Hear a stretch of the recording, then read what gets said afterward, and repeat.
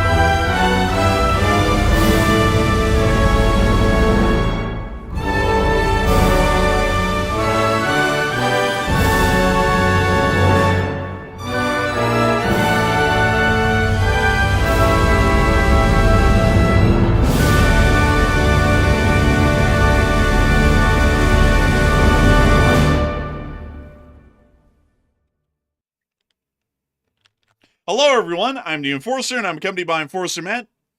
And good evening, folks. It's Enforcer Matt, and welcome back to day 1420 of the War News stream. And we have very, very big news once again tonight. We've seen U.S. officials are now warning U.S. citizens to flee Iran immediately, as it seems to be that strikes are imminent. We've also seen that Russia's been devastated by major Ukrainian strikes yesterday and today, and also a major Russian Black Sea port is apparently being blockaded after Ukraine drone struck some of the ships. And we have very big news tonight, and it's good to see you all once again. And of course, folks, we're going to be covering the past 48 hours of the news from around the world, as we have heard significant and major developments from the Middle East and Eastern Europe over the course of the day, primarily out of Eastern Europe, as the Ukrainian armed forces have been able to conduct another massive missile, drone, and also, mind you all, jet and propeller-powered drone attack on the Russian Federation overnight, with the results being quite resounding. The Ukrainian armed forces have been able to hit and heavily damage 4 oil tankers that were moored within the area of the port of Novorossiysk overnight. This is the largest singular attack that we have seen on Russian shadow tankers anywhere in the world, and currently we understand that most of these vessels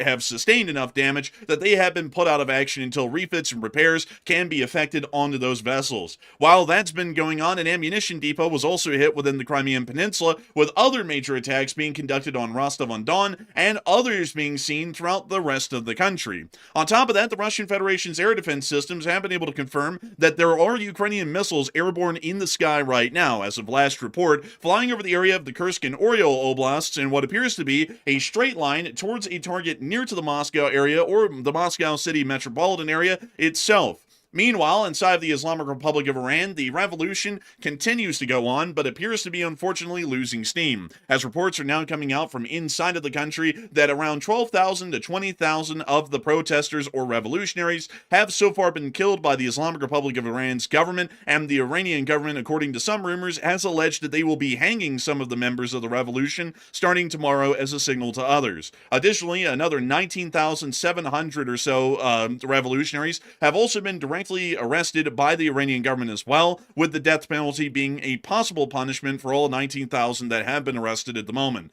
The United States of America has stated that they may be conducting some form of response here in the near future, and the Israelis are already working off of that very belief, raising their levels to the highest alerts possible, and pre-deploying air defenses throughout the country, and keeping their air forces on high alert just in case of the Islamic Republic of Iran conducts a preemptive attack against U.S. and Israeli forces in the area. However, while the U.S. administration is currently stating that they may be making a response, the situation on the ground is starting to show otherwise, as satellite photography has emerged of the Al Udeid Air Base within Qatar, and also the San Diego airfield in the British Indian Ocean territory, and we have not seen, or Diego Garcia, correction, not San Diego, sorry there folks, but we have not seen by satellite photography on either of those examples any significant U.S. force buildups. There is a singular KC-135 at Diego Garcia, and there appears to be absolutely no air assets in any large number of the United States within Qatar. We have not been able to get satellite or picture evidence out of Saudi Arabia so far, but all we can confirm that is within the area still as of today is just KC-135 and KC-46 aerial tankers,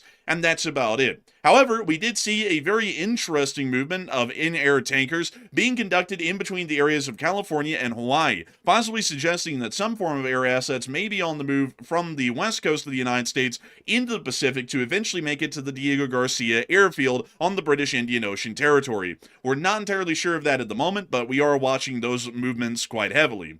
Meanwhile, we have also seen that the Syrian civil war appears to be ongoing, with heavy firefights still being reported out of the northern and eastern sides of the city of Aleppo between the Syrian Democratic Forces and the Syrian interim government, while we have also been able to see that within the area of Iraq, while reports had come out earlier in the day that there may be closures of airspace that the Iranians have been conducting, it appears that those were premature, as it does not appear that, according to any information provided by Flight Radar 24 or flights within the area, that there has been any airspace closures within the western side of the Islamic Republic of Iran. We've also been able to see that the United States of America has threatened that any sort of military action against Greenland may be conducted within weeks or months, as we are still seeing that there is a significant schism currently happening and growing within NATO over the issue of the United States of America attempting to illegally annex the island of Greenland. At the same time, we've also been able to see that within the front lines of Ukraine, the Ukrainian armed forces have held their ground significantly today, inflicting significant losses onto the Russian Federation's armed forces and generally holding them at bay once again for another day.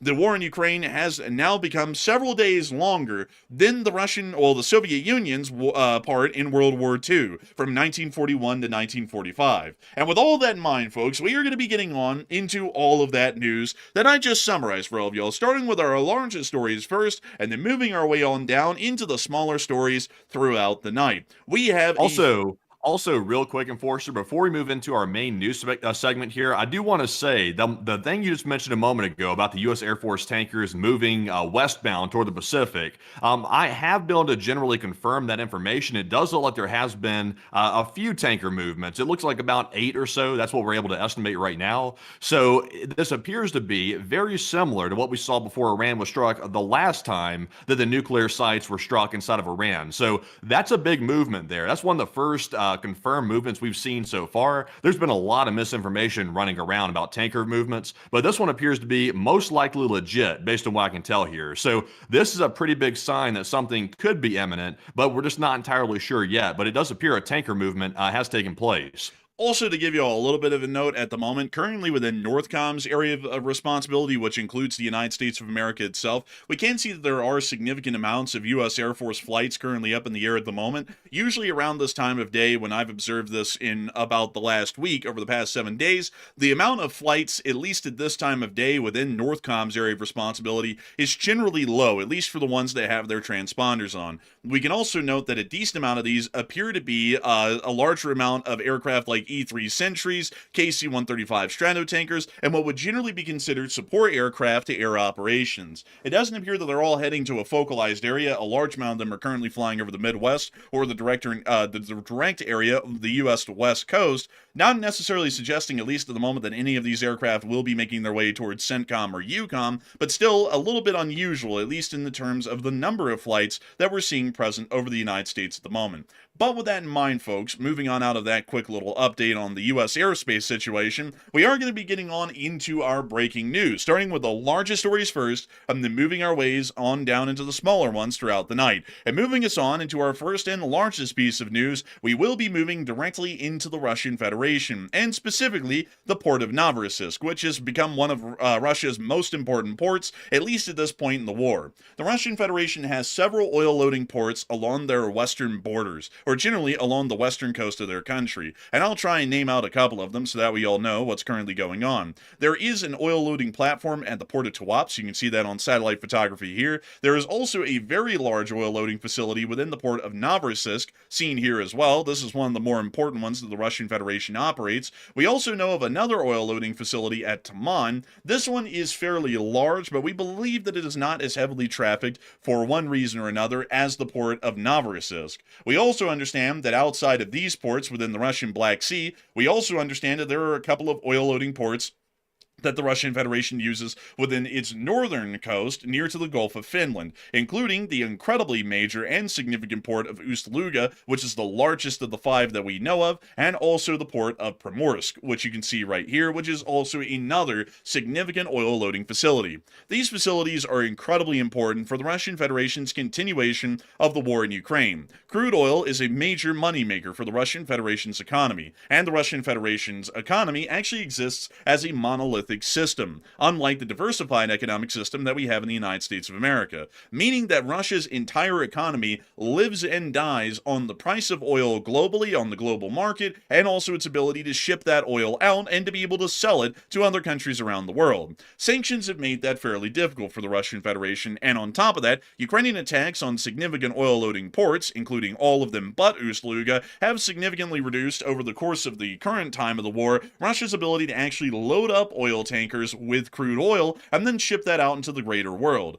As a matter of fact, Russia has been in such dire economic straits for cash that they've actually started to take some of their shadow tankers and divert them to other countries to transport their oil, to just basically get leasing rights on their shadow tankers from other countries. One of those was actually Venezuela, which many of you all know has not really gone well for the Russians, as the United States has seized several Russian shadow tankers with seizure warrants issued by U.S. courts as they attempted to make it into Venezuelan ports, load up Venezuelan oil, and then to ship that out to either China or India to try and at least make some money on the leasing rights of loading that oil into some form of a Russian shadow tanker. We also understand that the Russian Federation is still trying, although this is quite difficult, to still load up their own oil and try and make the most profitable ventures that they possibly can, including those from Novorossiysk. Novorossiysk did take significant damage from Ukrainian drone attacks several months ago in November of 2025, but since then we have been able to hear that the port of Novorossiysk has started to become back to a higher level of operational capacity. We believe that's a little bit over 50% at this point, maybe up to 60% volume of what it was able or capable of loading onto oil tankers before the attacks in November of 2025, and as of today, if we check out Marine Tracker, you can actually see a very large amount of these oil tankers sitting right here near to the oil loading piers. These appear to be on land on Marine Tracker, but they're actually around the area of the oil loading platforms, and we can see that some of these are fairly larger oil tankers waiting to be loaded with their oil.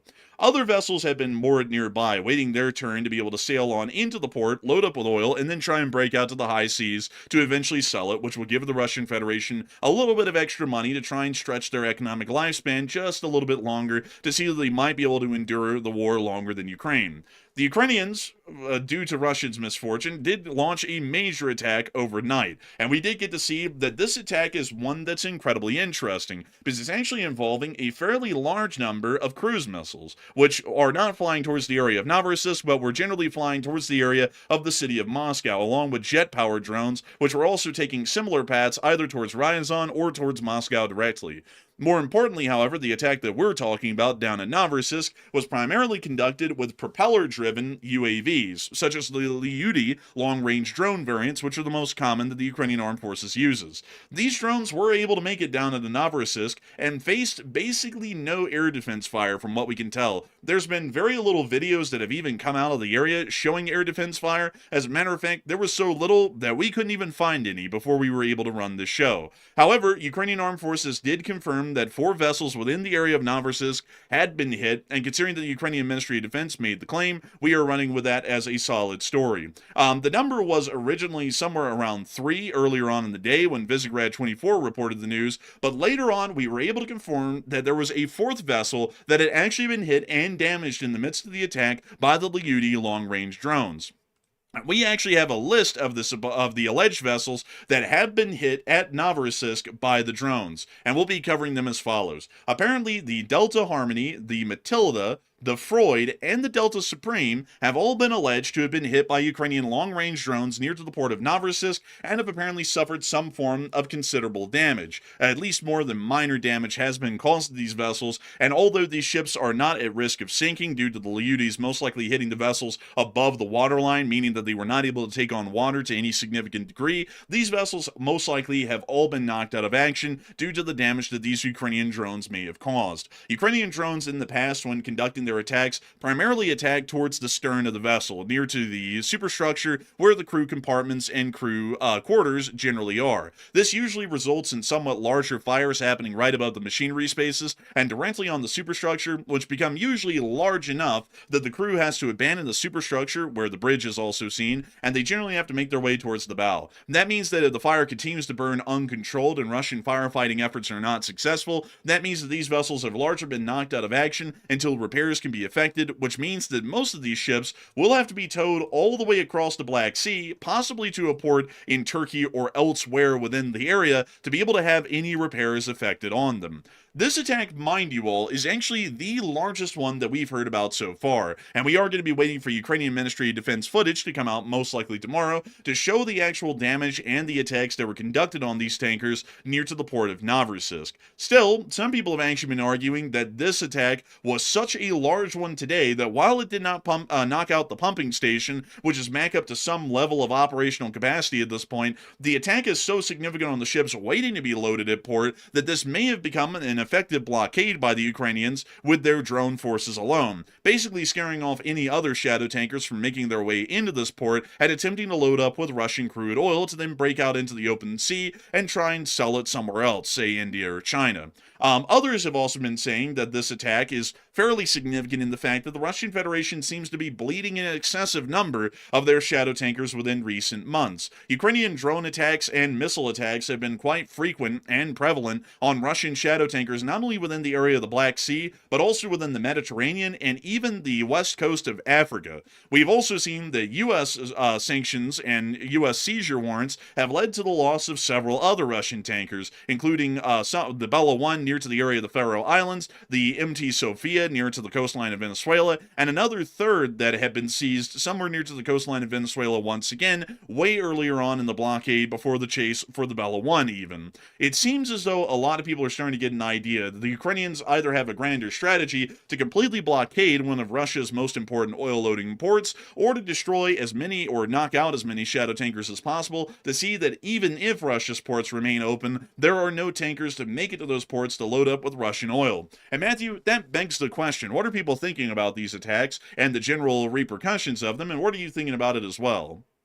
Okay, so now today we've seen that 3 more Russian oil tankers have been exploded near the port of Novorossiysk, and Novorossiysk is a very unlucky place for Russian vessels, it seems like. That's the place they go pretty much to get destroyed, it seems like. So the big question is a naval blockade in effect at this point? And 58% said yes, it's essentially a blockade, while 21% said it might become a blockade very soon, and 13% said no, it's simply random ship strikes.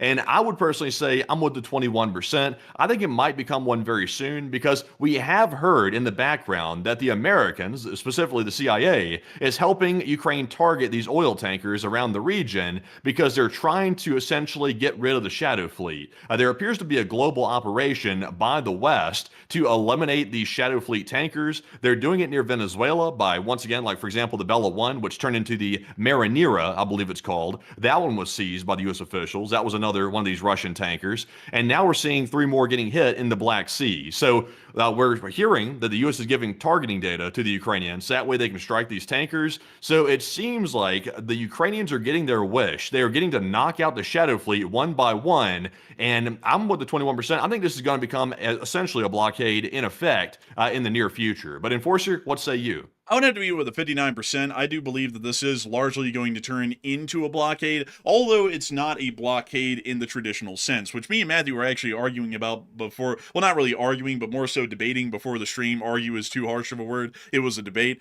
about whether or not this really is a blockade. And I was taking the answer that it kind of is a blockade, but definitely not in the traditional sense. In the traditional sense, a blockade requires a foreign nation's navy to actually sail forward towards the port and actually create a literal blockade, basically a wall around the port that ships cannot enter or exit through. And if any ships attempt to break the blockade, they will be chased down and either sunk or seized as a result. The Bella 1 generally was a great example of that, aka renamed the Marinera, or the Marinera, depending on your preference. If you're Italian, it's the Marinera. If you're in the rest of the world, it's the Marinera. But beyond that, it does appear that the U.S.'s foreign intelligence, including the CIA, is attempting to try and get the Ukrainians to knock out the Shadow Fleet without the Western world having to take the direct action to seize the vessels and then impound them at some form of a Western port, which may create a larger diplomatic issue if that starts to become incredibly common or prevalent. However, Well, I will say that that doesn't seem to be that big of an issue because the U.S. has seized about 3 of these tankers so far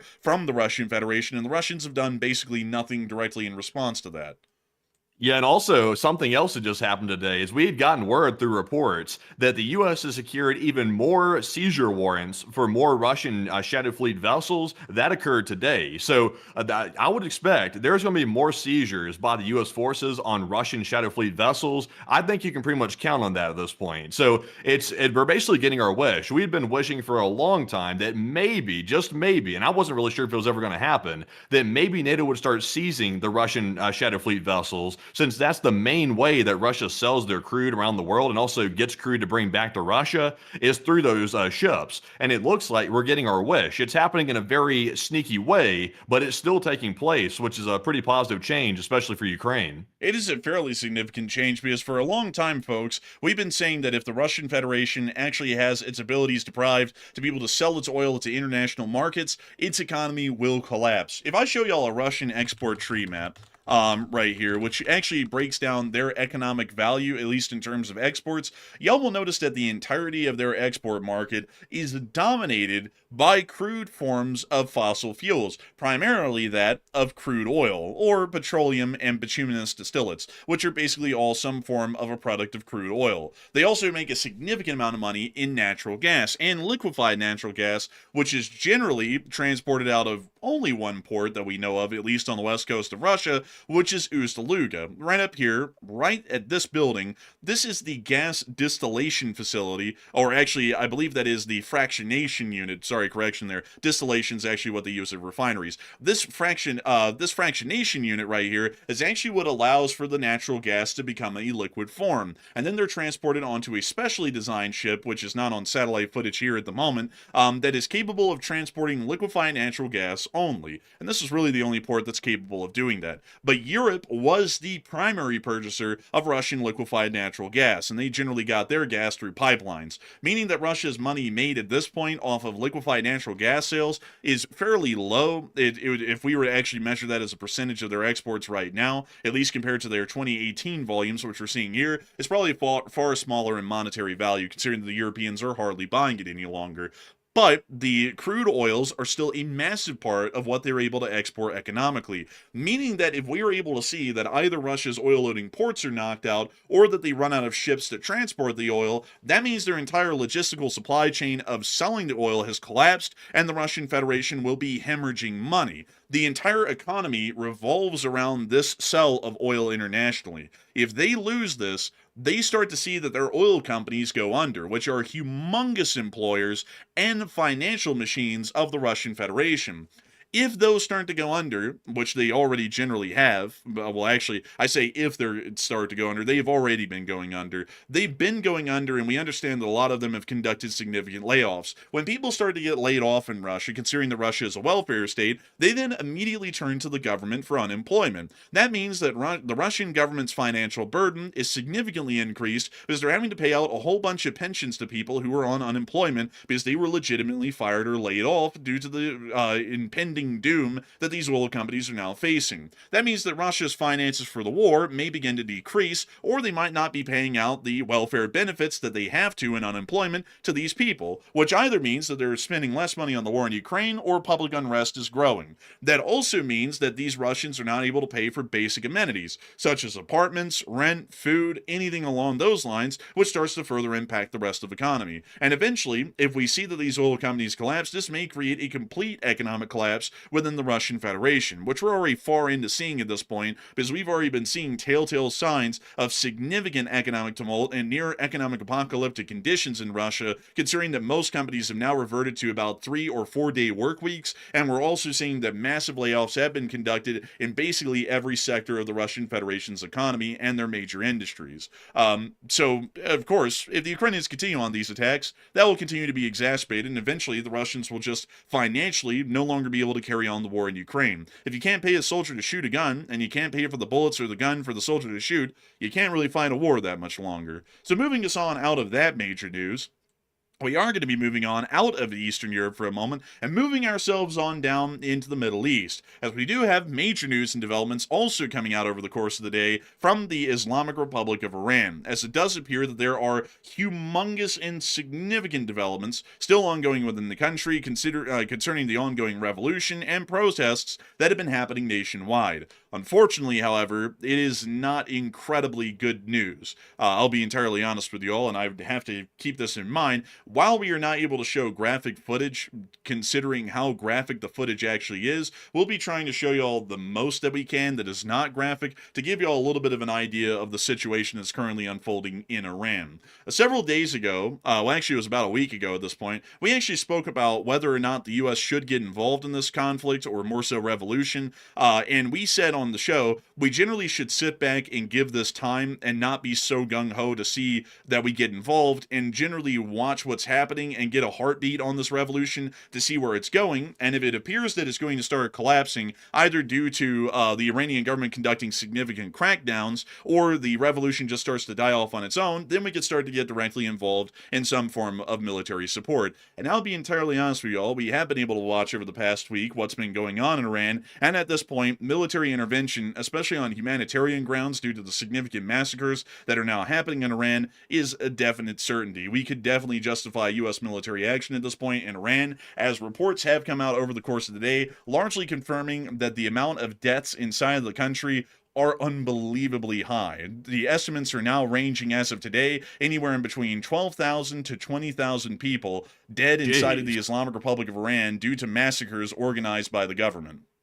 That's bad, too. Also, I think it was just 2 days ago, we got the report that allegedly 10,000 people were dead. Now we're hearing that it could be as high as 20,000. So either the initial number was way off and it was actually much higher, or the Iranians have been wiping people out over the last 2 days at a pace that we haven't seen before, one or the other. I would have to be honest with everyone. I think it might be the latter more so than the former. The amount of reprisals that the Iranian government has been conducting against the citizens involved in the revolution and the protests has become incredibly large, and video footage is emerging basically throughout the entirety of the country of Tiananmen Square-like massacres happening in basically every major city, as internal security services level their guns directly at the crowd and start firing until their magazines run out, or until the amount of protesters bodies begin to thin out and disappear down the streets as they run away from the hail of gunfire. We can't really show y'all a lot of those clips, and we really can't show y'all much of anything for that matter because it is such a graphic and extreme nature, but I will try and describe some of the scenes that we've seen off air to give you all an idea of actually what's happening down there in the streets right now. Iranian security services will come up on the large crowds of protesters that we've shown y'all on video footage over about the past week, and they will quite literally, if y'all have ever seen the Tiananmen Square footage from 1989, they will quite literally form a line, level their guns straight at the crowd, and start firing either on full automatic, or they'll start firing semi-automatic directly into that crowd. People start dropping in droves, and generally the crowd goes into a state of panic and will start to flee down the street as quickly as they possibly can, with people dropping and falling as they continue to run as they're struck by the gunfire, chasing them down. Afterwards, the Iranian government will generally gather up the bodies and bring them to some sort of a larger pile, either packing them up like sandbags on a sidewalk or bringing them towards a hospital or a gymnasium, generally in body bags, or maybe even without body bags in some instances, so that way the family members can come around and identify them, and to also give the public an example of what will happen to them if they continue to join in on the protests or the revolution against the government. They'll be joining those bodies in the body bags or on the piles on the side of the streets next. That's been happening basically throughout the entirety of the country, and there's an endless amount of pictures and videos showing the hundreds, if not thousands, of body bags that now litter most gymnasiums, mosques, and other institutions throughout the country, and we've also seen the large amounts of piles of bodies that are littering the streets throughout most areas of the country, especially in the major cities. We've also been able to confirm that there are mass arrests that have been conducted as well, with news coming out that around 19,000 people, or more than 19,000 people, have been arrested at this point within the protests inside of Iran, meaning that there's about the same number of people who have been arrested by the Iranian government as have been killed outright in the streets by the internal security services. I also want to remind y'all that the last time we covered this news on Sunday, the Iranian government had declared that joining in on these protests or revolutions was a crime against God and was punishable by death and would most likely be punished by death. There's been additional statements today from some Iranian officials where they have stated that they will be taking some of these who have been arrested and summarily executing them tomorrow via public hanging, to once again serve as an example to the Iranian public that if they attempt to rise up against the government, they too will be swinging from the gallows, much like those who have already been brave enough, and according to the Iranian government, stupid enough to try and rise up against the Iranian government. At this point, it's quite literally barbarism within the country and looks along the lines of a medieval age war that's happening between the protesters and the revolutionaries and the Iranian government itself. I'll be entirely honest with y'all, even the war in Ukraine has never seen this level of fatalities over single days over this long of a period of time. And it is a absolute travesty that this is happening. We generally knew that this was going to have a high likelihood of happening, but to be entirely frank with y'all, the severity at which the Iranian government is operating at that was generally unexpected by many around the world. We thought that massacres like this would be conducted in smaller forms against people throughout the country, but they are conducting a nationwide massacre right now, basically a genocide against their own people to try and put down this revolution, and as a result, we are hearing that this is starting to lose steam at the moment. And this has led to a lot of people to put in thoughts that it might be the time to conduct strikes against the Islamic Republic of Iran, and I, for one, would generally be in support of that sort of military action at this point. But Matthew, what are people thinking about this, and what are you thinking about it as well? All right, so the very disturbing information we gotten today is the casualties inside of Iran could be as high as 20,000 dead, or even possibly more than that. And I can attest, like I did the last time, I've seen even more videos coming out over the last 2 days showing rooms full of bodies, some in body bags and some not in body bags, and it is a horrible scene. So for casualties like that to be mounting, like we're seeing in these clips that are coming out, the Iranian government must be just lighting the protesters up nonstop, because otherwise, how do you get casualties like that? It must be absolute atrocities happening while the internet is cut off. So what are your thoughts about the whole situation? 59% said it's very high casualties and the U.S. should strike Iran now before it's too late, while 19% said it's exaggerated and we should wait for more data to come out, and 12% said it's bad but no U.S. strikes should take place on Iran right now. So previously I was with the enforcer. I had also said that the U.S. should really stay out of the situation for now and wait and see what happens, because it's very risky that to get involved in a revolution like Iran's having, because of course there's always the risk that it could look like the U.S. is trying to conduct a regime change inside of Iran, which doesn't have a good look in the Middle East, to say the least. So right now, the way it works is it sounds like the protesters are kind of getting overwhelmed by the government, which it's starting to flip from the protesters having an advantage to the government having an advantage again. And the Israeli report was that protesters were going to overtake the government, but that's starting to be a little bit questionable at this point. Nobody was really expecting the Iranians to wipe people out quite like this.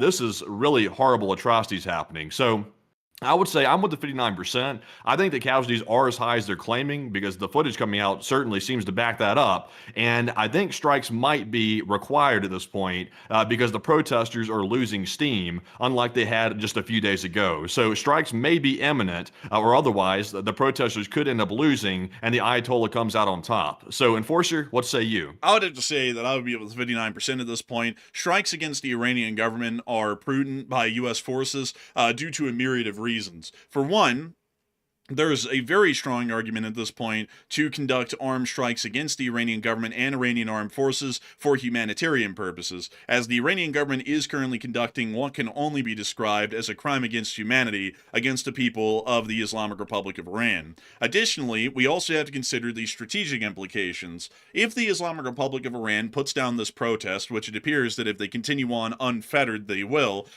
be able to survive for several more years until this revolution rears its head again and actually takes out the Iranian government. That means that those next few years, we could see the Islamic Republic of Iran finally develop a nuclear weapon. We could see the Islamic Republic of Iran continue to conduct further atrocities through their terrorist forces in the region, including al-Nusra, Hezbollah, Hamas, and the Houthis, throughout the entirety of the Middle East against other innocents in the area. We could also see that they continue to destabilize our allies and security sphere within the area as well, which is incredibly important for America's control of the oil trade and the flow of oil coming out of the Middle East, which serves as the only free oil, or generally neutral oil, that is pumped out of the ground anywhere in the world.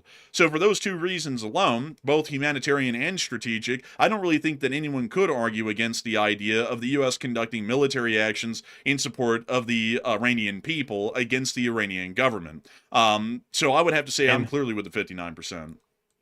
Also, by the way, I did see Bradford in the live chat. He asked a pretty good question. He said, honestly, though, what type of strikes on Iran would even be effective? And he said, apparently you aren't allowed to target the leaders of the country from what we were told a couple of weeks ago. So what we're hearing and what I've heard in the background so far is that the U.S. is considering precision strikes on the leadership inside of Iran. That's what I'm hearing from my sources. So it's possible we could see very precise strikes. I'm not sure if they're going to try to pull off a Maduro-level operation against the Ayatollah. That might be a little bit too hard to pull off inside of Iran, but they could pull off precision strikes using, perhaps something like a Ginsu missile that's very precise and doesn't really have a lot of collateral damage to it, that we could see something like that. But we are seeing, like we mentioned earlier, the Stratotankers heading out to Hawaii and presumably heading out to, I would guess, Diego Garcia from there. So we're not really sure what this could be. It could be B-2 strikes. That would be very crude, though, for what we're seeing right now, but it could be anything at this point. I would have to say it could be anything at this point. We're not entirely sure. And it does seem as though, from what we can tell, according to everything that we can see on the ground, it appears that the U.S. isn't really geared to act against the Iranians right now. And we're actually going to be getting to that here in a minute. But before we get into that in a moment, I do want to give you all a little bit more of the scenes and the stories that we're seeing from the ground, which are pretty bad, to be entirely frank. But moving us on into Kermanshah, I will give you all a little bit of a glimpse as to what is happening within the streets of Kermanshah. You can actually hear in this clip, you cannot see it, but you can hear it, the sound of the live fire being conducted by the Iranian police into the crowds in Kermanshah. So here is the clip.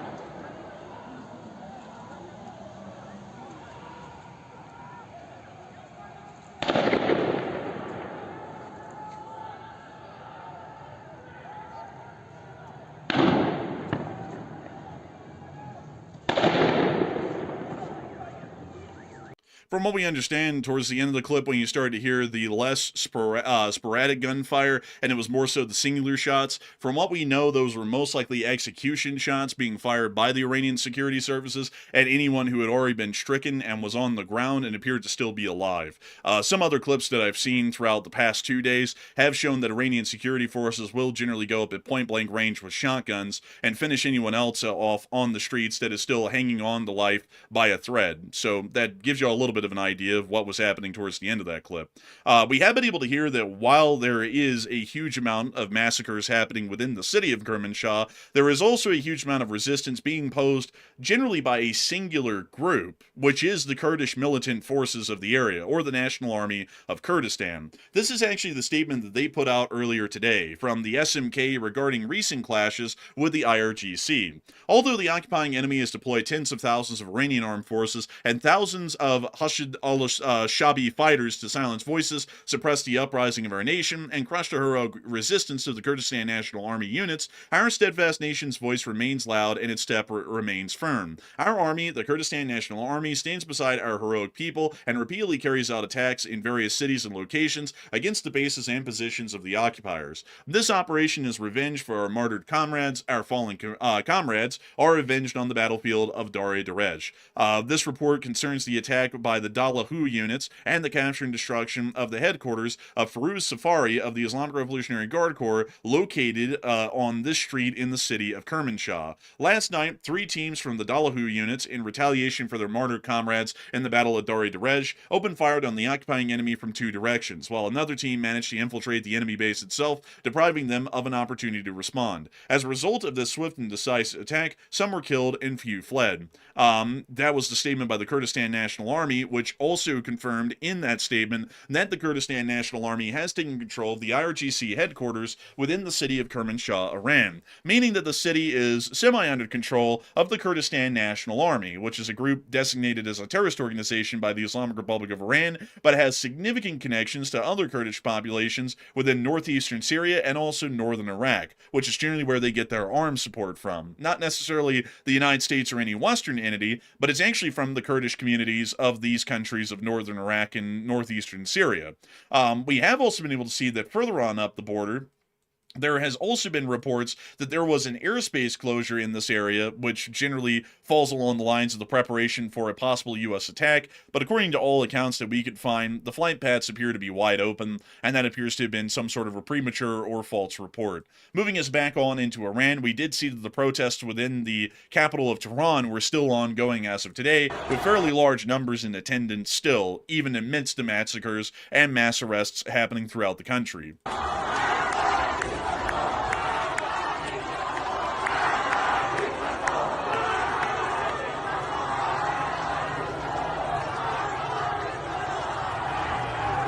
We see the large crowd moving down the streets.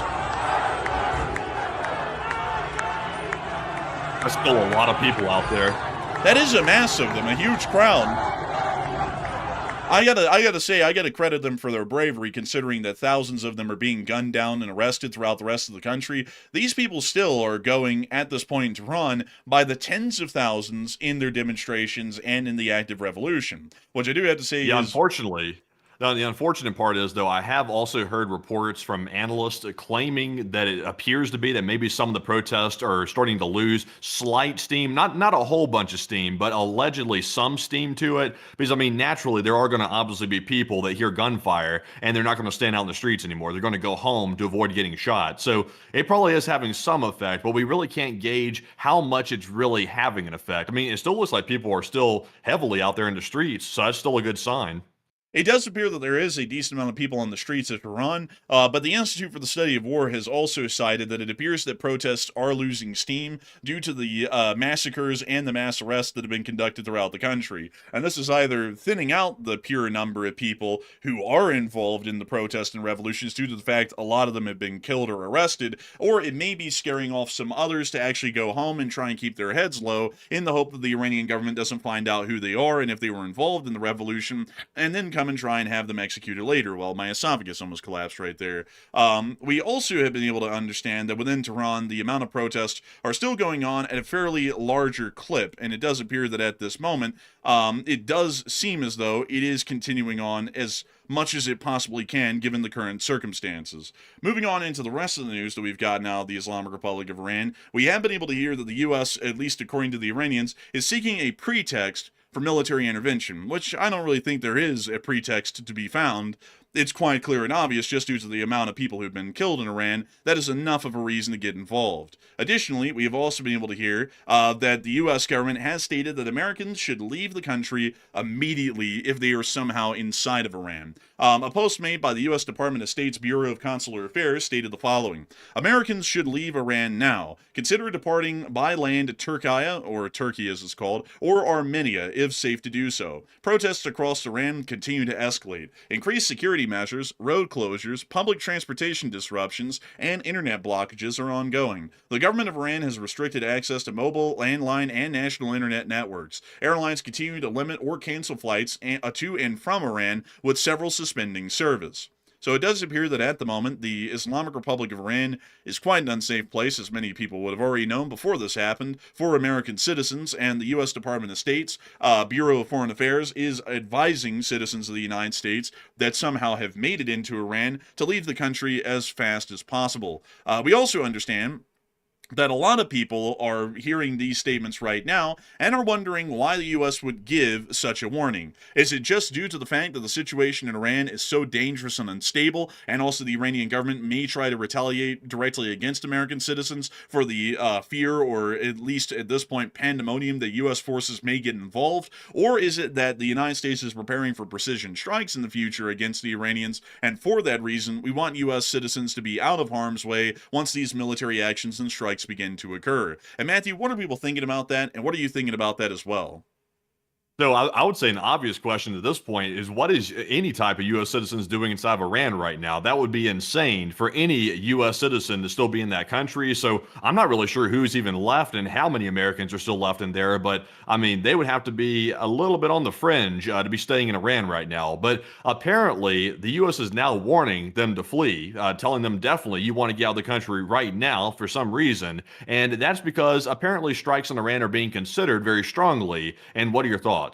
62% of the audience said the U.S. will precision strike Iran, while 15% said the U.S. will likely B-2 bomb Iranian targets yet again, and 13% said the U.S. is going to do something else entirely. So we had heard that cyber operations, also airstrikes, and I believe maybe even psychological operations were all on the table to deal with Iran. It sounds to me like possibly the green light has been given for strikes on Iran, but we will not know that exact answer until it happens, because it's hard to predict what's going to happen exactly, because the last time that Iran was bombed by the B-2 bombers, it turns out there was a large feint that occurred, a fake operation to basically take everybody's eyes off of the area where the B-2s were actually going, and they redirected everybody's attention, and then they were struck with a different method. So we're going to wait and see on this one. Me personally, I believe the U.S. is going to precision strike Iranian leaders most likely, so I'm with the 62%, but don't take that to the bank just yet. We'll have to wait and see. But Enforcer, what say you? I would have to say that I would be with the 62%. I do believe that precision strikes are most likely going to be the course of action that the U.S. would take. I don't believe it's going to be a large air campaign, at least from what we're seeing at the moment, because there is practically no U.S. forces within the Middle East in CENTCOM's area of responsibility right now beyond stratotankers and maybe some strategic airlift aircraft. So I would say that the chances of a wider, broader, and large sweeping air campaign would be highly unlikely, at least at the moment. We may see that within the next week or two, that sort of a situation could change, but right now, the U.S. would only be capable of long-range, low-tempo precision strikes against key targets and installations inside of Iran. And even still, there's been a lot of argument as to whether or not that will be conducted, although there's been a great deal of mixed messaging coming out of the current administration, both in official wordage and in unofficial wordage at the moment about what's going on the ground. And that actually brings us into the little bit of last news that we have left, which actually starts to move us directly into the next piece of news about Iran, which has to deal with a possible foreign response, especially from the United States.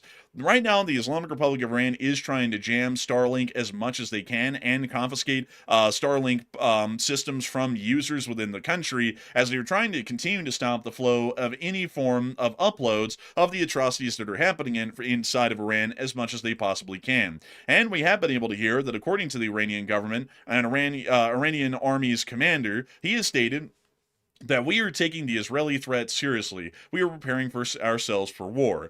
I have to say, I don't know where in the world they get like the chief of the national police and the Iranian army commander inside of Iran, but this guy literally looks like a Neanderthal from like a humanity museum somewhere within the United States. Like, I'm not gonna lie, this guy literally has like the beard, the hairdo, and everything. Like he's about to start clicking rocks together to figure out how to make a fire. I don't know where in the world they find these guys, but nevertheless, he is stating that the Iranians will be getting ready for war and that they will be taking the U.S. and Israel's threats seriously, possibly even alluding to preemptive strikes by the Iranians if they believe that war is inevitable at this point. But moving on out of that, we do have to get into the foreign response that's been ongoing by the United States of America, particularly, and Israel more so as a secondary piece of news.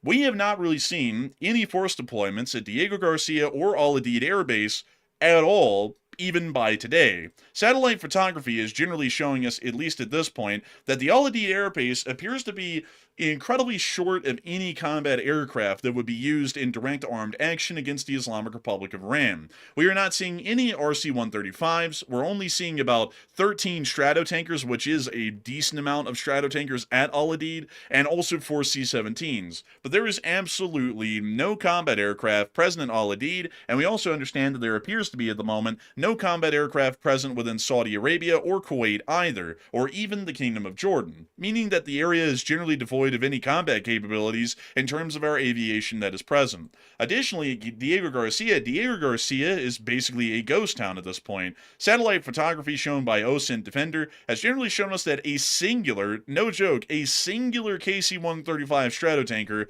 is the only aircraft that is visibly present at Diego Garcia. Now, I do have to say that there is a little bit of a caveat with Diego Garcia on the British Indian Ocean territory, that there are 4 atmospherically controlled hangars here, which are specialized for the maintenance and housing of B-2 Spirits for long-range operations within the area, meaning that there could always be some B-2 Spirits at Diego Garcia that we wouldn't see because they would generally be inside of these hangars, but we cannot confirm that at the moment. All we can confirm is that a singular, I'm no joke, one aerial tanker is at Diego Garcia right now, and that's all we can see at the moment. So it doesn't really appear that there is any combat capabilities, even in long-range strike capabilities or standoff capabilities that the United States has in terms of their air power in the Middle East right now. And this situation also appears to be a lot more complex once we make our way into the United States, specifically Washington, D.C., to hear about the ongoing developments that have been happening in Washington today over this very issue. For one, we did get to hear that meeting between the Secretary of State and the Department of Defense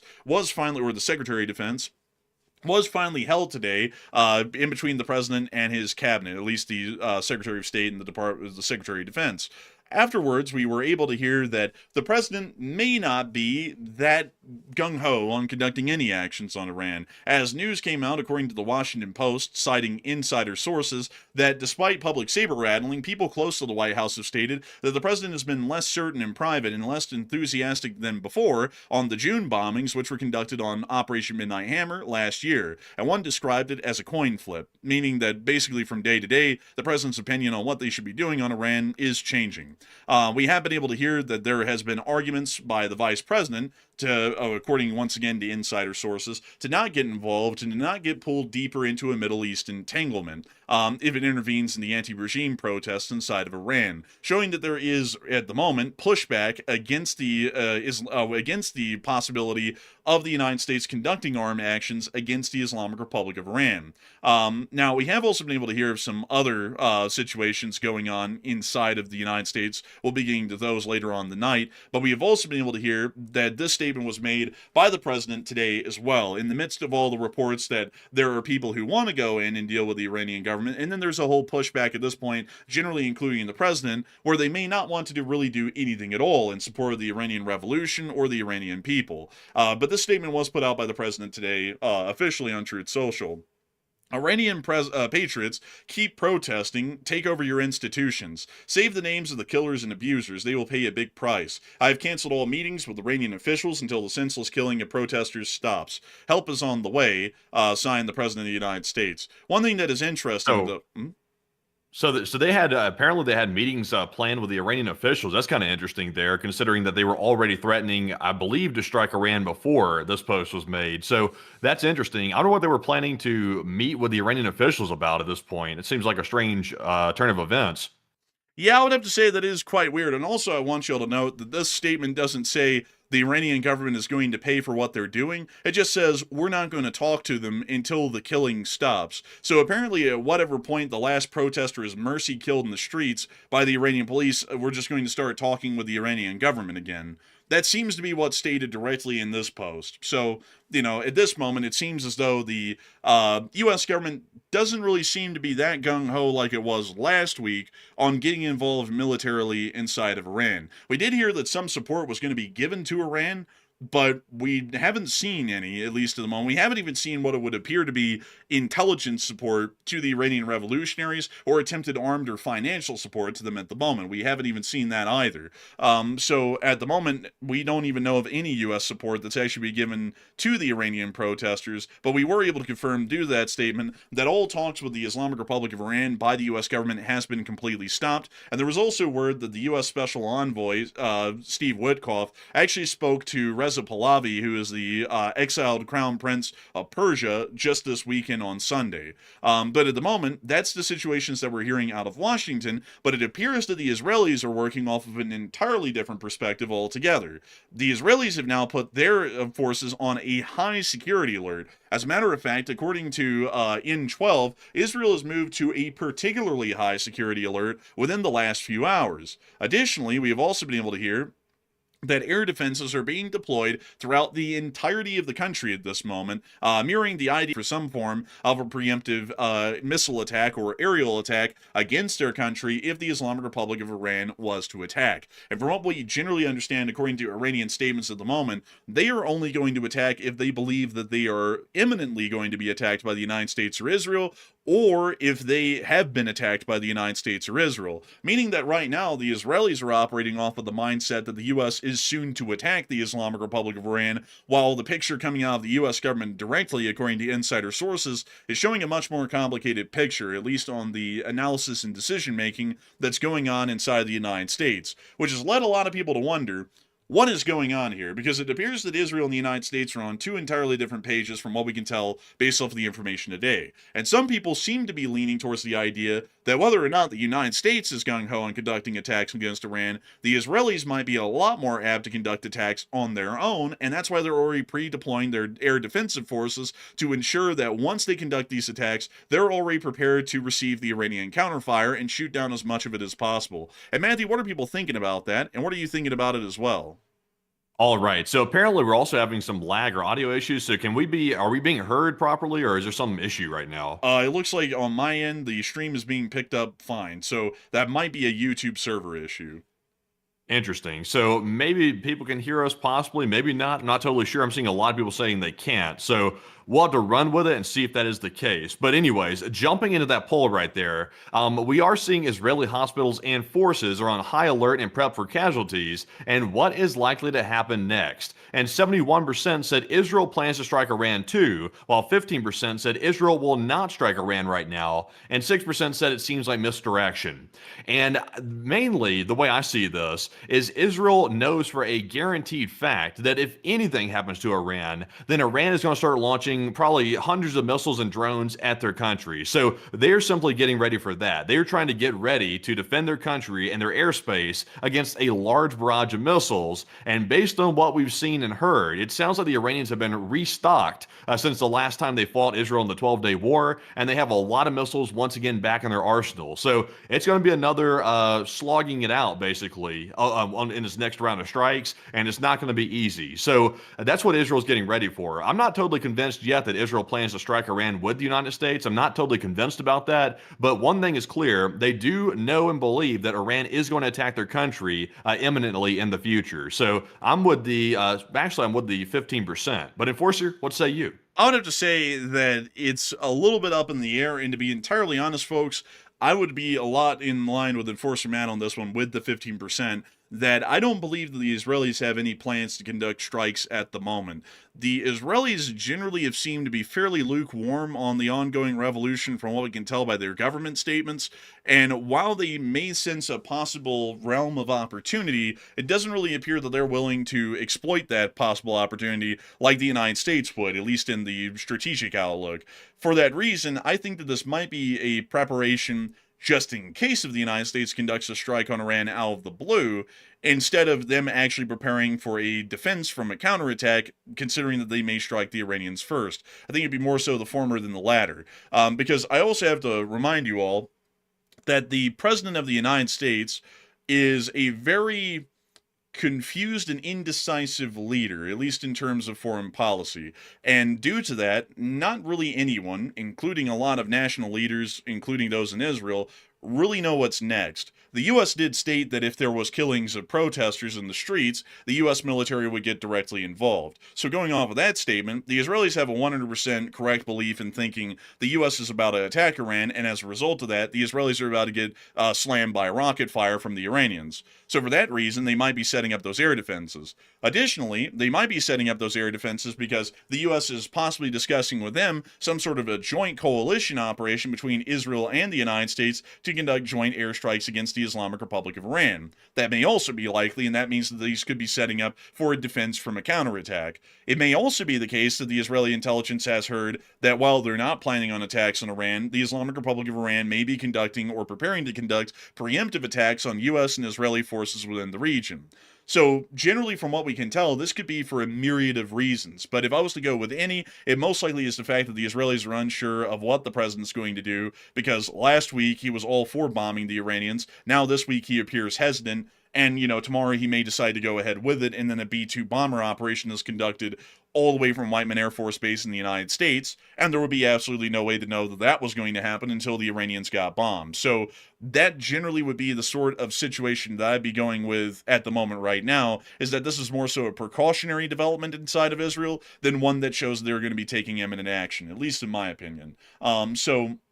With that, I hope we have been able to address the Iranian situation somewhat well. And to give you all a little bit of a bonus point before we move on back into the rest of the news that we've gotten throughout the day, we have been able to hear that inside of Aleppo, the civil war between the SDF and the SIG is still ongoing, and heavy clashes are still being reported throughout the entirety of the area. We have this one clip right here showing some of the firefights within that area of north and eastern Aleppo in this clip.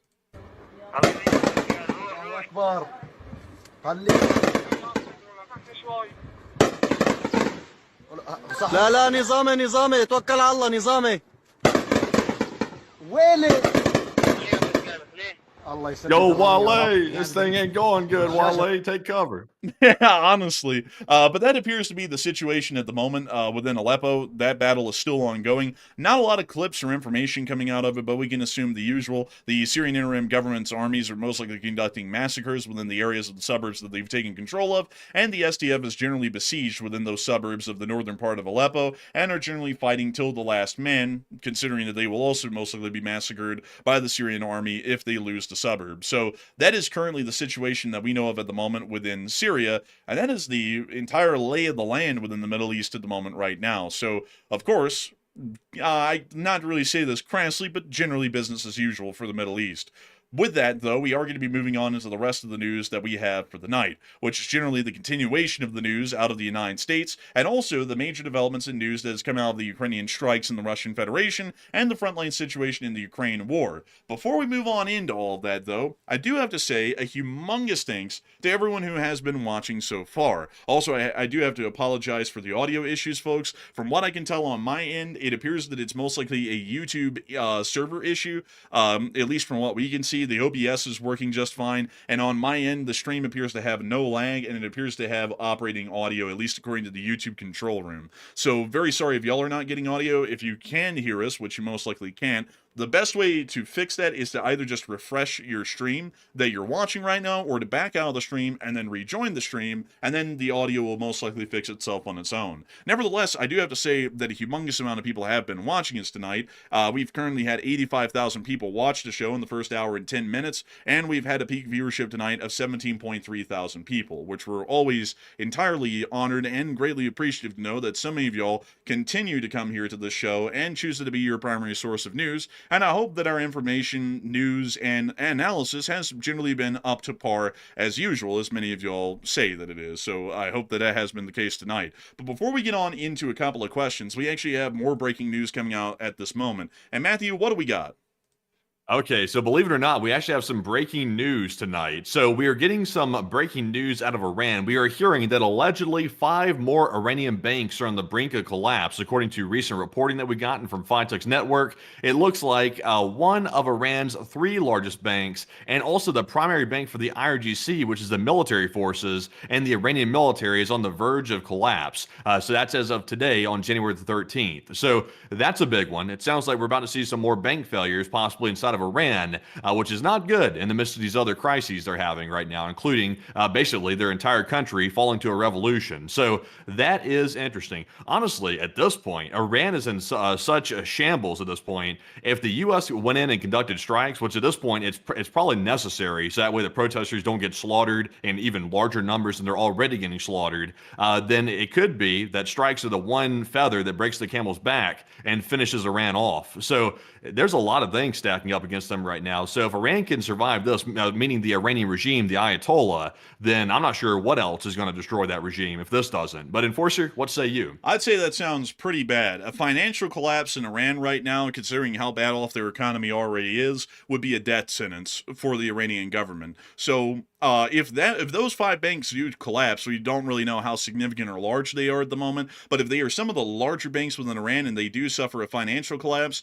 that means that we may see that even in the midst of the extreme barbarity that's being displayed by the Iranian government, these revolutions may gain momentum and a great deal more violence against the government, just due to the fact that they have literally nothing to lose at that point because they're going to be in destitution anyways. So that might be a additional accelerant at the moment. And I got to be entirely honest with y'all, as far as U.S. intervention in Iran, the time is rife. We have loads of justifications to go in and do what we would want to do against the Islamic Republic of Iran. They are confirmed to be developing nuclear weapons. They are still working on that technology along with ICBM technology. All 3 of those things are significant risks to U.S. national security, which would justify armed action against Iran. They're conducting crimes against humanity, killing tens of thousands of people in the streets within about the past 4 to 5 days. That means that right now, I was trying to do the math in my head, folks, and if I'm not mistaken, if they kept up that rate of killings every single day, they would actually be able to match the amount of people that died in the German Holocaust of World War II if this kept up for about the same period of time. Just to give you all an idea of how many people are actually dying inside of Iran right now, this is becoming a genocide at this point against their own people. For that reason alone, there is plenty of points and purpose for the United States to get involved and intervene for humanitarian reasons alone, not just the strategic reasons that I laid out. On top of that, their economy is wildly weak and on the verge of a complete collapse. It's already partially collapsed and could completely collapse soon, and for that reason alone, this rebellion is not going to be going anywhere, even with the brutality that the Iranian government is posing against the people. So if that is the case, then we should see that the United States gets involved, because this is a situation that will most likely not happen in this way, shape, or form again. It's not only beneficial to the Iranian people in stopping their suffering and the slaughtering of their own citizenry, but it's also incredibly beneficial for the United States and their strategic purposes within the region, meaning that this is mutually beneficial to everyone in Iran, everyone in the U.S., and everyone in the Western world. I don't really see a reason why we shouldn't be conducting any actions anytime soon. But with that, I hope that does address it the best I can. And before we move on into the rest of our news, let's make sure to get a couple of questions from the chat. We're going to get 3 or so, and then we're going to be moving on into the rest of the news throughout the night, including all of the news that's come out from Ukraine primarily, and also some further developments that have come out of Washington. But Matthew, what do we got? All right, so let's jump right into our first super chat of the night, which goes to ARP Bob. And ARP Bob puts in a very generous $100 support, and we appreciate that very much, Bob. And thank you once again for throwing that in very consistently, and we do appreciate that very, very much. And Bob said, "Good evening, Enforcer and Enforcer Matt, and praying for the citizens of Iran, and may God grant them freedom. And Slava Ukraine, long live the Spring Army." Hey, and Slava Ukrainian, long live the Lee Spring Army. And I gotta say a humongous thanks to you for that unbelievable support and helping this channel to keep on running. It's folks like you who have been supporting this channel year after year, day after day, and week after week that helps us to make these kinds of operations possible to be able to cover the news like this every single night. And I gotta say that we're greatly appreciative of your kind words and support, because folks like you, not only through your support, help us to be able to pay our bills and keep the show on air, but also help us to be able to focus our time, full time, onto gathering this news and reporting it every single day. I hope that the Iranian people generally do see success and victory against their wildly evil and oppressive government that they're currently having to deal with at the moment, and if the United States could assist them at this point in any way possible, including militarily armed support, that would be, in my opinion, a pretty decent outcome, all things considered. And so with that, a humongous thanks to you once again for the support. I hope that does address that incredibly well. And with that, we are going to be moving on and into the next one. But before we do, long live the Lee Spring Army, and the Lee Spring Army will never die. Yes, indeed. And our second support here goes to none other than Nick Hines. And thank you very much, Nick, as well, for that very generous $50 support. And we do appreciate that, as always. And Nick said hitting the like button also apparently doesn't do any favors for Putin and Khamenei. And that is true, Nick. It does not do any favors for anyone who is against the U.S. or Western interest around the globe. Every single time people like this show and every single time people subscribe to the channel, they are only helping this channel to grow in terms of its voice and also in the terms of the sort of strength that our community has in the LSA. We are pushing forward a form of story and a form of support that just is not seen anywhere in the world currently, especially within the Western world. While a lot of people like to take pot shots at the Western world and say that we've truly fallen and it's over, or it's this and that and we'll never recover for one thing or another, we always try and have a great deal of hope for where we could be going and where we may end up, and also to the hundreds of millions, if not the billions of people who live within our Western world and make it into what it is every single day. And I gotta say that folks like you help us to make that possible and help us to be able to show that there isn't a Russian or a Chinese way forward into the future. There's an American way, and there's a Western way at large that is far better and far grander than any sort of an outcome that would be produced from the authoritarian dictatorships of the Russian Federation or the People's Republic of China. And so a huge thanks to you so much once again for support and helping this channel to keep on running, because if it wasn't for folks like you, we would never be able to make this channel possible, and we wouldn't be able to be the distinct and unique sort of a show that we run every single night and have been for 1,420 days straight. And so with that, a humongous thanks to you so much once again. I hope that does address that incredibly well. And with that, we are on into the final question of the segment, and then we're going to be getting on back into the rest of the news. All right. So our last one, by the way, and also, by the way, Enforcer, before we get back into our news, let's grab this last super chat and then do a quick scan on Flight Radar 24 real quick. I'm not sure if something may be happening, but we're going to have to check and see in just a second. But the third one here goes to Mark Ead, and Mark put in a $50 support, and thank you very much, good sir, Mark, for that support once again. He said one from the chat fellows, Slava Ukraine, and LSA from New Zealand. Hey, and thank you so much for the incredible support, Mark. All the way down in New Zealand, a very big part of the LSA is in New Zealand and Australia, if y'all do not know. Our largest viewership groups, folks, in the Lee Spring Army is the United States of America, which makes up about 50% or more of our viewership. The next largest group is the Canadians. Then it is, I believe, the British and the Australians are tied for third and fourth. Then I believe that fifth is Germany and sixth is New Zealand. So the New Zealand contingent of the Lee Spring Army is actually a fairly significant one, and we've got to thank you, Marquis, for being one of the most represented members of the LSA in New Zealand, and we thank you so much once again for supporting this channel tonight to help us to be able to keep this news coverage rolling every single day of every single year. And so, of course, long live the Lee Spring Army, and the Lee Spring Army in New Zealand will never truly die, thanks to folks like Mark Ead. And so, humongous thanks to you so much once again. And before we move on into the rest of our news coverage, we are going to be taking a quick look at Flight Radar 24 to get a little bit of a heartbeat on what's going on around the world. And also, while you're checking that real quick, he did ask for a live chat question. So to get that live chat question, this one goes to Tet, who said, for the element of surprise, could U.S. air assets have their transponders turned off right from their initial takeoff in the United States, so that way Iran never sees it coming? Yes, we have seen that before in the past, that some aircraft never turn on their transponders. We actually saw that during Operation Midnight Hammer, when the B-2 Spirits at Whiteman Air Force Base took off and flew towards Hawaii. They were actually the ones with their transponders on and visible, or at least the KC-135s that were refueling them had their transponders on, which was the distraction, to make everyone in the world believe that the attack was actually coming from the direction of the Pacific and was going to be flying into Iran's eastern countryside. In the meantime, however, the real attack had actually been taken off from Whiteman Air Force Base pretty much simultaneously and had flown east into the North Atlantic, with the KC-135s refueling those B-2 Spirits, having their transponders off from the outset, meaning that even the aerial refueling operations were not visible on Flight Radar 24, and we also did not see any of the combat aircraft, which were the F-35s which supported the B-2 Spirits and escorted them into Iran. We also never saw those on Flight Radar either, and we generally believe that those aircraft had taken off from some airbase inside of Saudi Arabia, or may have taken off from inside of EUCOM's area of responsibility and then flown alongside the B-2 Spirit into Iran and then back.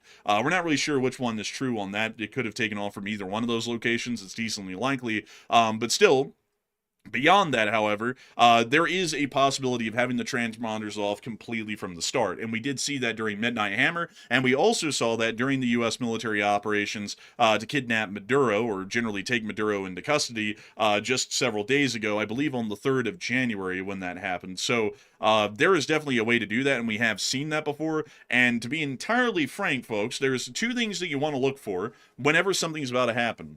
The U.S. has completely stopped talking about something, and you see absolutely no military activity near to someone, and there was a lot of it up until that day. Once you see those two things happen, it's guaranteed a military operation is going to ensue, because if we've observed anything from U.S. military operations, both in Midnight Hammer and also in the operation to take Maduro, there were two key things. The U.S. would make no statements for about 48 hours leading up to a military operation on the situation in those countries, and we would see a complete lack of any aerial or any other form of military activity near to those areas where the military operations are going to be conducted that was disseminated to the public. So, if we see those two things against Iran here very soon, and the U.S. government stops making comments about them, and we don't really see any military air activity in Iran, I can guarantee all that military action is going to be imminent at that point.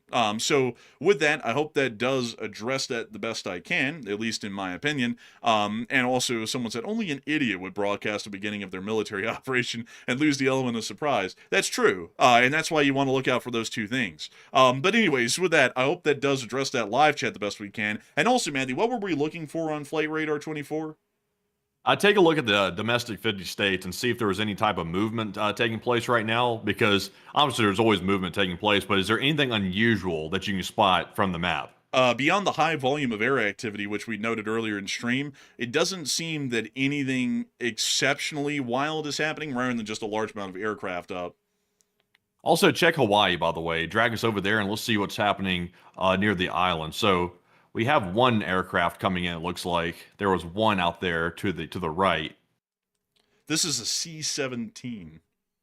Aha, so Globemaster's coming in. So that could be a normal supply flight, possibly. Nothing, I don't think that's unusual. But it looks like, though, pretty much all the Stratotanker movements have either landed in Honolulu or they have either taken off with transponders off, one or the other. But I think that movement earlier was kind of unusual, though. 8 of them going there, that seemed larger than usual. Now, that was exceptionally unusual, but the rest of what we're seeing over the lower 48, it's unusual, at least in terms of the volume. Like, you know, this isn't incredibly common. The last few times I've ever looked at this time of night during the show or after the show, there were some clippers flying around, but there wasn't this much going on. So this is fairly interesting. And also there's two interesting formations that currently exist over Texas, which appears to involve an aerial tanker and a C-17 each. Different models of tankers, but one C-17 and one tanker in what appears to be each formation. So that could be suggesting that something's happening in this area. But, once again, folks, it's always hard to say because we may not be getting a complete picture of all aerial activities happening in this area at the moment. Also, by the way, just to give a shout out to Salt Lake City, currently Civil Air Patrol, November 224 Hey. J Alpha is, let's see, that would be Juliet Alpha, is currently flying over Salt Lake City at the moment, or at least the Wasatch Front. So I guess in a way we have our own military air activity happening tonight. Gotta love the Civil Air Patrol. It's a nice little group. It's a cool little group, actually, really neat. They actually did sink a Japanese sub in the Second World War, kind of baller. But since then, they haven't really been able to do a lot of cool stuff. And also, there's another Civil Air Patrol flight flying over Utah. So right now, folks, if you're in Utah right now, like we are, have no fear. The Civil Air Patrol is here, and they're keeping us safe. So y'all better sleep nice tonight with both eyes closed, because if the Civil Air Patrol is up in the air, you know damn well that nobody, even including a Chinese J-20 or an Su-57, is getting through. I've heard that these guys have 22 rifles that they stick out of the windows, and they'll pop a J-20 or a Su-57 just like that. So, Also, that's a joke. That's a joke, by the way. That's just a joke. Well, I mean, they will take armed action in war. Like, I don't know if you know that. Like, they actually will. They have in the past. So they would do that if a war broke out. Like, they are basically like a militia air force almost, which is pretty interesting. But the Civil Air Patrol wouldn't do that in peacetime. We're in peacetime right now. But with that, folks, it is time for us to move on in to the rest of the news that we have for the night. And moving us on out of the Middle East and getting our way back towards Ukraine, where the most of our news is at this point, we are going to be moving on into Washington, D.C., as we do have more updates coming out of Washington at the moment. We have been able to hear that apparently the United States of America has come into possession of the Havana Syndrome device. This is a fairly interesting piece of news, and this was largely broken by CNN today, which apparently stated that the Department of Defense spent several $million, to paraphrase, they spent several $million to buy the Havana Syndrome system from someone else. From what we know, it generally was made of Russian components, which kind of gives us an idea of whoever we bought this from had access to a large amount of Russian components to make this thing. We've been testing it for about a year, and it was highly likely used in the operation to get Maduro against his Cuban special forces that were protecting them in the midst of the raid. So that's what we're believing at the moment. And it seems as though whoever owned this system was easily bought off. And also, by the way, this happened in the prior administration, by the way, just to make it clear. It was in the waning months of the prior administration that this system was bought, apparently by the CIA or the Department of Defense for several $million. We would assume that it was highly likely the CIA that bought it, and then they handed it over to the Department of Defense for testing. So that's what we're believing at the moment. That sends off my BS meter a little bit, if I'm being totally honest. The American is going, like, who buying it from who? It's like the Russians aren't going to sell it to us if it's something that the Russians created. That would be something that they'd want to closely guard. So it's like, bought it from who? It's like, this sounds a little bit far-fetched. This honestly, if in my personal opinion and in my speculation, this sounds like something the U.S. likely created themselves, and they're trying to portray it like it's something that just happened to fall into their possession, and they somehow just bought it for a few million. So that story sounds like a cover. It really does sound like a cover. And I would really doubt that we just got possession of that device over the last year. We've probably had that for probably a long time. I wouldn't doubt if it was close to a decade we've had that, if I just had to take a wild guess. Matthew, would you like to share with everyone your current theory that you have right now about this system? Well, my theory is this, and by the way, folks, this is speculation. I want to make this perfectly clear that this is my personal opinion. This is speculation. Some might call it a conspiracy theory, but also everybody called this device a conspiracy theory until it came out today that it's definitely real, and apparently the U.S. has their hands on it. So my guess is this. The U.S. has probably been working on some type of sonic weapon for a long time. This is generally what this is a sonic weapon. It can fit in a backpack, which is astonishing because the amount of power you would have to create a pulsed microwave device that could be used as a weapon, that would take a lot of power. So I'm not sure how they've created a power source to make it that portable, but apparently they have figured it out how to do it. and now it's something that they can field on drones, they can field it on aircraft, or they can even field it in a van if they wanted to. So this thing leaves no trace apparently. It creates a whole plethora of physical symptoms like nausea, confusion, long-term confusion, and memory loss, and apparently has really horrible effects to it. So all we know right now is very simple information. Apparently used pulsed electromagnetic waves to cause the damage, and they aim it at people, they turn it on, and it causes these horrible effects. It's mainly been fielded against U.S. Embassy staff. That's generally who's been the victims of this device so far, has been U.S. Embassy staff, which also sets off my BS meter a little bit as well, because how come nobody else has been targeted by this but U.S. Embassy staff, including intelligence officers and also diplomats? Seems a little bit strange. So I'm detecting a lot of deception in this whole thing right here. And apparently it's good enough to use in military environments because allegedly we used it in Venezuela on the Cuban security forces that were guarding Maduro. So this sounds a little bit strange. Not trying to be a conspiracy theorist, but on this one, I'm feeling pretty strongly that there's a lot more to this than meets the eye.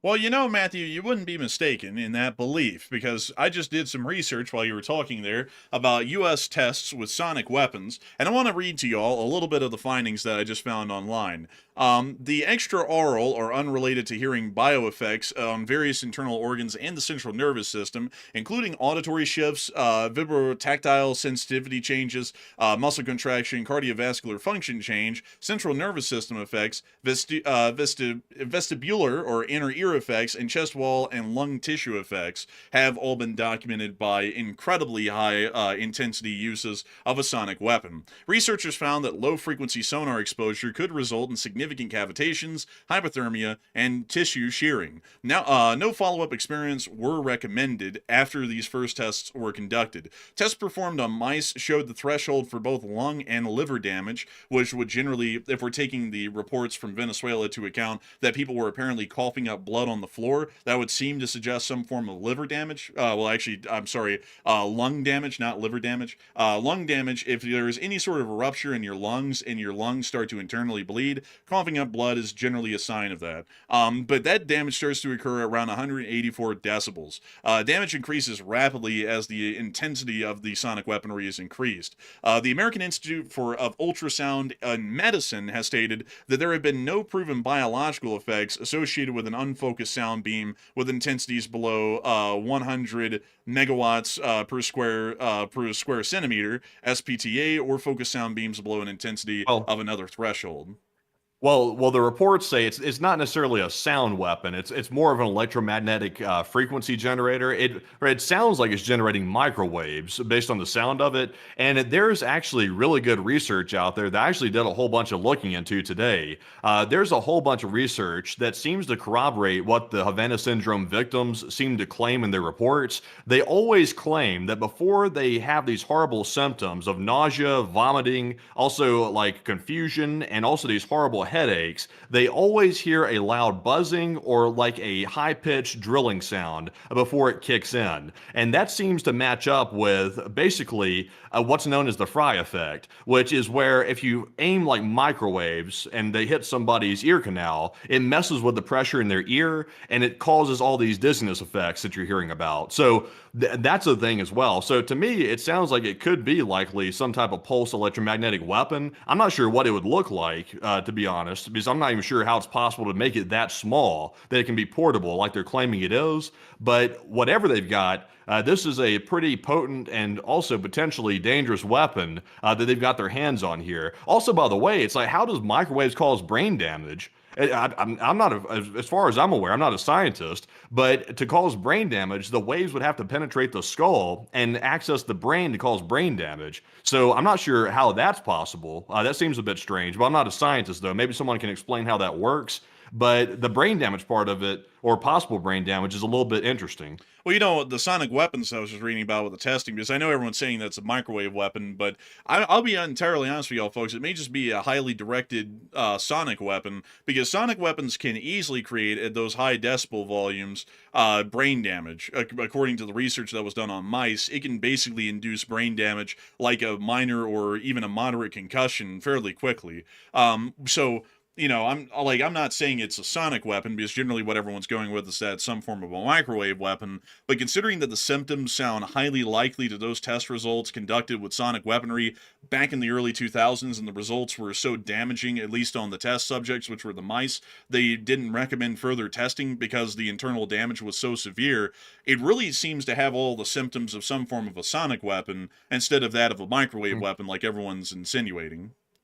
Possibly so. Anything's possible at this point, because we know very little about it. But speaking of the sonic weapon, it was alleged that Serbia, about 10 or 11 months ago, allegedly used a sonic weapon on a crowd of protesters inside their country. And people claimed they heard a loud whistling sound, and then there was like a loud sonic pulse that took place. And you could see people from the footage, if you believe it. It looks like people went running away from the streets once this pulse went off. So it appears to be a sonic weapon. If that was what was used in Serbia, it could be very, very potent, but nobody reported having these horrible symptoms like long-term dizziness and confusion or brain damage. Nobody reported that. So, I mean, this is, if you really think about the implications of this is extremely dangerous, because if someone gets their hand on this, or even if the government misuses it, there is zero trace of this weapon being used. Like, there's no way to trace this back to the perpetrator at all. It can cause possibly permanent damage, and there's no way to hold anybody accountable. So that's a scary weapon.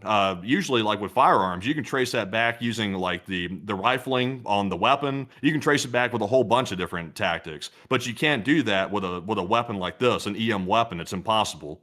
I would definitely agree. I mean, back in the day, folks, it used to be a much simpler time back in the 70s. If anyone was showing any of these symptoms, you just knew that Yoko Ono had passed by at some point and tried to sing a song. Damn. I mean, in the modern day, though, this could happen anywhere to anyone, and basically no one has a clue because it's not someone just screeching into a microphone anymore. It's some sort of a system inside of a backpack, apparently.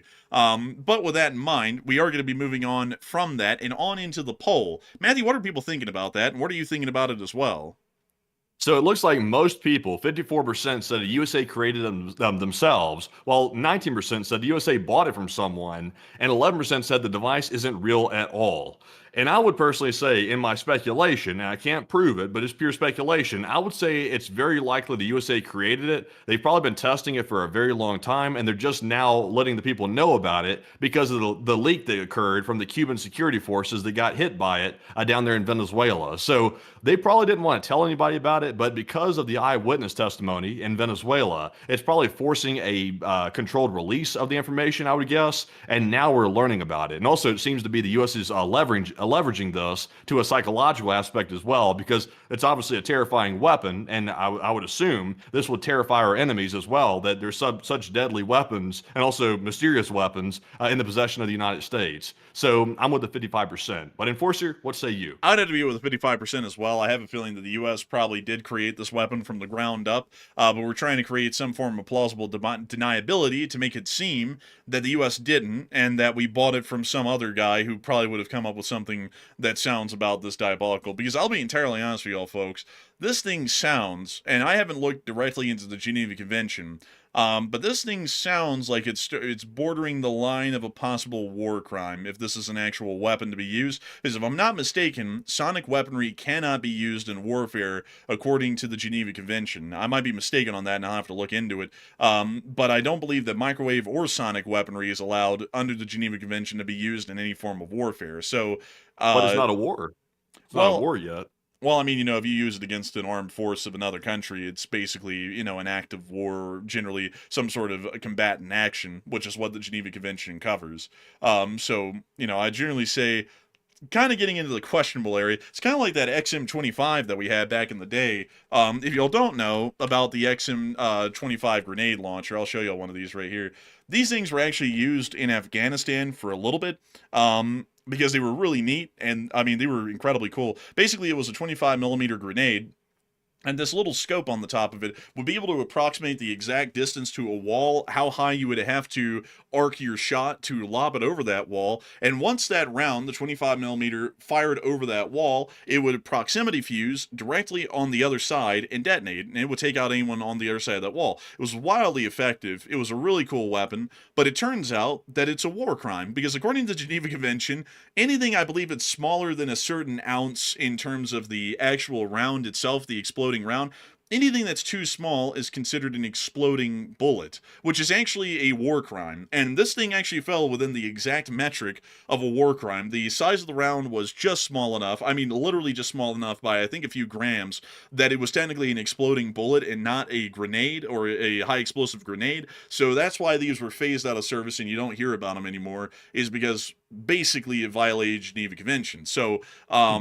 generally, that might be a similar thing with this. Like, if this is a weapon we've created, someone's probably going to look into the Geneva Convention and go, oh, this looks like it might break the Geneva Convention, and then we'll see that this thing is never used again, at least by the United States. But a little bit Possibly. interesting with that. Yeah, and also, by the way, you know what always gets me? Well, also, by the way, I'll preface it with this. I'm an American all the way, super patriotic American, and I wouldn't live in any other country on the planet. But at the same time, though, I'm not naive. Some people are laughing at the suggestion that maybe the U.S. might have tested a weapon on our own people. That's always interesting to me to see people say that, because apparently you haven't heard about all the prior weapons that have been tested on U.S. citizens, or all the CIA testing of LSD on citizens as well. I mean, it's been well documented. And also, remember the Tuskegee experiments. There's been a lot of stuff that the U.S. government has done to test out stuff. Because you got to think, if you come up with a weapon like this and you need test subjects, where are you going to find them? I mean, the weapon designers are probably not going to want to test it on themselves. I mean, they'd be stupid to test it on themselves because they don't want to get injured. So they got to find someone to test it on, and they need to be able to have a closed environment where they can get reports back about the results of how the tests are going. So, I mean, there's a lot of possibilities out there that they could have tested on our own people. I'm not saying that they did, because obviously we can't prove that, but it wouldn't be out of the realm of possibilities for them to test it,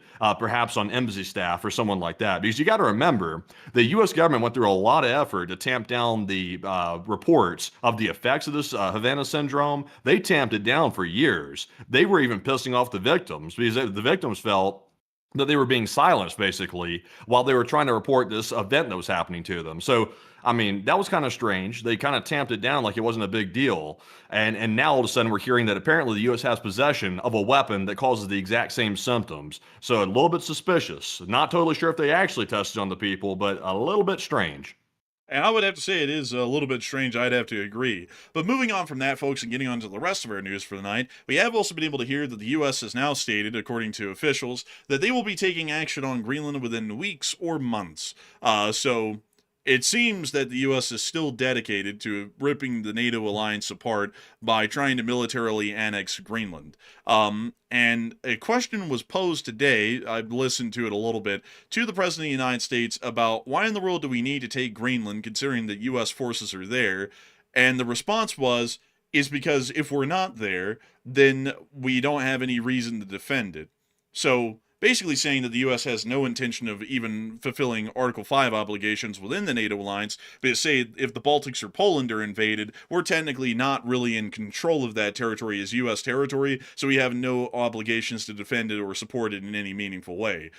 So for that reason, because we're not there in Greenland, although we are there, we have to militarily annex it and take it, because if we don't, the Russians and the Chinese are going to invade it, instead of us just, operating through the Article 5 in NATO's charter that allows for us to conduct common defense of our allies, and Greenland and Denmark are allies, meaning that we would be militarily obligated to defend it anyways like it was U.S. territory. Instead, we have to physically take it for that to happen, which makes no sense at all, just on many levels. For one, we are there. We have a significant amount of U.S. military presence within Greenland at the moment, and with a notification to the Danish, we can significantly increase the amount of armed forces within Greenland at basically any moment. If Russia and China attempts to invade Greenland, it's a part of NATO, meaning that we basically control it like a territory already. That means that if it's invaded, Denmark invokes NATO Article 5, we directly respond to that, and we get involved in the war as an active belligerent in the defense of Greenland, which would still be a Danish territory.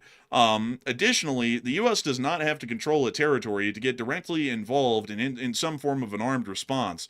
If I remember correctly, the U.S. didn't have to own Israel as a U.S. territory to bomb the Iranians during the 12-Day War, and if I also remember correctly, the U.S. didn't have to control the land down in Venezuela when we went down there and took Maduro out of the country. So I don't really know how in the world military action is completely acceptable in every other instance where we do not have U.S. territory, but in this particular situation in Greenland, we for some reason have to physically control Greenland as a U.S. overseas territory, to say that we have a right to conduct military action or defense in support of that area. It doesn't really make a whole lot of sense.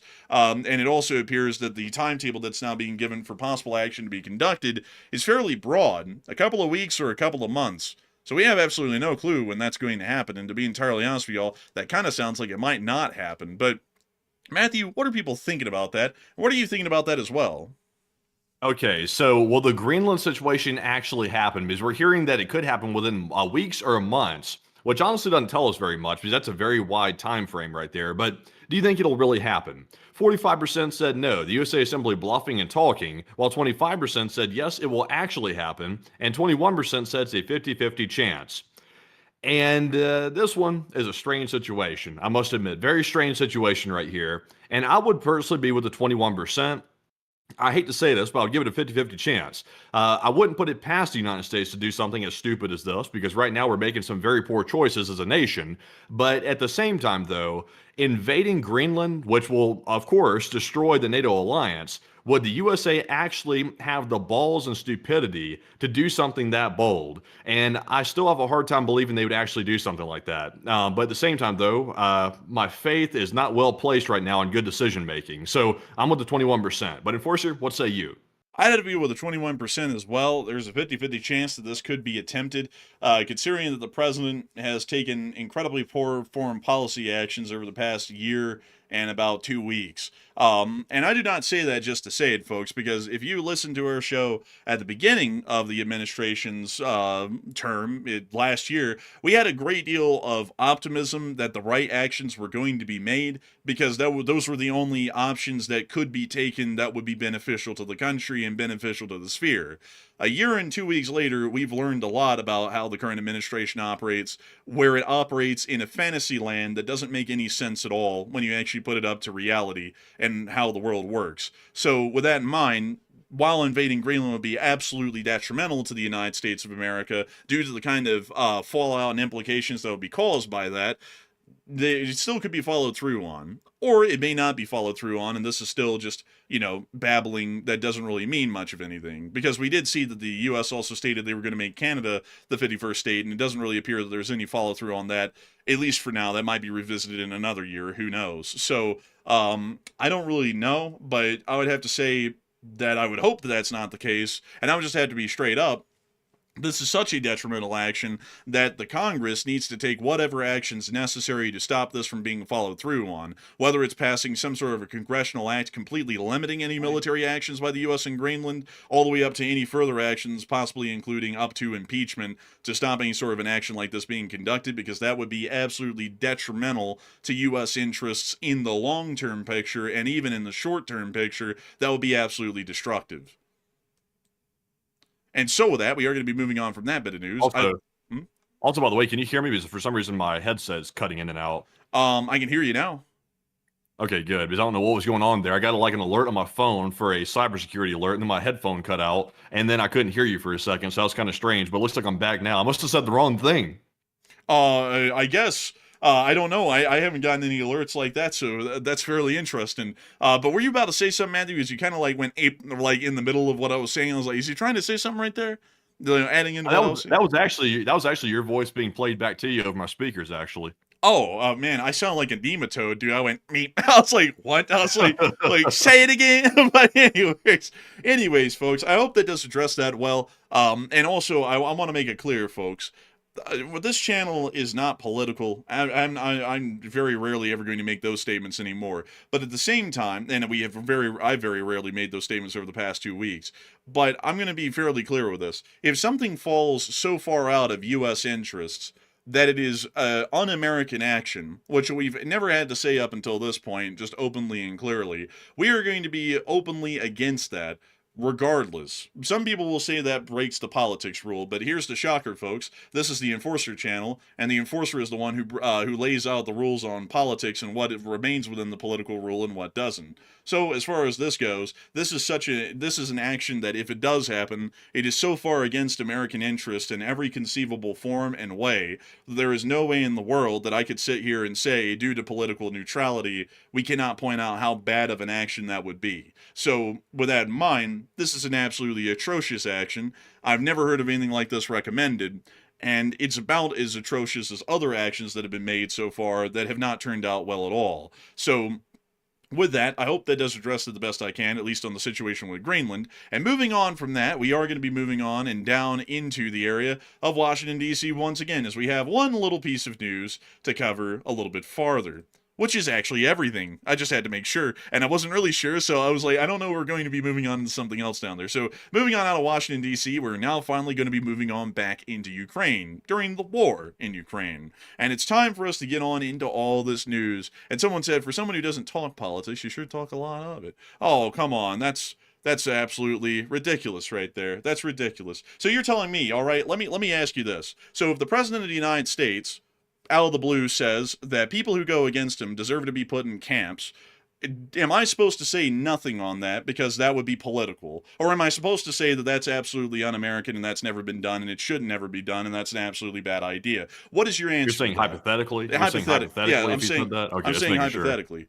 Like, I'm saying, what if the president said, it's in America's best interest if we nuke China tomorrow, and they nuke us back? What if he said that? Am I supposed to just keep my lips shut and just go, oh, well, you know, that is what it is. I can't really say that's a bad idea or not, because some people are going to construe that as, you know, offending their little boy or something like that up there in the White House. No, there are actions that are flat out absolutely terrible. Like, there's no argument whether they're bad or not. They're just bad. If you sit there and you never look at something critically, like we've done over the 1,420 days that we've been running, if you don't sit there and look at something critically and go, it's a bad idea on at least one thing, whether you support the person or not, you're not really thinking critically. You're thinking, trying to follow along with a group that you call yourself a part of. And I'm not a follower, just to put that up front, of anyone. Back in the last administration, when they did a whole bunch of stupid stuff like letting the Chinese balloon fly over the United States amidst a myriad of other things, we'd openly criticize it, because that's what it was. And we'd get a whole bunch of flack from people saying that we were political because we were criticizing their little precious boy up there in Washington. I do not care. This show concerns itself primarily of the interests of the citizenry and the interests of our sphere of influence. If you don't like that, then maybe this isn't the show for you. There's plenty of political shows out there that'll tell you that Biden was a perfect president who never did anything wrong, and that Trump is a perfect president who never does anything wrong either. But this show ain't it. We don't get into politics, but at the same time, if a foreign policy decision is terrible, it's what it is. We're going to call a spade a spade. So moving on from that, we are going to be moving on into Eastern Europe, and particularly the war in Ukraine. And we have a lot of extra news to cover outside of the significant strikes that happened in Novorossiysk.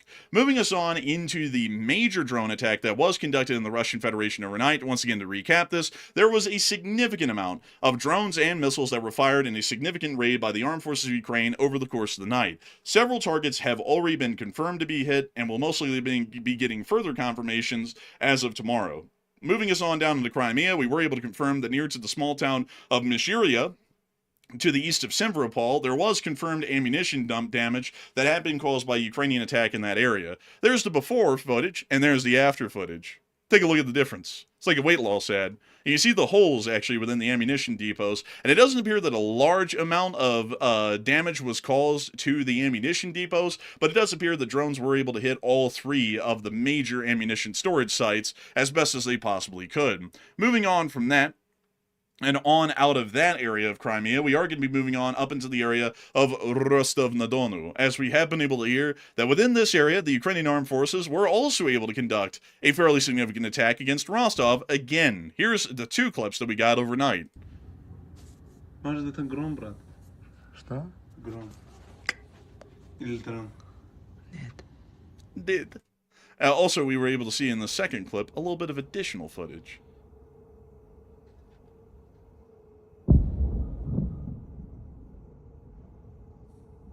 And what is the target being hit out there in the distance? That's the question, Matthew. We don't know. We have no clue. Is this that aeroplane plant? It might be. We're not really sure, because the airplane plant is at Taganrog. I don't know of any that are in Rostov. So these were reported to have come out of Rostov over the course of the day. So I think these might have been trying to target something else within the city. Maybe the port infrastructure again is what I was guessing, but we don't have clear proof yet of what it was. Interesting. Could be.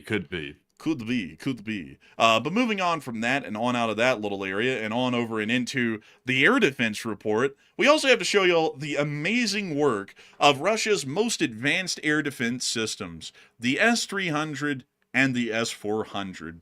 These are the air defense systems, by the way, folks, that were supposed to protect Maduro, that were supposed to protect Khamenei, and are supposed to protect Putin.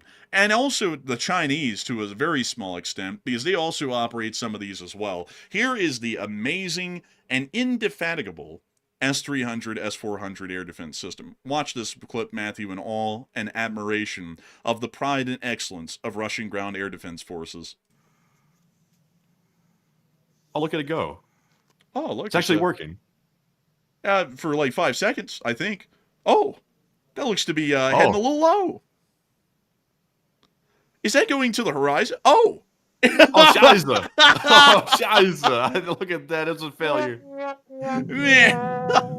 Oh, damn. Oh, so man. much for that. Another Honestly, that failure. is one thing. That is one thing the U.S. has got pretty much dead on the nail with that one. I heard the top U.S. official come out today and say, you know, that Russian air defense isn't so good. It didn't protect Maduro. It didn't protect Iran. Honestly, I would agree with that one statement right there. That actually is accurate. This Russian air defense sucks. The Russian air defense is the worst. It's so funny, folks, because Russia, like, if y'all know anything about how Russia works, they always talked about, and they yapped and yapped, literally for the past few decades, even before the Russians existed and it was still the Soviet Union. Oh, we don't need the big Air Force, Bliad, because we have amazing surface-to-air missiles, Bliad, and S-300, S-400, and they went on and on for decades about that crap, about how they didn't need an Air Force because their surface-to-air missile defense systems would protect their skies so well, they didn't even really need an Air Force. And it's just not true. I mean, their air defense systems never work. Like, I've never seen one actually successfully work, except for very rare instances of time where either it was just lucky or it was a fluke, or maybe that air defense system is protecting one of Putin's mansions, or maybe even Moscow. That's the only time we've ever seen them have a decent consistency rate of actually working. Every other time, it's like a 50-50 chance that that missile is going to fail. Even greater than that, it's usually a higher chance than that it's going to fail. It's usually like a 60-40 even, that the missile will just fail after it launches. It's an absolutely ridiculous state of affairs. And the fact that the Russians have kidded so many people into thinking that their stuff is good, it's just a real travesty of the modern age. Because if people will wake up and look at Russia, they've never been at the level of the Western world their entire history. Why in the world would it be the case that within just the past 40 years, not only did they catch up to the West in military technology, they exceeded us in military technology? That would make no sense at all. And this the failure of the Russian air defense is certainly showing that that's the case. Moving us on into the rest of the little bit of news that we got out of this area, we will be moving on up into the Sumy Oblast, where we were able to see the Ukrainians getting hit by the Russians getting hit by the Ukrainian 5th Border Guards Brigade. You can see this little skeleton man of the Ukrainian army getting ready to hit them with what appears to be a bomb. And there goes the bomb, right onto Russian position. Very sad.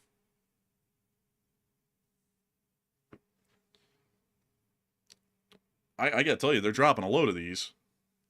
They're dropping a ton of them. Oh, and you Also, see they got impacts. that guy with the skull and the mask and the uniform on right there. He's holding a neutron bomb or something. Man, that's like the sleep paralysis demon down there just watching you, like as you're watching the clip. Man, I tell you what. I tell you, this guy must have got hit with that ray gun or that Havana thing or whatever. He must have gotten hit by it. Man, bro, man, when Unk's in there talking that real schmack, and then he gets his shit microwave schmoove off, man, like,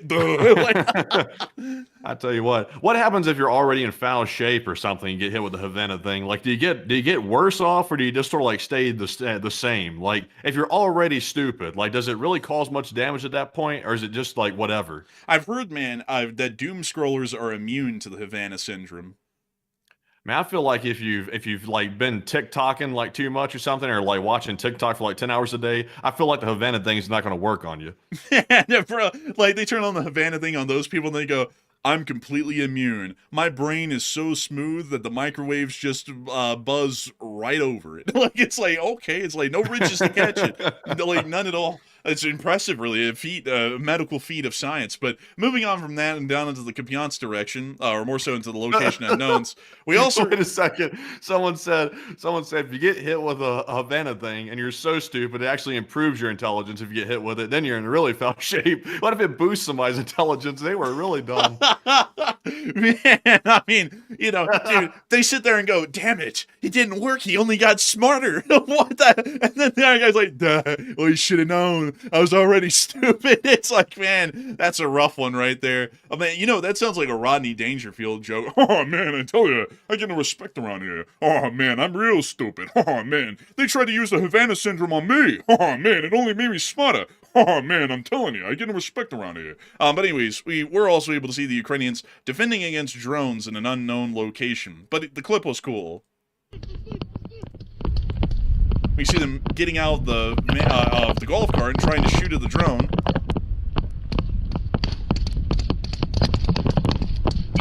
And then we see them bailing out right there at the end of the clip. We're not really sure if they took it down or not, but the video clip ended with them bailing out, so I'd assume that they got it. Otherwise, they probably wouldn't have been able to upload the film, but that was dangerously close.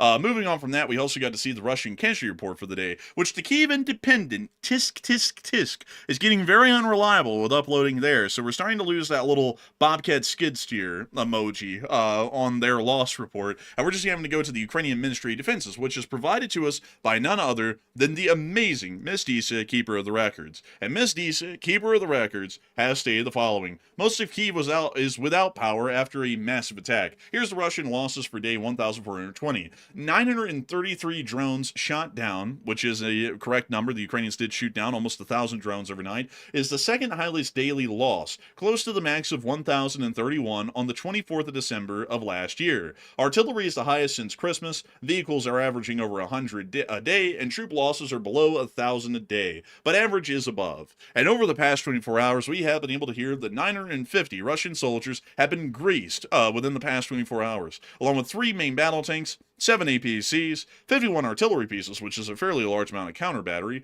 2 MLRSs, 933 drones, which is an unbelievably large number, and also 145 automotive vehicles. And folks, I've actually heard that APC number of 7 lost is a little bit, is up to debate, because we've also heard that the Ukrainian Ministry of Defense has reported that only 6 APCs have been lost. So I guess you could say 6, 7. Oh my God, the brain rot. Oh, man.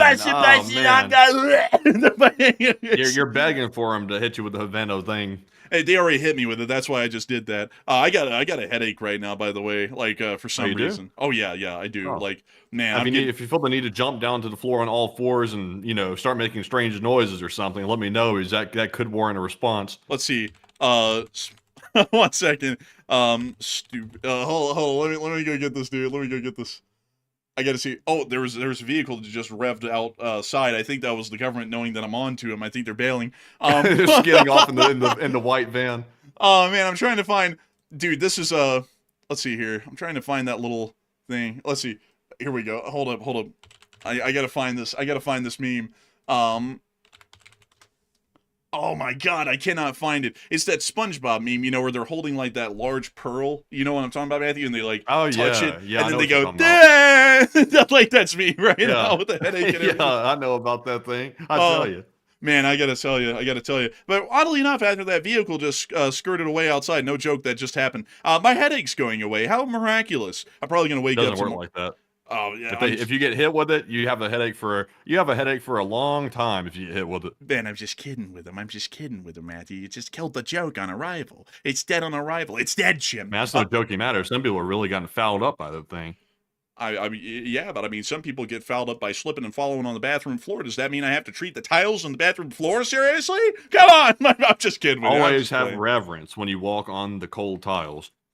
You got to. That Final Destination movie, folks, that'll scare you of riding behind lumber trucks and also walking around on wet tile floors. But anyways, it's time for us to move on into the rest of our news from the Ukrainian front line. As we have been able to hear within the northern area of the front, the Russian forces were getting hit quite well by the 22nd Separate Mechanized Brigade. Oh, we got a little bit of country Oh, music that was playing. like 4D. I heard it behind me, in front of me, to the side. That was wonderful.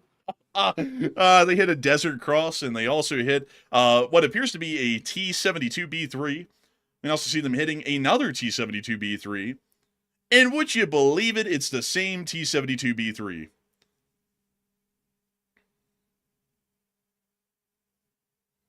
Oh, look, the Russians are running for it, and there went their Ural. And we see this cloud coming on in to get their artillery piece, which is probably a Mr. B, if I had to assume. Ayo, Mr. B, Mr. Bombastic, something fantastic. Oh man, they got a UAZ. Oh, look, they got him right head on. That was a head-on collision. Man, right through the windshield, no less. Moving on down into Makivka, we also got to see that there was some fairly significant attacks down here in Makivka.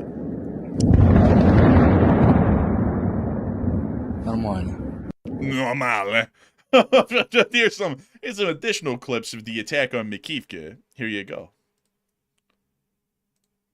There's the fire. I feel like we've seen this clip from somewhere before. It looks vaguely familiar. They all look vaguely familiar. Like, it all looks similar after a while. But look at that fire. Someone has the air compressor on in the background. Or it's a broken AC unit. Well, they're not using the AC. Do Russians have AC? Do Russians have a heat pump? No, I don't think they have AC. I don't think most Russians do. Because, in Britain, that was actually a bit of a luxury having AC, if you remember. Like, basically no one had it.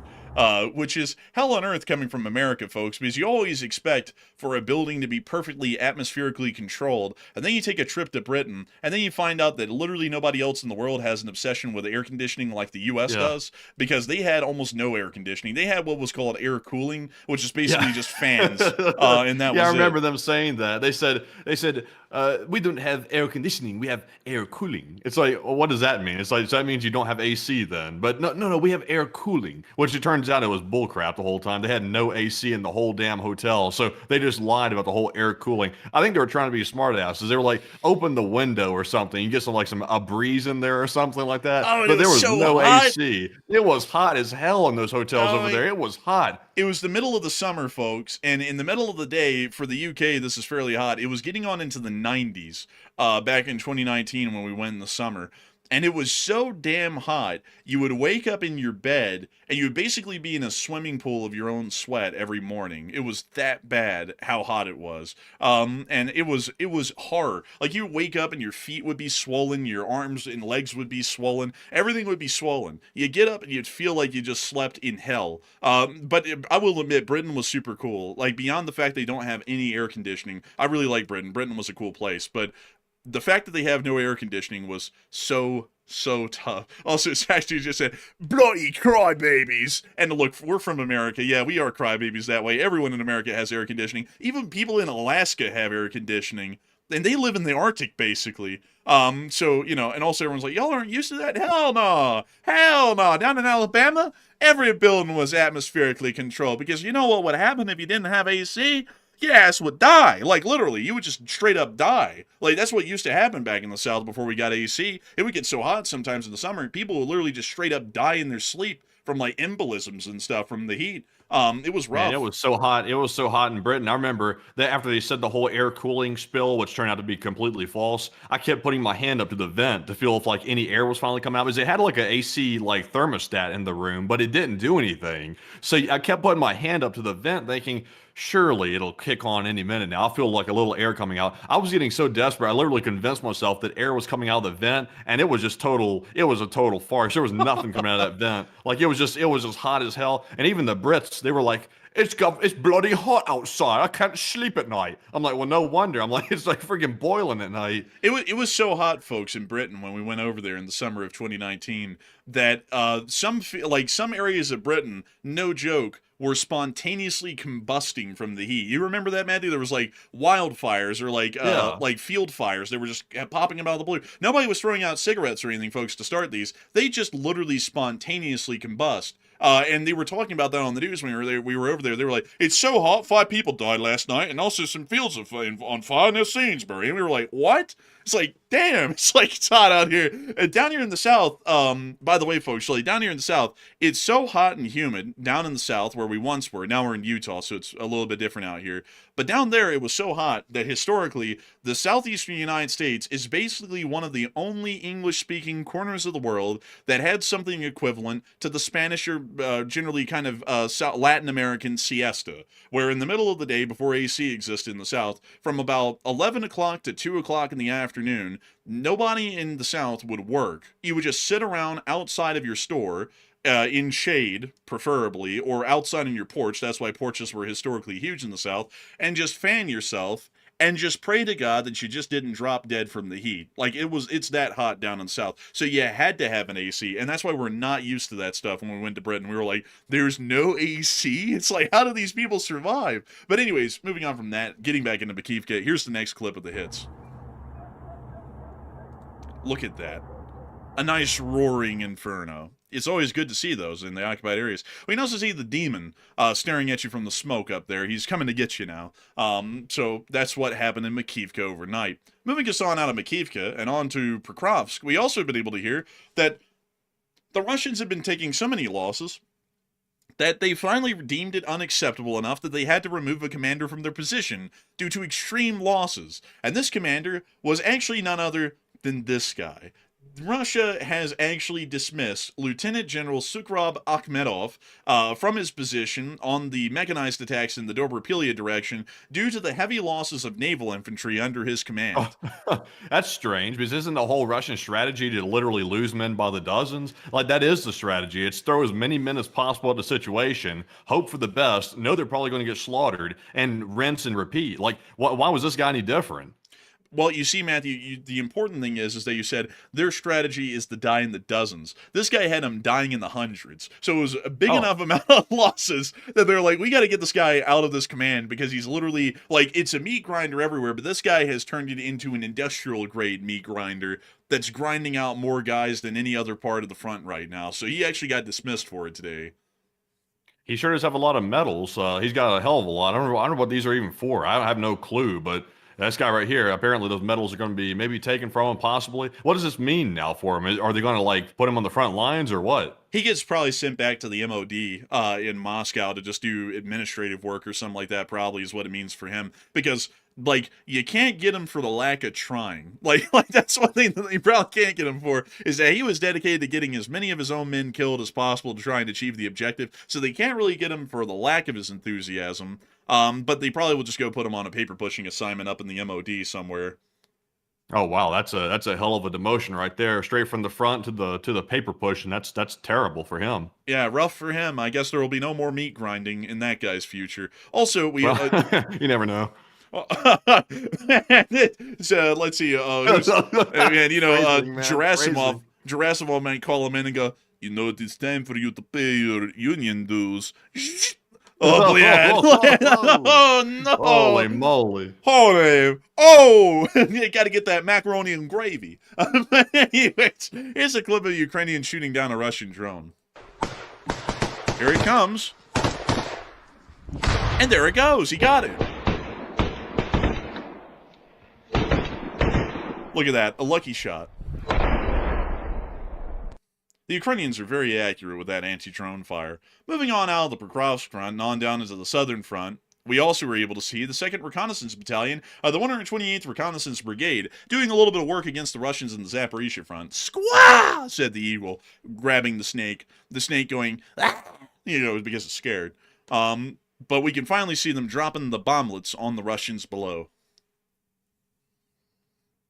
This is those drones right here that have like that custom software that show them like how many bomblets are actually left on the drone and stuff like that. It's pretty cool. It's souped up, really. Oh, look, the Russians are coming out to surrender, it appears. And look, they are. Whoa. A smart Russian.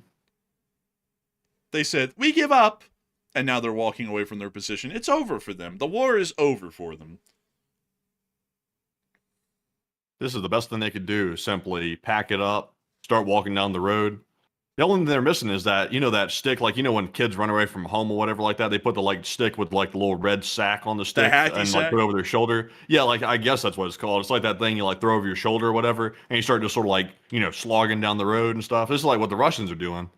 Let's see. I want to know what the hell that thing's called. It's not a hacky sack. It's something else. It's like It's like a stick, and you tie, like, a red, like, bandana or something to the end of it, and it has, like, some food in it.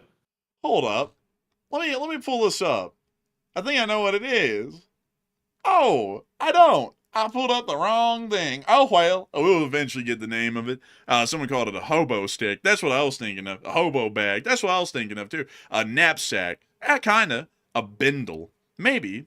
A bum bag. I like that one. A hobo sack. Like, man, like, Be careful with some of these. These are getting crazier and crazier. Man, that's why I stopped right there and started laughing. I was like, oh, I can't read off any more of those. But when you see the Ukrainians now processing their prisoners.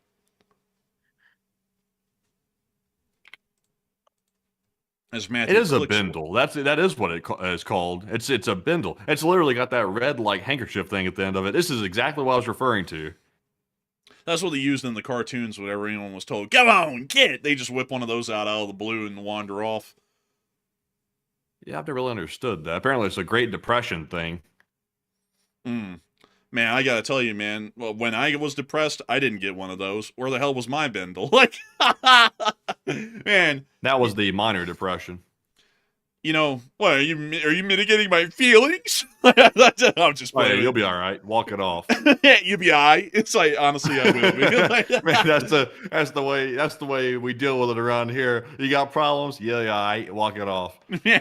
Honestly, that's the way we gotta deal with it, folks. Because we're real men. We completely deny our feelings and drown them in sorrow. But anyways, I'm just kidding, folks. All jokes aside, I'm not depressed. I'm perfectly fine. But moving on from that, it's time for us to get on up into Kyiv. I will tell you this, though. I'm not depressed, but I do have a headache right now. And I wish I had some, like, Advil or Tylenol even to try and alleviate this headache. I was actually thinking about having a couple of Tylenol so that way I could really get more into trains again. But anyways, without further ado, it's time for us to get on up into Kyiv and cover the speech from the President of Ukraine, Volodymyr Zelensky, for this day of 1420 of the war. And so, without further ado, here is the speech.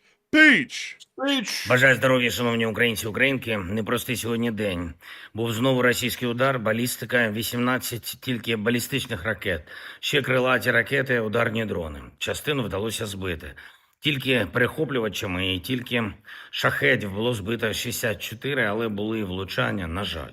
Фактично вже далеко не перший тиждень цієї зими наші ремонтні бригади, наші енергетичні команди, комунальні служби в багатьох містах України працюють цілодобово.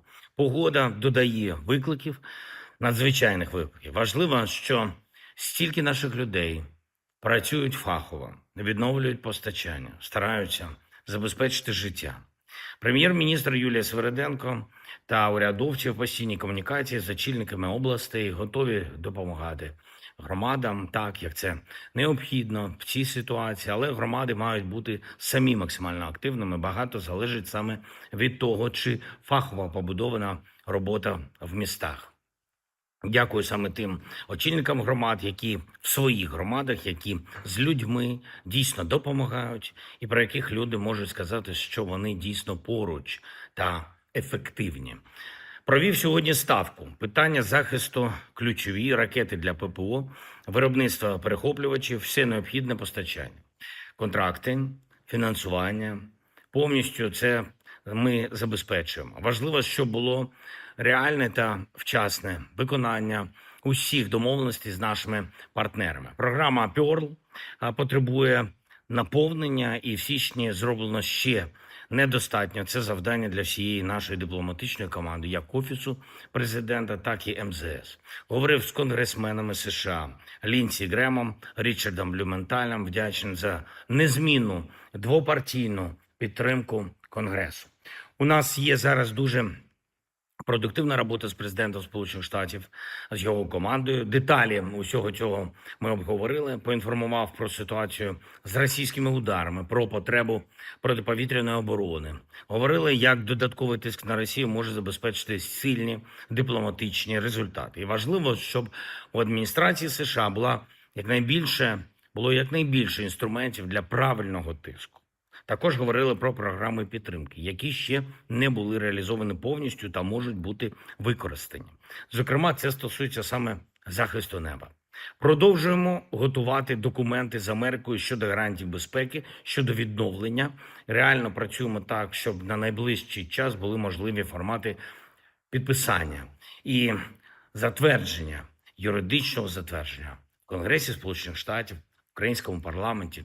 Сьогодні на доповіді був Рустем Умєров, зокрема і по цих питаннях. Треба, щоб тематика України у відносинах з Америкою залишалась на топовому рівні, незважаючи на всі інформаційні та політичні виклики, які сьогодні є. Підтримуємо позицію по Ірану. Режим, який там був стільки років і який вбив стільки людей, не заслуговує на існування. Зміни потрібні. Так само потрібні зміни тут, у Європі, кровопролиття, яке розпочала Росія і яке тільки Росія затягує, повинно закінчитись. Я дякую всім, хто підтримує нас, хто підтримує життя, хто підтримує Україну, хто зараз у світі не залишається осторонь від реальних проблем. Якщо життя може отримати захист, життя мусить отримати захист. Ще одне. Була сьогодні доповідь головкома Олександра Сирського. Всюди зараз складно, на фронті найскладніше, зважаючи і на погоду, і на російські намагання робити вигляд, наче їх не стосується, необхідні закінчувати цю війну. Штурми тривають, захист наших позицій, захист триває. Я хочу подякувати кожному нашому підрозділу, кожному нашому солдату, сержанту і офіцеру, які досягають результатів заради України. Покровський напрямок, Гуляйполе, Куп'янський напрямок, всі напрямки, де потрібно. Російські втрати не повинні зменшуватись. Наш захист на фронті – це наша сила у дипломатії. Україна має бути сильною. Я дякую всім, хто заради цього воює та хто працює заради України. Слава Україні! And Hiram Slava. Slava. And with Honestly, Zelensky had that malfit on. Like, he was sporting that malfit. Did you see that thing he was wearing? That's like a Mao Zedong outfit he was wearing. Go back to that real quick. I gotta point this out. This dude had the collar. He had the whole thing. The pockets. Like, hold on a second. Let's see this one more time. Look at that. See He's this sporting right that Mao. That is a quintessential Mao. Hello, my fellow citizens of the People's Republic of China. Today we have a great leap forward. We're introducing a 5-year plan. We don't want any plans like that. That's why we need money. Money. I'm just playing around. You gotta respect it though. He'll put on the malfit every once in a while. You know, he'll just go out there and rock it. I mean, honestly, you know, like, who can disrespect it? I mean, you know, a lot of people don't have the gall to wear a malfit, but this guy's wearing the malfit. You know, honestly, that'd be a great clothing brand to start, Matthew, with the malfit. And all you sell is that one like Mandarin collar communist gray thing on the store, and that's the only clothing item. That could be interesting. And also, since it is like representing the commie ideology, you can sell it for like $100 because, of course, we're in America, but you can put 100% off on it because you're a commie. That's real shit. That's real. But also, by the way, I saw a lot of people talking about air conditioning, and a lot of people seem to be still in that discussion about air conditioning. And before we even get on into this poll, I had to pull it up, Matthew, and I found air conditioning usage per country. And I gotta say, folks, this is why Americans cannot afford a free healthcare. We're basically the only country on the planet that has pretty much every single building air conditioned. In the United States, there are 374 million air conditioners, meaning that we have more air conditioners than people. Not even China has that ratio. China has 1.4 billion people and only 569 million air conditioners. So they have an air conditioner ratio of 1 to every 3 citizens. We have a ratio of 1 to 1. Nobody else in the world even gets close. In fact, most countries don't even have a measurable amount of air conditioners, like the whole of Europe or Russia or anywhere else. Japan does, though, and South Korea does. which we have massive respect for. And they learned that from all Uncle Sam, because when we were over there in, thick as thieves, or hot as Hades, if you want to call it that, back in Japan in the military occupation days, we brought our love of air conditioners to Japan. So they also have about as many air conditioners as they have people. So a little bit interesting with that. Most people in the world consider air conditioning to be pretty much a completely foreign concept, including our friends of the north in Canada, because it's generally mild enough weather up there that they really don't ever need an air conditioner. They just kind of only need heaters. So You'd think that since the U.S. has so much AC and stuff like that, you'd think we wouldn't be so angry since we were like staying cool and nice and comfortable inside. But it seems like the more AC you have, the angrier you get. well, I don't know about that, man, because Russia has no air conditioning, and yet they're like some of the most bloodlusted, violent people on the planet right now. So, I mean, I don't know. I mean, Syria has no air conditioning, and they seem pretty violent. I don't know if they're necessarily violent per se. They could just be misunderstood.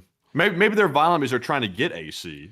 Maybe, Matthew, it's a mostly peaceful protest for AC that's going on in Syria that's been going on for like 13 years. Maybe they just need a little bit of AC to cool down. Yeah, I think Syria is experiencing peaceful protests. Mostly peaceful protests. Oh yeah, totally peaceful. Not none of that crazy business or anything. I mean, people are lying to y'all, folks. There's nothing violent at all that's going on this year. I mean, sure, there's firefights and massacres going on, but it's mostly peaceful, and those people are just venting their frustrations. But beyond that, everyone else is just having fine times there. Fine as peaches, really. But, I gotta say, it's just so bizarre, folks, to actually look at it and see basically nobody else in the world, except for the United States and Japan, by ratio of the amount of people that they have in their country, are that big into air conditioning. So, that's why it's a generally foreign concept to most other people, because you don't kind of just like thug it out in the summer months. If it gets hot, it just gets hot. Y'all don't have any way to cool down. Here in America, though, we have a constitutional right to air conditioning, basically. It is a God-given right of this country to have air conditioning. I have a feeling, folks, that you would have as staunch and violent an opposition to the government banning air conditioners as if the government was seizing guns. I feel like the response would be about that severe. But anyways, with that, folks, it's time for us to get on into the questions, and it's time for us to get on into this poll, because we have a poll, and it's a big, beautiful poll, and it's one of the greatest polls that's ever been seen. People have been calling us up all night long, going, sir, your poll, it's the most beautiful poll, the greatest poll. No one else could ever think of a poll this great. And Matthew, what kind of poll do we have? And what does it say, and what do people think, and what do you think?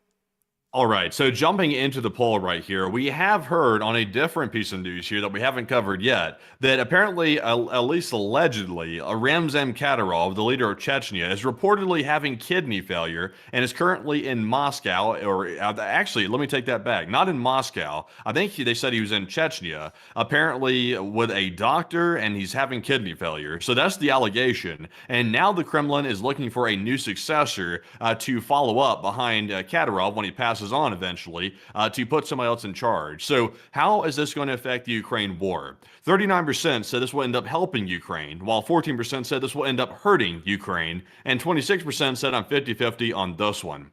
So typically in countries like Chechnya, when a leader like this dies, who is not exactly what you call a good fella, in fact, he's not a good fella whatsoever, usually there's a nastier person that comes up behind them that is even worse because they're trying to prove the fact to their people that they have what it takes to lead. So they usually get more extreme. Now that's usually the way it works in these type of regimes like this with Kadyrov. So I would imagine whoever gets in there after him is probably going to be showing out for a while, so that way they can prove that they're fit to lead. So I'm actually with the 14%. I think this might end up hurting Ukraine in the short term, but there's only so much that Chechnya can do because the Akhmat's a joke of a force. Also, all the other Chechens, like some of the Chechens even fight for Ukraine, by the way. So there's not a whole bunch that can be done, but it's not going to help Ukraine, though. But Enforcer, what say you? I just have to be honest. I think that this will end up probably helping Ukraine a little bit, at least on the propaganda and morale side of things, because this guy is supposed to be like the great and like indomitable leader of Chechnya. And the guy is giving out from kidney failure. It's like, how in the world is this guy so perfect and powerful, like the propaganda makes him out to be, and then he's taken out by kidney failure. And also, the guy's a bozo. I mean, if you ever listen to him talk, he doesn't really sound like that smart of a guy. So I think the Ukrainians might be able to exploit that for morale purposes, but I don't really think it's going to have much of an impact further than that. They'll just get a new leader to be in charge of Chechnya, and they'll follow orders given to them from Moscow, just like Kadyrov does. So I don't really think it'll have too much of an effect, rather than maybe a slight effect on the morale of the Akhmat guys and generally Chechnya as a whole. So I hope that does address that well, at least in my opinion. And with that, we are on to the next one. All right, so now it's time to jump into our super chat questions, our live chat questions, and let's go ahead and jump right into our super chats. And the first one here goes to Mr. Glock, who's there, LSA, who puts in a $50 support. And thank you very much, Mr. Glock, for that support once again. He said, what targets could the U.S. hit by air, and do they have locations of the leaders and Khamenei? Generally, we would assume that we probably do have the locations of the leaders and Khamenei. Considering that the Israelis seem to have had all that ironed out, I'm pretty sure the CIA has definitely got that ironed out, because Iran is a fairly significant enemy of ours for the larger part, meaning that a lot of intelligence efforts are directed towards them. So I would assume that we probably do have their locations figured out. And as far as targets that could be hit, basically anything. IRGC headquarters that are not occupied by the revolutionaries, military targets such as airfields, army bases, any military equipment on the ground, nuclear research and development facilities. Again, we could also see that rocket development and technological institutions are targeted and destroyed. Main government buildings in Tehran could be targeted and knocked out. Electrical, communications, and command posts could also be hit and destroyed as well. Basically anything that would screw over the Iranian government could be a target. So any one of those could be hit, or all of them could be hit over a fairly long duration air campaign.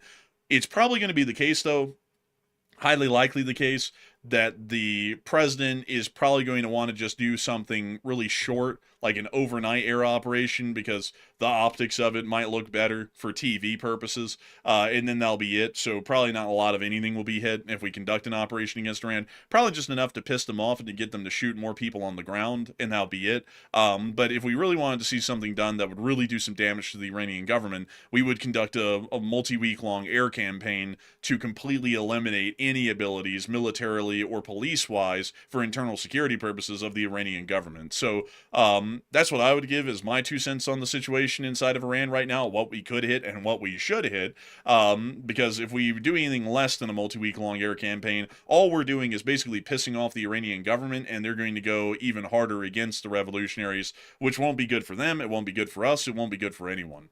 But I hope that does. I wonder why the U.S. hasn't done this. Real quick, let's explore the possibility of those, because I've seen people say it before. I think there might be a tactical problem with it. Some people said, how come the West simply hasn't flown over cargo flights at very high altitudes, airdropped weapons down to the civilians, and then just flew out? Because it looks like the highest altitude that you can conduct an airdrop from is generally 35,000 feet. So what type of air defenses does Iran have? Is it even feasible to do that, or would the air defense pretty much make that aircraft a sitting duck? It would be a sitting duck. All modern air defenses for any country, even Venezuela, they can reach up to like 40,000 feet or so. So there would be no way to get a flight over Iran and drop anything with any reliability. And generally with airdrops like that, you can't conduct them at any altitude. Generally, you have to be several thousand feet above the ground, because if you drop it that high up, the parachute deploys on those sorts of military airdrops instantaneously. There's no delay to it. So they will be drifted by the wind miles and miles. It might drift into a town and crush some people. It could drift off in the middle of nowhere where no one can even grab it, where nobody even knows that it fell. And then it could be confiscated by the Iranian government. So there really isn't a way to do that. Either air defense would shoot them down, or they would be able to get over there, drop it at that altitude, and then it would drift off somewhere where no one may be able to reach it, or it might end up in Iranian hands at that point. It just seems like there has to be some way, because Iran, I would imagine Iran does not have like precise control over their borders. They obviously have good border security to a degree, but there has to be a way to get stuff across the land border, or to simply pull up in a boat, maybe even on the coast of Iran, and hand it off to people and somehow distribute those weapons. There seems like there's got to be a way to get that done if they really want to put their mind to it. That might be more effective than strikes, because ultimately, depending on what type of strikes the U.S. is planning to do, you still actually have to carry out the revolution even after the strikes. So without weapons, the protesters are still going to be at a massive disadvantage without weapons. So maybe while they're distracted with strikes, maybe they could try to smuggle something in or try to like rush the borders or something with maybe like small groups of forces to throw in weapons possibly. It just seems like something has to be possible like that. I have an idea. We just drive them in. Drive them into like where, through the Iraqi border? Yeah, sure. That's what I would do. I would just send some CIA guys, drop them in by helicopter with some suitcases of cash, have them buy off the border guards, and then just drive semis in with weapons inside of them. I mean, if you can buy off the border guards, hell, basically at that point, there's no one stopping you. There's literally an open border at that point. You just drive in anything you want and drop it off to anyone at that point from the trucks, or have some pre-secured safe houses throughout the country that you could throw those in, and then later on find resistance groups and then start handing out the guns to them. That's what I'd do. Or, if that doesn't work and they don't want to be bribed, you could go to more aggressive measures to get them to comply, but, just basically drive them right across the border. It just seems like the U.S. would have been working on something like that, unless they're not really wanting to go that route because they think it's too finicky or complex to plan it. Or I guess it might just go with airstrikes. It's hard to tell here. But we do know, and this isn't a conspiracy theory, by the way, we do know that Mossad agents are definitely on the ground inside of Iran. And I would imagine there's got to be at least some American intelligence officers on the ground, too. So there are people inside of Iran that could coordinate something like that. If they did smuggle them across the border and into the country, they could definitely coordinate it. But it seems like there might be an unwillingness to do it because we've seen protesters get weapons inside of Iran, but they've gotten them mainly from the police stations, from the IRGC and also the Iranian authorities. So it doesn't seem like they're being armed with weapons by the West or like smuggled weapons. It seems like they're mainly finding them themselves from the buildings. Yeah, it seems like that's the case, but we should be seeing that at least at this point, we should be fast acting because this thing isn't going to last long if the Iranian government keeps killing and arresting these people at this rate. We need to act quickly, and right now we're not. It's just so annoying, folks. The president acts like the world works on his time frame. He'll just like 3 months to make a decision. That's not how the world works. We need to be seeing action right now. What we should be doing is what I was just saying, because that would be very reliable. And on top of that, if the border guards are paid off, or if they're gently persuaded, because if a CIA officer goes up to them and tells them something, and then they don't take the bribe, I mean, it's an unstable time in Iran, and clearly things are not going in the Iranian government's favor. That'd be very unfortunate if something happened to them or their town, or something like that, to where, maybe they might not be around to see the new government come in. Maybe they would just want to step aside and let the trucks go through. This is how it works. At the end of the day, it's like that's what's going to have to happen, because if they go, The U.S. might be planning something like that. They might be planning something like that possibly, but there's a whole bunch of stuff that they could do, like if they're planning something like this out. So we'll just have to wait and see what they're planning with it. If anything, it might just be limited to the airstrikes, what the U.S. is planning. But I would say that if I was in charge of any operations with Iran right now, hell or high water, we should be driving semis filled with weapons across that border right now and finding a way to get them in there and have them dropped off. That's what I would do, because because if the resistance cannot be armed or funded, it is going to eventually collapse against the greater pressure being posed by the Iranian government. So I would say that would be the best course of action at this point, because otherwise this isn't going to last too long. And if we conduct airstrikes that are not multi-week long and high tempo, all we're going to do is infuriate the Iranian government, no matter what those airstrikes produce as results, and they're only going to start crushing this revolution even faster. So I hope that does address that the best I can, at least in my opinion. But with that, we are going to be getting on into them questions. So what do we got, Matthew?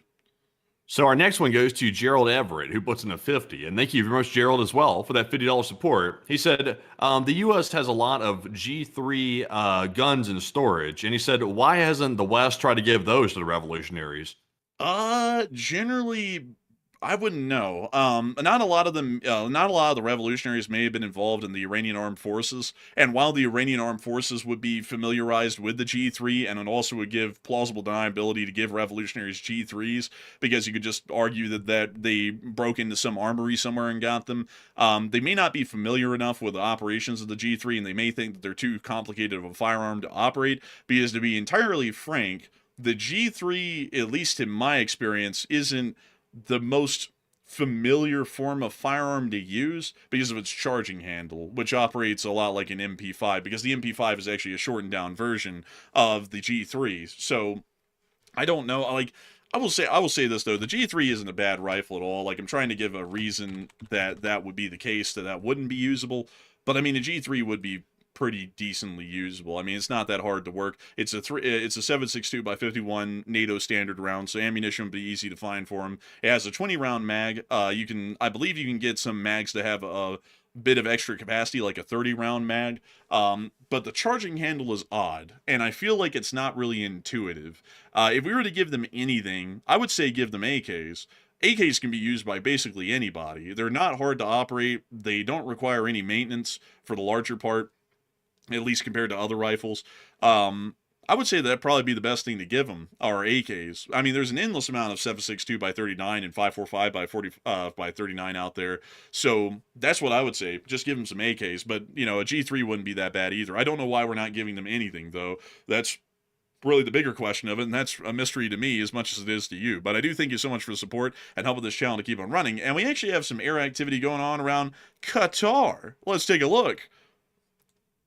Oh, we got a Qatari C-17, and we have another Qatari C-17, and we have an American C-17. Oh. Moose. It's moose. They're in the sky. They're in the sky.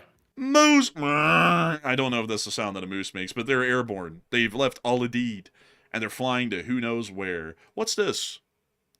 Oh, wobble. What is that? It's a tanker. A tanker? Yeah. Oh, okay. Oh, zoom out a little bit and let's see what else is going on in the region. A lot of air demonstration training flights being conducted. So that's interesting. Yeah, a lot of those. They're doing a hell of a lot of those. And there's a Navy. We got something coming out of Kuwait up there, it looks like. Well, there's a Navy transport flying from Bahrain, and there's also this Airbus A320 of an unknown country from an unknown location. I took off from Kuwait, though. I guess it's some of that oil money. Oh, and we have an MQ-4 Triton. Oh, now that's it. That one's always kind of around there, though. That's kind of like a normal one. Like, they fly, I think it's Black Cat near Venezuela all the time, too. Or that might be Taiwan. I might be getting it mixed up. Yeah, I think that's Taiwan. But let's see. Oh, we got the Oman police flying their Embraer 175 around the country. The hell? Man, you know that's got to be oil money. What the police doing with a jet? Man, they're just cruising around in their Embraer, sipping on champagne, getting ready to arrest someone out in the boonies. That's kind of wild. Let's see. They also have this Airbus H145 up in the air right now. And that's nice too. They also have their C-130. That's probably the least bougie thing that we've seen so far in Oman. And then they have an A320 Prestige class of the Royal Air Force. Prestige class? Yeah. I didn't even know they made that. Bro, they don't chinch out in Oman, man. They go all the way when it comes to military spending. They're like, have the police fly around in a really high-end private jet, and we'll also have the Royal Air Force of Oman fly around in a prestige version of the A320. What in the world is even an A320 Prestige? What is that? Is it like the executive, you know, like Boeing business jets, they have like the decked out interior? It could be something like that. Oh my God. It's insane. I'll show you one that I just found online. This is nuts. It literally is like one of those high-end private jets. Let me see if I can get you the pictures. Holy moly. That's actually crazy. This is an A320 Prestige interior. Oh, okay. So that's how they do it.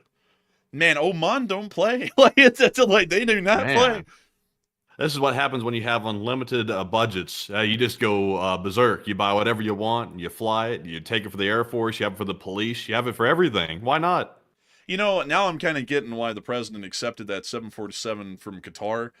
Oh, this is how you gotta do it. Yeah, I'll take it. It's like, I mean, that's pretty nice on the inside. I'm not going to lie. That's just crazy. Look at that. That is nice. That is really, really nice. So who in the world uses this in the Oman Air Force? And also, how big is their Air Force even? Like, what is their Air Force comprised of? Now I'm interested, folks. Let's go find out. You know, the crazy part, that's nicer than Ukraine's presidential jet, and that's one of Ukraine's few jets they have is the presidential one, and this is nicer, and it's just for the Air Force. Yeah, this is insane. So let me show y'all, folks, what they have for an Air Force. By the way, just to give you all an idea why they have the Insano A320. This is their Air Force. They have 21 Augusta Bell 205s, basically a Huey. They then have some Augusta Westland 139s. That's basically like the Coast Guard's recovery and search and rescue helicopter. They then have the two Airbus A320 Prestige class aircraft. Both of them are pretty damn good. We also have the Hawk 103s, which are training aircraft, and the Hawk 203s. We also have the Jet Ranger, which is basically like the LAPD's police helicopters. They have 5 of those. They also have some Iroquois, basically, about 6 of them. They also have 20 real Iroquois. They then have a Dornier 228, 2 of those. They have a 550 Fennec from Eurocopter. They have 3 of them. They have 6 Super Pumas. They have 10 C-130 Hercules, 12 F-16s. This is the first multi-role aircraft that they have in their entire Air Force, by the way. They then have, apparently, a singular Hawk 128. They then have 12 Eurofighter Typhoons on order. They have some H-90s from Australia, Mushaks from their own country, I guess. Well, actually from Pakistan, they have 7 of them. They have the PC-9s, 12 of those. They have 12 Skyvans. And then they have 15 Lynxes. They got a lot. So basically, but basically they have no Air Force because they only have 12 F-16s. That's the only multi-role aircraft they have. The rest of these are just helicopters or some sort of transport aircraft. Yeah, pretty much. They've got a lot of stuff though, at least like for like transporting people. Dude, they have like no combat capabilities in their Air Force, but then they have 2 prestige class A320s. It's like, what in the world's the point of them? It's like, you know, I would get it if the U.S. had some of those, because we have a massive Air Force, but I don't even get the over-opulence and luxuriousness of it. At least for the U.S., that would make no sense. They call that bankroll diplomacy. You know how they have like gunboat diplomacy, like where it's kind of like intimidation and coercion to get people under control? They have bankroll diplomacy. They just show up with the briefcases full of cash. They don't even have to fight the war. It's over before it begins. So money talks for them. Man, money talks, man. Like, they just show up and they're like, hello, we would like to go to war with you. But instead of doing that, would you like to make money with us? Yeah, okay. That's crazy, though. That is insane. Their Air Force basically exists of only helicopters and 12 F-16s, yet they somehow find a way to have 2 prestige variants of the A320 in their Air Force. That's really crazy. And then right behind them is the Oman Police and their Embraer 175. For some reason. And they seem to be flying into the same location somewhere down here. So I don't know where they're heading, but they're going somewhere. Let's see. Oh, the UAE actually does it a little less luxurious. They have a Dash 8. Interesting. Oh, that is interesting. I tell you that. This is interesting stuff. But anyways, folks, it's time for us to move on and into the next one. And our next one goes to Mark Ead, who puts in the 50. And thank you very much, Mark, for that $50 support. That is the second one tonight, and we do appreciate that very, very much. And Mark said, ding, ding, ding, ding, ding, 2 for Tuesdays. And fellow LSA troops. And get one from the chat, gentlemen. And LSA from New Zealand. Hey, and thank you so much for the 2 for Tuesdays, Mark Ead, all the way down there from New Zealand. And I gotta say, it's a wonderful and amazing thing to know that folks like you support this channel and help us to keep this thing running. Because if it wasn't for folks like you, we wouldn't be able to make this thing possible and keep this channel rolling. And so a humongous thanks to you so much once again. I hope that does address that incredibly well, because if it wasn't for folks like you, we would never be able to make this thing possible and keep it rolling. And so a humongous thanks to you once again, and we will make sure to get one from the live chat in your honor. Matthew, what do we got? And the live chat question goes to Roby, who said, have you seen the video showing the pro-government protest as well? It seems to be propaganda coming out of Iran, and what are your thoughts? I haven't personally seen that myself, but generally any dictatorship usually has some sort of a pro-government rally in the midst of everything. Ceausescu did that, Stalin did that, Mao did that, everyone's done that. So it generally is always propaganda when that's done, and those people are never there voluntarily. They're usually bust out of their workplaces to that area and told if they do not join in the pro-government protest, then they'll be fired from their job or have some sort of action taken against them. So I hope that does address that the best I can. And I do thank you for the support and helping this channel to keep on running, Mark Eden, sponsoring that live chat. And with that, it's time for us to move on into the next one. And we also have a $20 support from Waba, the real Waba. And thank you very much, Waba, for that $20 support as well. We do appreciate that. He said this is for more Costco chickens. Hey, Costco chickens. You gotta love them. I mean, if you don't love them, then what are you doing? I gotta thank you so much for your support and helping us to be able to have those delicious Costco chickens, because Costco chicken just cannot be beat. It's the best chicken out there. It's delicious, it's tasty, it's tender, it's juicy. And so, a humongous thanks to you so much once again. I hope that does address that well. And with that, we are on and into the next one. And our next one goes to Ed I Fly. And thank you very much, Ed, for that $50 support right there. We do appreciate it very much. That is very generous of you. And also, by the way, I was trying to check your profile picture real quick. Let's see. What are you flying right there? That is an interesting looking cockpit. That is a fully digital cockpit, whatever you're flying right there. So that must be a nice Gucci plane right there. A nice high-end one. Is a digital cockpit. That's very nice. Looks like a Garmin setup. But Ed said, greatest YouTubers ever. Dang, thank you for the high praise right there. I would say that we're not the greatest, but we certainly are the best. I was just playing, by the way. People call us from miles around, Matthew. They call us from miles around. They call us up and they tell us, wow, your channel is so great. It's so wonderful. People always tell us that it's the greatest thing that they've ever watched, and it really is the greatest thing. We deserve the Pulitzer Prize for how good we are. I mean, we have covered 8 conflicts. This year, we've covered 8 conflicts. Like we've done so much work. We really deserve the Pulitzer Prize. If they don't give us the Pulitzer Prize, we're gonna make an article talking about the Pulitzer Prize. And they said, sir. They said they're burning the phone lines down, sir. They're burning them down. They said they're calling in, and they're telling me. They said this show's the best show they've ever seen. They've never seen a show like this. When they saw it in their faces, they were like, it can't be real. It can't be real. But it was real. They saw it for themselves. And they said, sir, can we be any more narcissistic, sir? Any more narcissistic? I mean, anything, sir, anything. Can we be a little less crazy? They call him crazy. That's what they call him. Mr. Crazy. That's what they call him. I heard that Ed Fly is actually going to be putting up a giant golden statue of me and Matthew up in Town Square. It's a great, wonderful thing. No, I didn't. Yes, you did. Yes, you did. But beyond that, I got to say thank you so much for the incredibly high praise. All jokes aside, Ed I Fly, really high praise, and we thank you so much for it. Generally, I look at our show as just something that we do. The ratings do show these days that we're well on up there as one of the larger watch shows in America, but outside of that, we don't really let it get too much to our heads, and we do thank you massively for the support and helping this channel to keep on running, because folks like you help us to make it possible for us to be on air, so that way we can keep running these shows every single night, so that way folks like you can really find a great deal of value and appreciation in it. So a humongous thanks to you so much. You know, it kind of has been getting to my head. I've been trying to hold back from saying this, but it's a little bit embarrassing. But the more the show has done well and the more we've gotten such praise from people, which we do appreciate very, very much, I've gotten this strange urge, like it's happening all the time now. I have an urge to go down to Home Depot and buy a bunch of wooden ornamental wall pieces. And also, when I buy those pieces, I also have an urge to buy gold metallic paint and slather it in it, like the gold paint, like on these ornamental pieces. And I have a hankering to like nail them to the wall.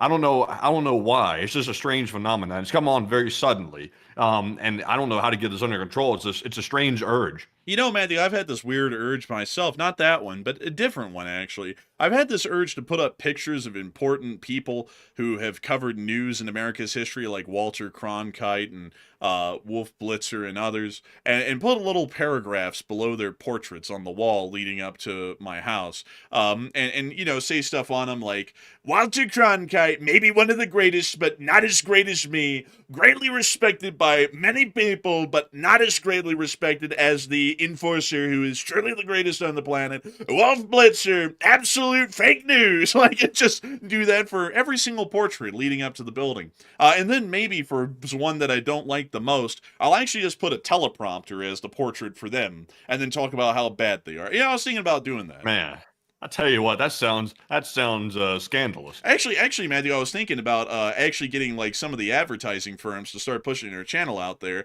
Although, you know, they're completely independent from us, and if they don't, we'll indict them. I'm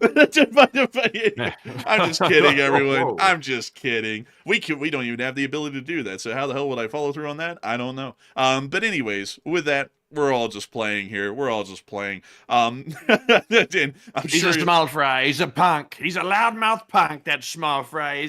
He's a lightweight. That's what we call him. He's in there trying to lift those weights. He was in there lifting those barbells. He was lifting those dead weights. And he said, sir, let those go, sir. Don't pick up those weights. It's too much. He's a lightweight.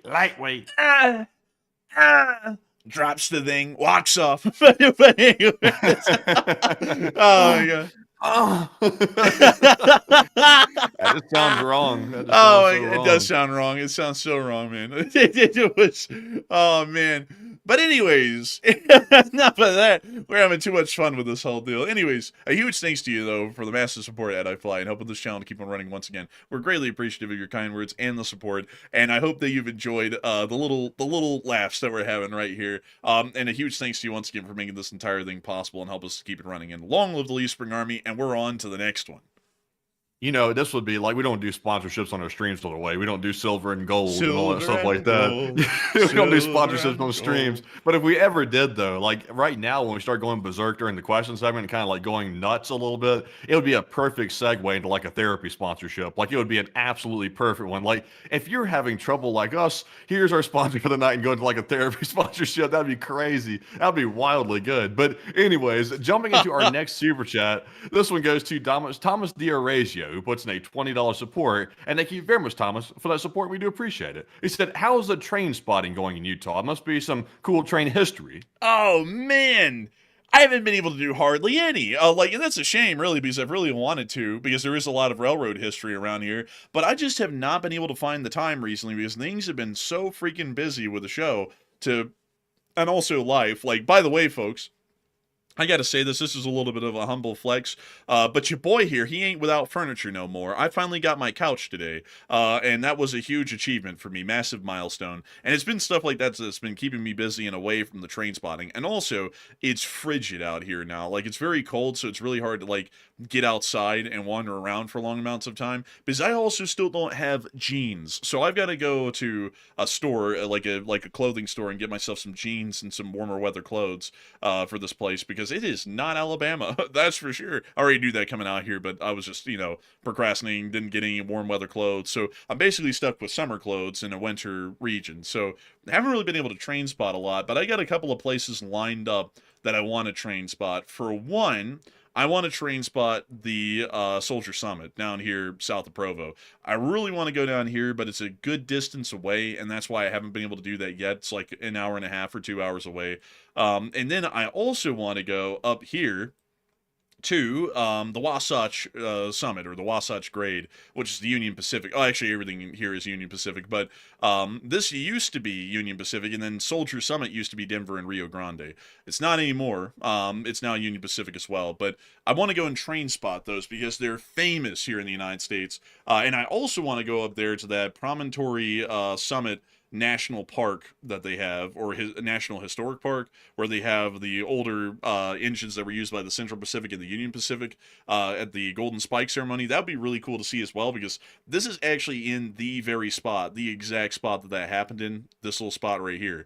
And I would love to see that. That would be really cool. But I haven't really been able to do any train spotting. The best that we've gotten, both Matthew and me, to train spotting is riding the front runner places, which is super convenient. Matthew's actually becoming a train person now, at least for riding the front runner, because it is way more convenient than driving all of these places, because the train will basically take you right to them. So we've seen some stuff, like some locals and stuff like that, riding around that will pass by the front runner when we're riding it. But probably the coolest thing that I've seen, let me see if I can find it for you, because it is really cool, and every time we pass it, I'm like, that is so neat. And I really want to see if I can make a video of this one day. Let me see. Well, is it all the way down here? Oh, it is! It is! Whoa! So let me see if I can show you this. Let's see here. Oh, dang, it doesn't let you get really close. Let me see if I can show it to y'all here. There's this little short line right here, Savage. Funnily enough, folks, if y'all don't know this, Savage is actually a railroad that's been opened and is going to be building a line to Tooele. And Matthew, would you believe who is one of the investors in this railroad? I have no idea. I think it's Mitt Romney, or one of his sons is one of the investors in this railroad that's being built out at Tooele. So that's really wild. And then there's also this one right here. It's a Genesee and Wyoming company. I don't know which one it is. I've been trying to figure out what the exact name of this one is, but it's always really cool to me to see this one because they run a whole bunch of old Jeeps, like Jeep 15s, Jeep 40s, all that sort of stuff, which is really unique. And honestly, I've never been a big fan of Genesee and Wyoming stuff until I actually kind of saw them, and I was like, that's actually kind of cool looking, like the little bumblebee-ish looking kind of paint scheme that they have. So that's kind of the only train spotting that we've done. But you know, that's basically the whole shebang of this deal, as far as train spotting so far. I haven't really seen a lot of it, but I'm hoping that in the spring, when it gets warmer, I'll be able to travel around and really get to take a good look at the stuff. But anyways, with that, I hope that does address that the best I can, and a big thanks to you for the support and helping this channel to keep on running, because if it wasn't for folks like you, we wouldn't be able to make this thing possible, and we wouldn't be able to keep it running. And so a huge thanks to you once again, and we're on and into the next one.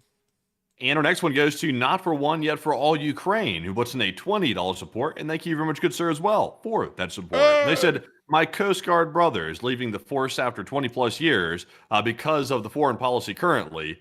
And also he said, not for one, but for all LLT LSA. And I understand the rules. And thank you so much for the support, and I hate to hear that. That's incredibly unfortunate. But we do thank you so much for supporting this channel and continuing to support American and Western interests around the globe. And so a humongous thanks to you so much once again. I hope that does address that well. And also, by the way, I just saw someone ask about this, and I gotta clarify this, because y'all gotta put this down in your calendar, folks. A piece of American history, because it's the 250th anniversary of the country, is actually going to be traveling coast to coast. And also, Matthew, we need to mark this on our calendars because we need to see it, because this is like a once-in-a-lifetime opportunity to see this. The big boy from Union Pacific is actually going to be going all the way from coast to coast across the United States. This is the first time it's ever done it in history, and it's going to be traveling through Salt Lake City sometime here in the future. It's the largest steam engine that is still running in the world. Technically, it's not the largest by any measure. Realistically, like, there were other larger ones like the Alleghenies and John Henry and a whole bunch of others that were run over here on the East Coast, but this is still the largest one that runs. And it's actually going to be traveling all the way from the East Coast to the West Coast across the country, and it actually will be coming through Salt Lake City at some point. But I don't know the other stops that it's going to be making along the way, but I have heard that there might be some stops. It's mostly going to be on Norfolk Southern trackage, if I'm not mistaken, in Florida, and also in Mississippi and Alabama and elsewhere as it makes its way back across the country. So make sure to take a look for that, because that's going to be a rare time that anyone on the East Coast ever gets to see it, because I think this is the only time they'll ever do it. Indeed. And also, by the way, before this chat gets away from me here, one visual eye in the live chat, he said, did you see all the military equipment going to the border for the Mexico issue? I wanted to address that one real quick, because there was a story that we got today about Mexico. We have heard the threats over the last couple of weeks from the U.S. administration saying that they need to get the cartel situation under control, or there could be possible action taken against Mexico. So we've heard that. I have not personally heard of military equipment going to the border. I haven't heard of that personally, but we have heard some other things happening. We have heard apparently the Mexican government has said that they're not willing to allow the U.S. to do airstrikes inside their country on the cartels for whatever reason. I think they were citing sovereignty as the main reason, but the thing is, though, the Mexican government could agree to let the strikes occur, and that wouldn't be violating their sovereignty because they would have agreed to it. So I'm really not sure what's holding them up on that. My best guess is this. The Mexican government knows that the cartels are going to probably retaliate if they allow the U.S. to do these strikes. So they're probably worried the cartels are going to come back and get revenge, and that's probably why they're not agreeing to it. But it is a bit odd, though, that the Mexican government won't tend to the cartel issue. They won't let the U.S. tend to it, and they're just letting it fester. I mean, that is odd. I'm not supporting the invasion of Mexico, by the way, but that is a bit strange. It is a bit strange. We didn't have any news on that, by the way, folks, today. That's why we didn't cover it that much. The president of Mexico did say today that she wasn't going to allow any military actions by the U.S. in Mexico, but outside of that, we didn't hear of any force movements happening immediately afterwards. And as far as what's going on, at least on the map here, when you see the amount of helicopters out in L.A. and San Diego, we think that that's generally because of the ICE riots and protests and stuff. It's not military action, it's law enforcement action that the helicopters are present for, so that isn't really a part of the bigger picture down with Mexico. And as far as up in Minnesota, there are no helicopters up. Yeah, I don't think they got too much going on there tonight. At least I don't think. I'm not really keeping up with that whole thing, to be honest. Nah, they just got Hot Dog Man going around trying to cause a hell on earth as usual. So, there's nothing new up there. That's just business as usual. So, nothing really that much going on there. But anyways, with that, oh, wait a minute, what do we got here? Oh, it's just another Qatari F-15. That's fairly routine. Anyways, with that, it's time for us to get on into the next one. And our next one goes to Mr. Glock once again, and he puts in a 20 this time. And thank you very much, Mr. Glock, for that second support of the night. He said, why won't the West arm the protesters and let them handle the situation on their own? I don't really know. That's a good question, and we really don't have a good answer to it at the moment, because some of those decisions are just beyond reason. Like, why wouldn't we be doing that right now? It's hard to say. The Israelis were, carrying around spike ATGMs and so on with their Mossad operatives in Tehran a while ago. Why wouldn't we be supporting the protesters and rioters right now through those sorts of means from the U.S. end? It's unclear to me. So unfortunately, I'd have to declare ignorance on that, but that does not mean it's a bad question. It's a great question. It's just that I wouldn't really know what sense or logic we're using to not be doing that right now. So with that, I do thank you for the support and help the channel to keep on running. And with that, we are on to the next one. And we also have a 20 from Dirty D24. And thank you very much, good sir, for that support as well. He said, what are the chances of U.S. strikes on Iran cause them to increase their terrible actions on the civilians, or even the supposed sleeper cells, and maybe have them retaliate? Maybe Iran would even go that far, he says. There's a chance. Like, it really depends on how airstrikes and armed action would be conducted. If it's like a once-off strike like Midnight Hammer, it's going to get a lot worse for the people down there in Iran. If it's a multi-week long air operation, a lot of these security force guys and everyone else is going to disappear because they're not going to want to be caught out in the streets or on the roadways to where they could be hit by a U.S. airstrike. So if it's a multi-week long campaign, the pressure completely dies off on the revolutionaries, highly likely, and they start to gain a lot more momentum. If it's a once-off airstrike, things are going to get a lot worse, because then that's just going to incense the Iranian government, but it isn't going to demobilize them or debilitate them. So I hope that does address it the best I can, and a big thanks to you for the support and help the channel to keep on running. And with that, we are on to the next one. And this one goes to Dirty D24 once again, who puts in a 20. And thank you for the second support. He said, I don't think a sonic weapon was used in Venezuela, and I think the Cubans didn't want to admit that they got their cheeks clapped. They certainly got clapped, that's for sure. The American forces did a number on the Cuban security forces. But I believe that there's credibility to it, because we actually saw a U.S. official retweet the article citing the eyewitness.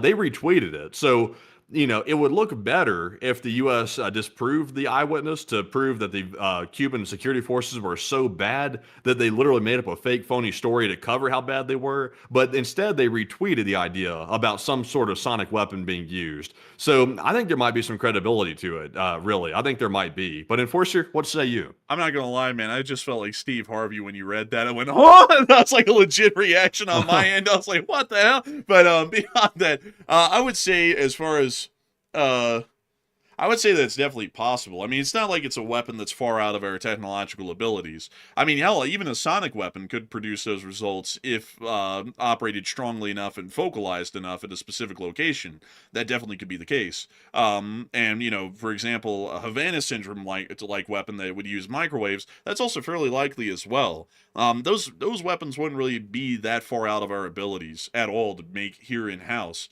So I would generally say that probably is a high likelihood that was used, because it's a little weird. I will have to admit, folks, even with Special Forces being Special Forces, there are a lot of Special Forces operations that do not go well, where a large amount of Special Forces operators may get killed, or they may completely fail at achieving their mission results.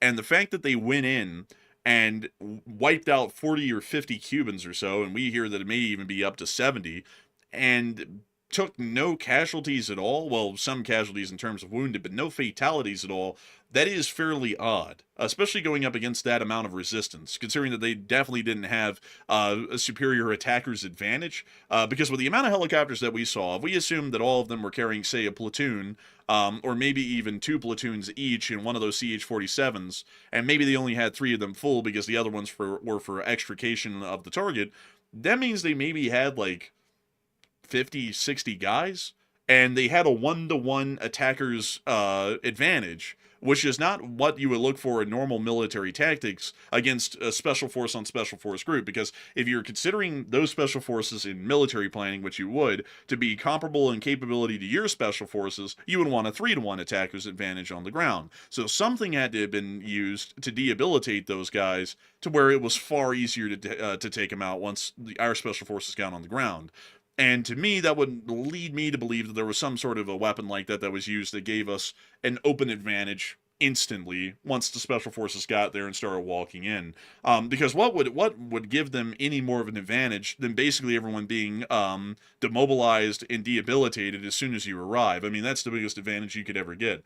And that would make it also incredibly easy to knock out that operation on the ground, say, in about 20 to 30 minutes. Because it couldn't have been that long, because they flew in, they grabbed the guy, and then they flew out in less than about 2 hours.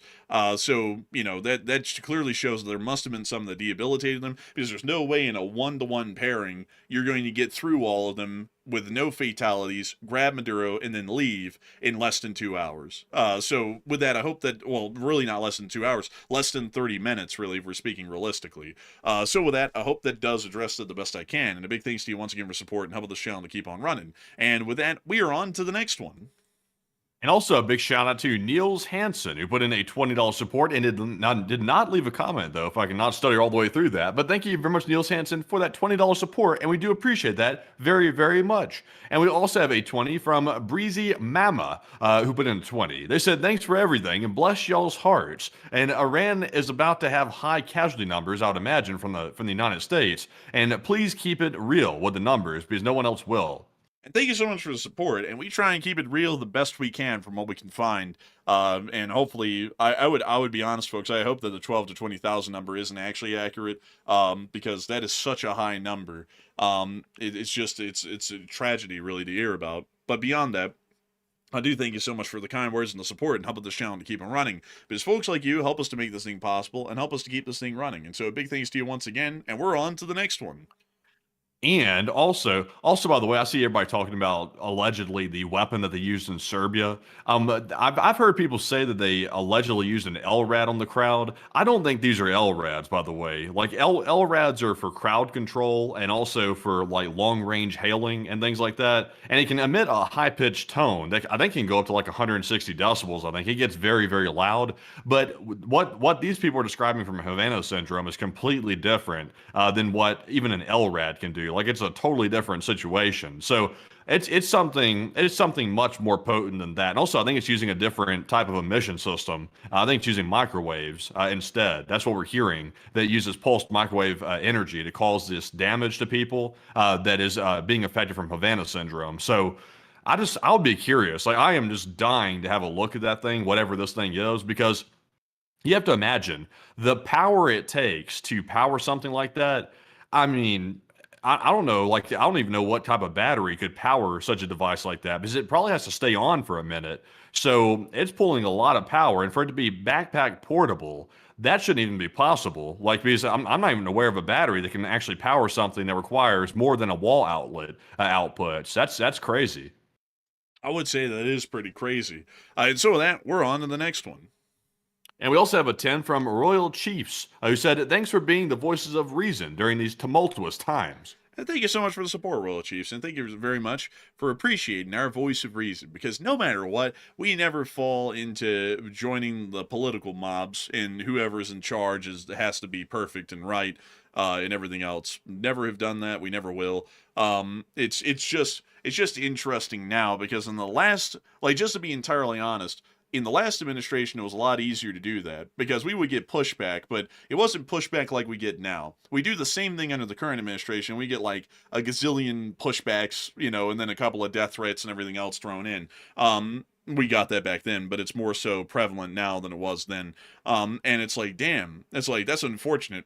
We're not stopping though. I mean, it's like, what are we going to do? It's like, fold? It's like, hell no, we haven't folded. Hell, we went up against the hot dog, man. He had people literally coming up to our place faking pizza delivery men and stuff. You know, it's like, and also trying to get us swatted to law schools. Like, we dealt with plenty. It's like nothing's new to us, and we're always just going to do what we do because we've already gone under the most immense pressures on air and off air. So it was basically like shock training to just be able to deal with basically anything and keep it rolling. But a big thanks to you so much once again for support and helping this channel to keep on rolling, Royal Chiefs, because it's folks like you who help us to be able to pay our bills and keep the lights on that end to be able to keep this thing rolling as well. So huge thanks to you so much once again. I hope that does address that incredibly well. And with that, we're on to the next one. And we also have a 10 from Nancode, who said, "Go LSA, and what do you think will happen in the Middle East in the next hours?" I would say probably nothing. That's what I would assume. I would say within the next hours, we'll probably just see that the revolution continues to be put down violently by the Iranian government, and the Syrian civil war will continue. And that's basically it. I don't really think there's going to be a huge amount of changes within the next few hours, but I do thank you massively for the support and helping this channel to keep on running. And with that, we are on to the next one. And we also have a 10 from Trison34, and he said, "I love him or hate him. Over the span of one weekend, the news has changed from Greenland, Canada, NATO, Venezuela, and away from anything that has to do with any type of file." You know, that's a good point. That's actually a very interesting point right there. Don't you, do you agree, Matthew? The Penske file? I mean, I hadn't heard about that in a minute. I think the last time I heard about that was Seinfeld. I haven't heard about that in a minute myself. And I gotta say, thank you for the support. And I mean, that's very observant of you. That's very observant of you. I would have to admit right there. So a big thanks to you for the support. I hope that does address that well. And with that, we're on to the next one. And our next one goes to Not For One Yet For All Ukraine, who puts in a 10. And thank you very much for the support, by the way. They said, wait a minute. With your followers and how many signed flags were sent out, does that mean I'm part of the 1% of this country? The top 1% has the top 1% of flags in this country. Let's see. I think the top 1% at this point would be...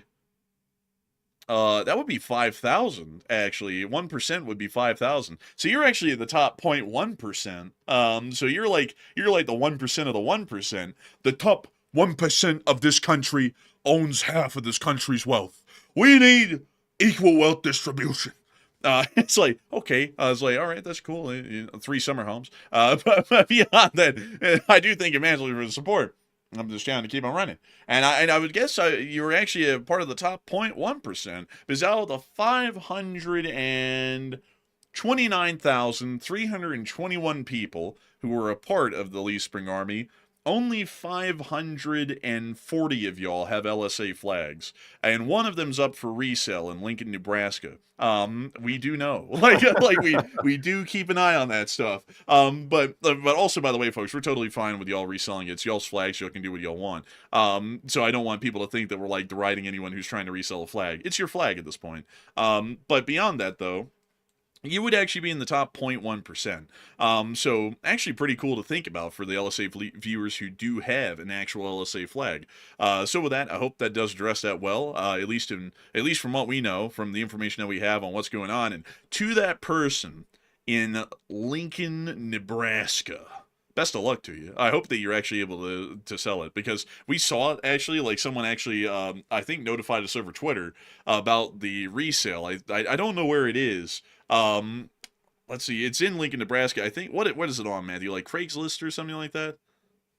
I can't remember for certain. But there is an LSA flag out there, folks, for resale right now from Lincoln, Nebraska. So if you ever wanted one and you never were able to get one, someone is out there selling one right now. So there is one out there to get. Just, letting everyone know. But anyways, with that, we are on to the next one. And our next one goes to Ouch, who puts in a 10. And thank you very much, Ouch, for that $10 support, and we do appreciate that. And also, a big shout out to Stay on Target, who put in a 10 as well. And thank you very much, Mr. Stay on Target, for that support. And also, while we're at it, a big shout out to Thorny for putting in a $5 support as well. And we appreciate all 3 of you for that support. But Enforcer, what say you? I say thank you for your support and helping this channel to keep running. If it wasn't for folks like y'all, we wouldn't be able to make this thing possible, and we wouldn't be able to keep it running. And so while y'all didn't throw in comments, we're still massively appreciative, and we thank y'all once again for helping the Lee Spring Army to never truly die. And so with that, we're on to the next one. And we also have a $10 support from Ouch yet again, who said, "This sonic wave excites the water in your fat, muscle, and other cells in the body like a microwave heats up the food. And once the water molecules are excited, it causes expansion and possible cellular rupture. And that sounds about right, right there, actually. But my only question is this, because I did some basic academic research on the whole concept today. I'm not aware that microwaves have the proper wavelength to penetrate the skull, because the skull, obviously being a very thick object, it has to be able to get through it. Like, for example, microwaves are really easy to stop because when you see a microwave oven, you notice the mesh on the door where you can actually look through it. That's enough to stop microwaves because they're not high enough, or I don't know the exact term for it, but the waves aren't high enough to penetrate through that mesh. So you can still look through the microwave and see into the machine. So I'm not sure how those can penetrate the skull and cause brain damage. That's the part to me that doesn't make any sense about the whole thing. So maybe there's something else to it we don't understand yet. There's got to be, because I'm not sure how people get long-term memory loss from it. But Enforcer, what say you? I would have to say, I always thought, my opinion, that to excite the water in someone's body, send it to Topgolf or something. That excited plenty enough. Who in the world, Matthew, would ever say that the water inside your body could not get excited enough by, say, going to Topgolf, or scrolling on Instagram on the meme reels, or playing a nice video game, or maybe taking a hike? I think that's a great way to excite the water in your body. But all jokes aside, Could be. it could be. Go out there and give it a shot, folks. Find out. But beyond that, I gotta say, that sounds as though like it's a fairly decent explanation. But I also have to go with Matthew. I don't know how that would actually cause brain damage, and that's the part that's mysterious about this. Is how in the world did it cause brain damage? And that's why, folks, I'm saying it might be a sonic weapon, because according to the testing, a sonic weapon can cause brain damage. And the fact that all of the symptoms of whatever was used generally lines up with a high-powered sonic weapon more so than anything, that's what makes me believe that it's not necessarily a microwave weapon and it's a sonic weapon, and everyone's just mistaking it for a microwave weapon. That's what I'm thinking. I might be wrong though. But how would sound waves though, like even sonic, like hypersonic sound waves or something, how would that cause brain damage? I mean, the only thing it could possibly do is vibrate your brain and place in the skull. But even if it vibrated your brain, that wouldn't have enough energy behind it to cause brain damage. At least in my layman's knowledge, it wouldn't. I'm not sure how that would either. Well, according to the test, like pull it up really quickly, you'll see. According to the tests that they conducted on the mice, with the high-powered sonic weaponry, or not really sonic weaponry, but sonic weapons in general, it appears that it would cause brain damage, very similar to the type that's being described with the Havana syndrome. That is fascinating. Now, I will let y'all in on a little something. This is like an open secret because it's been widely publicized, at least amongst certain circles, about this weapon. There is a weapon that has been tested by the U.S. military. It's called the active denial system. It is a microwave-based weapon. I think it's mainly for crowd control purposes. We really didn't get a whole rundown about what it was for. But the weapon heats up the skin. Like, it's a huge dish. You can actually pull this up and pull up an image of it, by the way. It's called the active denial system. And it's this big dish that emits microwave energy at a crowd or at people. And it heats up the skin, just barely penetrates the skin and heats it up. So it feels like there's a massive like rush of heat that just hits you. But it's really not really heat. It's just microwaves that your body is interpreting as heat. And it makes people run off and it disperses a crowd. So that is something they've tested before, but this isn't even close to what we're hearing being described with this Havana weapon. This isn't anywhere close to it. Yeah, that's true. Also, let me pull up that article on sonic weapons on Wikipedia. That was my source earlier, by the way, folks. But down here, if you read, let's see here. Oh yeah, here we go.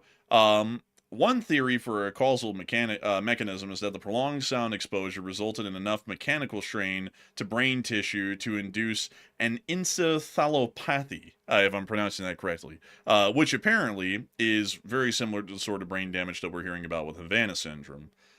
So, it seems to me, like all things considered from the tests that they conducted on the mice and everything else, that if a sound weapon was at a high enough decibel, like 184 decibels, it's highly likely that it would create all the symptoms we're hearing about with Havana syndrome. And that's why I would say it's more so a sonic weapon than a microwave weapon. Because a microwave weapon, you can't really get past the question, how in the world does it actually penetrate the skull to create brain damage? With a sonic weapon, it apparently can create all of those symptoms, including brain damage.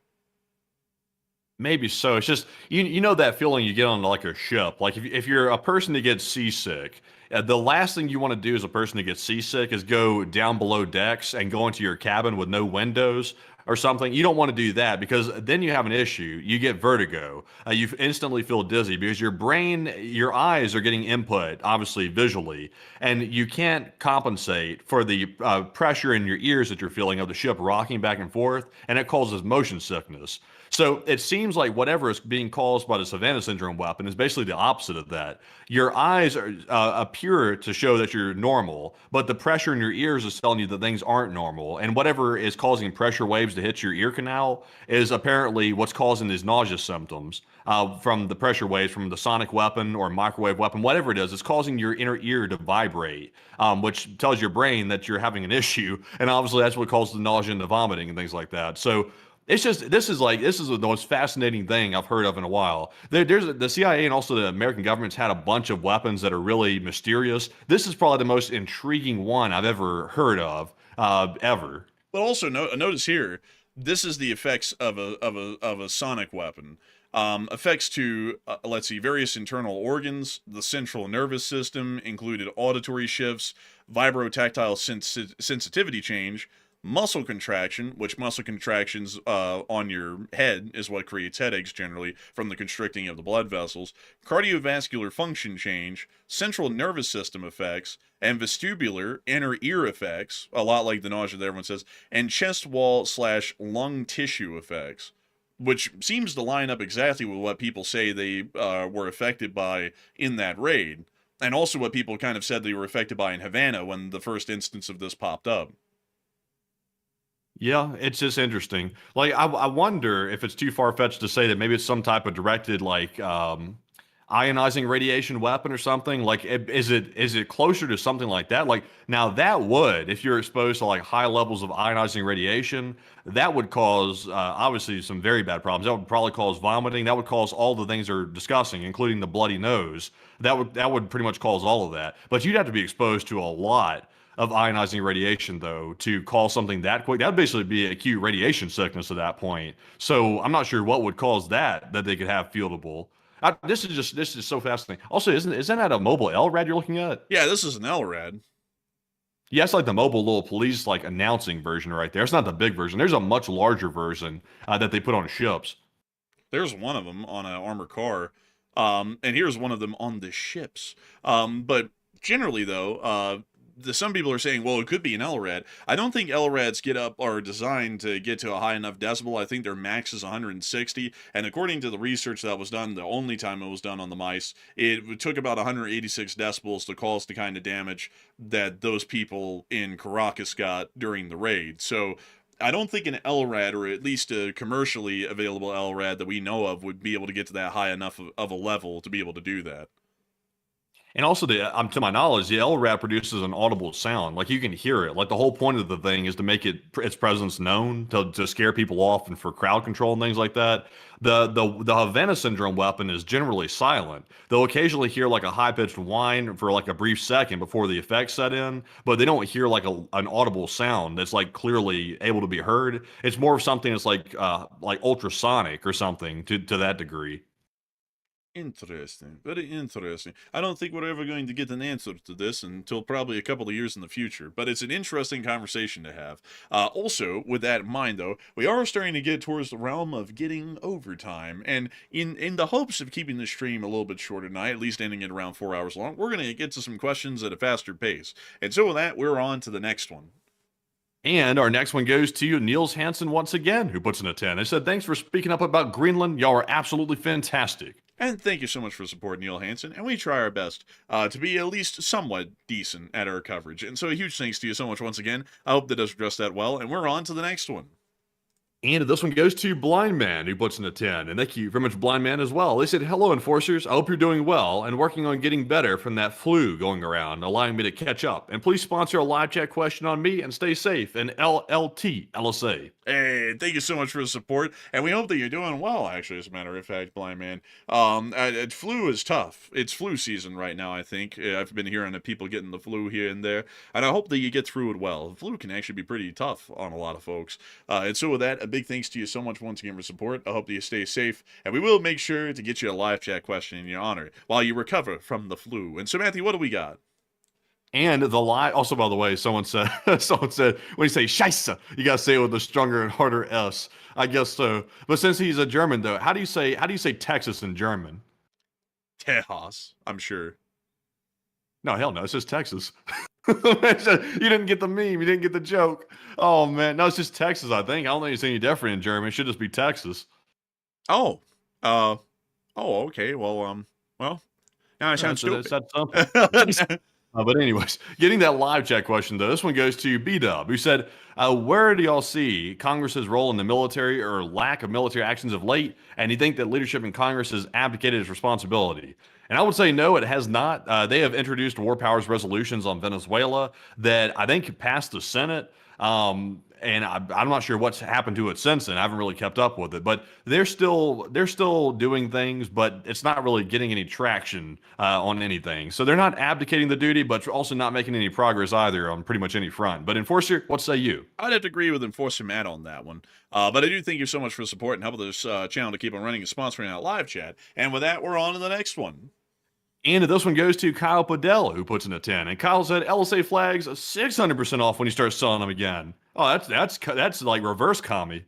Dang, that's like those damn pharmaceuticals that the president was talking about, where they're like 600% off. So you're like literally getting the medicine and also 500% of its value paid to you by the pharmaceutical companies. It's kind of like that, I guess. I tell you though, what we're actually going to do? We're going to jack up the price by 150%. So the next time we sell the flags, they're going to be $200 a piece. And if anyone points that out, that they're extremely expensive and they look like a ripoff, we're going to tell them that they're a liar and that the Enforcer merch store has never been cheaper in all of history. That's what we're going to tell people. I'm just kidding, by the way. If we do it again, they're going to be very similarly priced to $50 or so, because that was the first run of them. The first run was, I think, $50 or so. It's probably going to be a little bit more than that the next go around, but not by a whole lot. It's not going to be unaffordable to everyone, and we're still going to try and make it as affordable as we possibly can, and also try and make them as high quality as we can like last time. So a big thanks to you so much for the support and helping this channel to keep on running. And we're on to the next one. Also, by the way, I see several people, including Liz W. from the live chat, saying we don't want the Enforcer getting the sniffles. It's the air quality. Like Salt Lake City's having a winter inversion right now, which causes the air quality to go down tremendously. The air quality is like one of the worst in the country today. It was so bad you could see smog and like fog and haze for miles. It was insane. I've noticed some effects from it. Like I woke up this morning and did not feel quite right. I felt like I had a sore throat, and then it kind of went away. I was like, that's weird. And then I realized, oh, it's like really bad pollution outside. Enforcer's got a headache, and like the smog is pretty serious. So we're not quite on the level of Delhi. Like I think Delhi in India has got like a 200 AQI or something like that, some insanely high bad like rating for the air quality. But we're not doing too great in Salt Lake City right now. It happens occasionally during the winter because of the way the cold air and the hot air mixes, but it's a temporary thing. Hopefully it goes away. This is what it looks like, by the way. I'm actually showing pictures of it, and this is exactly what it looks like today out here. Like like in London, they would call this a pea souper because it has the aerial consistency of a pea soup.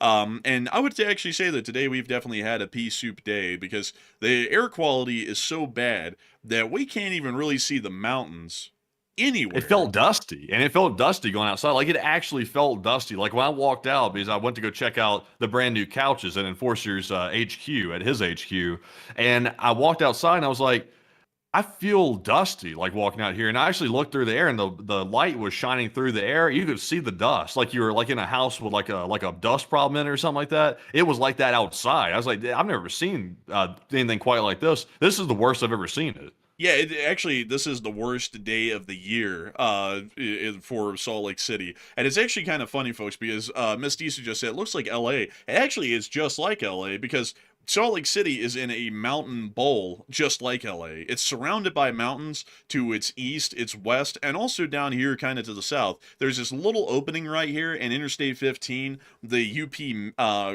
branch line, and also the front runner comes through here, and also Redwood Road comes through here as well. And this is basically the only opening in the mountains. But outside of that, it's literally in a bowl-shaped area, and the only opening is up towards the Great Salt Lake. So unless if the winds are blowing to the north, and also due to a couple of other weather elements as well, it will create what's called the inversion, which is when we get this extreme smog pollution stuff going on.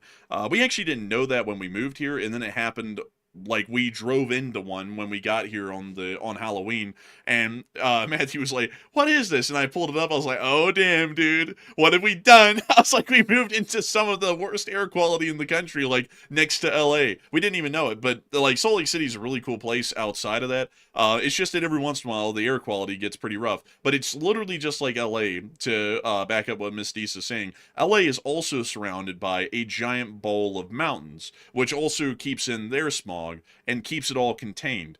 So, Matthew, you actually get to see, I was talking in Alabama, Matthew, how I was like, well, pollution is actually a big deal, like the smog laws and stuff that existed that got the air quality down in New York City to very clean levels. Basically, we kind of have that old age problem of the 50s and the 60s across the whole of the U.S. We still have it here in Salt Lake because of the mountains and the inversions that happen. Yeah, but inside my HQ though, my rating for the air is like really good because I got like a jumbo like air filter thing that sits in the corner and it keeps my HQ like really, really nice with the air. But the problem is though, if you walk outside, it's a different story, at least temporarily until this thing gets blown out by the wind or the rain or something. But in my place, I got the filter going. Honestly, I'm glad I got that thing because at first when I first moved here, I was like, do I want to invest the money in an air filter or not? I was like, do I really need it? I'm glad I got it now because now I can walk in here. I don't feel dusty. I felt dusty in your place. I felt like I was like Pigpen. You know how that Pigpen character is on Charlie Brown. I felt like the blanket was full of dust. I felt like I was walking. I felt like I was walking around like, let's get the Pigpen. Let's see him. There he is. I felt like that. I was walking in your house. I felt just like that. I was like, dang man, I feel like Pigpen. Like I feel like I need to go like get some water and like wash off or something. It's like dusty in here. Air conditioners have filters built into them. Like, let me type that in. They're not, yeah, but not like HEPA. They're not HEPA.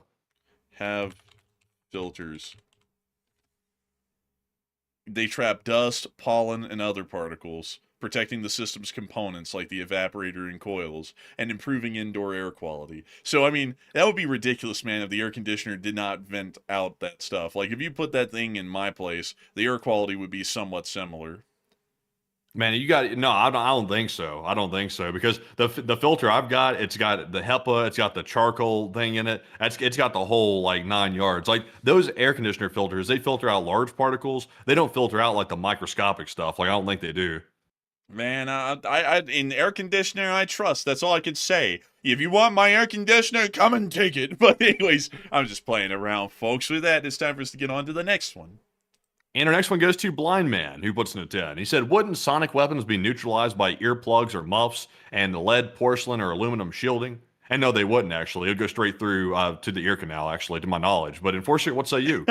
Dude, someone tries to use a Havana syndrome device on me. I go, I put in little, like, ear protectors. I go, not today. And then I just walk off. That would work for normal sound for the most part. Yeah, that will work for normal sound. I don't think that will work for sonic weapons, though. So I think it would still get through most of that. But I do thank you massively for the support and helping this channel to keep on running. And with that, we are on and into the next one. And the next one goes to Ouch, who puts in a 10. They said, did you both hear that the UK is planning to give back Diego Garcia to the original natives, who are Chinese aligned, due to feeling bad about colonizing it, and the US isn't happy about it? Oh yeah, that was something that happened a long time ago. That was like 2024, I think, when that happened. When they announced that, it was like late 2024.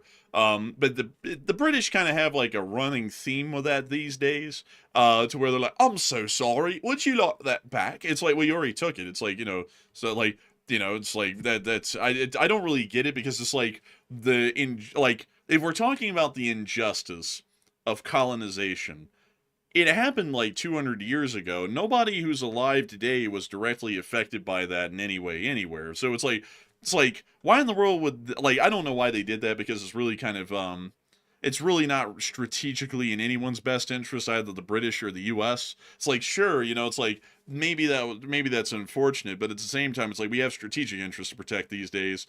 Not that island would do anything, and it's not really like they have an armed force even to do anything about it in reality, but that still doesn't make any sense to me why they would do that. It's like the British government, like in foreign policy, I'm not talking about the domestic policy, but the British government in the modern day it just sometimes doesn't really make a whole great sense. Like it's a bit of an enigma kind of, because they go like, they go around the world kind of just doing silly-ish stuffs every once in a while, and I just don't really understand it, you know? But anyways, with that, I hope that does address it the best I can. I do thank you for supporting and helping this channel to keep rolling. And with that, we're on to the next one. And our next one goes to Racer Jake, who puts in a $50 support. And thank you very much, Racer, for that 50. We appreciate that. And he said, make that flag charge $200 and make the big ol' eagle NTZ at the bottom slightly bigger. And I'm in an LSA. Hey, and I thank you so much for your support, Racer Jake. But we do want to keep the flags affordable because we want the whole of the LSA to be able to get one, at least a high quality one. Because the last one, we didn't cheap out on the last flag runs, folks. We had double stitched flags. It was a whole deal. Like, we had a very high quality flag that we put out last time. It took Matthew actually a very long time to find those. I had to give the credit to Matthew on that because he was the one who sourced the flags. Well, you know, the funny part is, once I pay my scientists and all my lab coats, we come out with zilch, nothing, no profit. And little baby Billy, he doesn't make no profit. And some people say, well, why'd you do it, baby Billy? Because I'm a giver. Because I'm kind-hearted. Honestly, though, I will say, like, we didn't cheap out with the flags at all. We obviously had a small profit margin built in there because obviously, you know, it's supposed to be merch. It's supposed to raise money for the channel. So we had a profit margin in there. But the flags ended up costing more than we originally thought. So it ate into the profit margin a bit. But it was cool, though, because, of course, that was like a one-time thing that we did with those flags right there, signing them like that. So it worked out. But, yeah, the profit margins, they could have been, they could have been a little bit better, but it still turned out fine. I forgot what the profit margins were on those flags.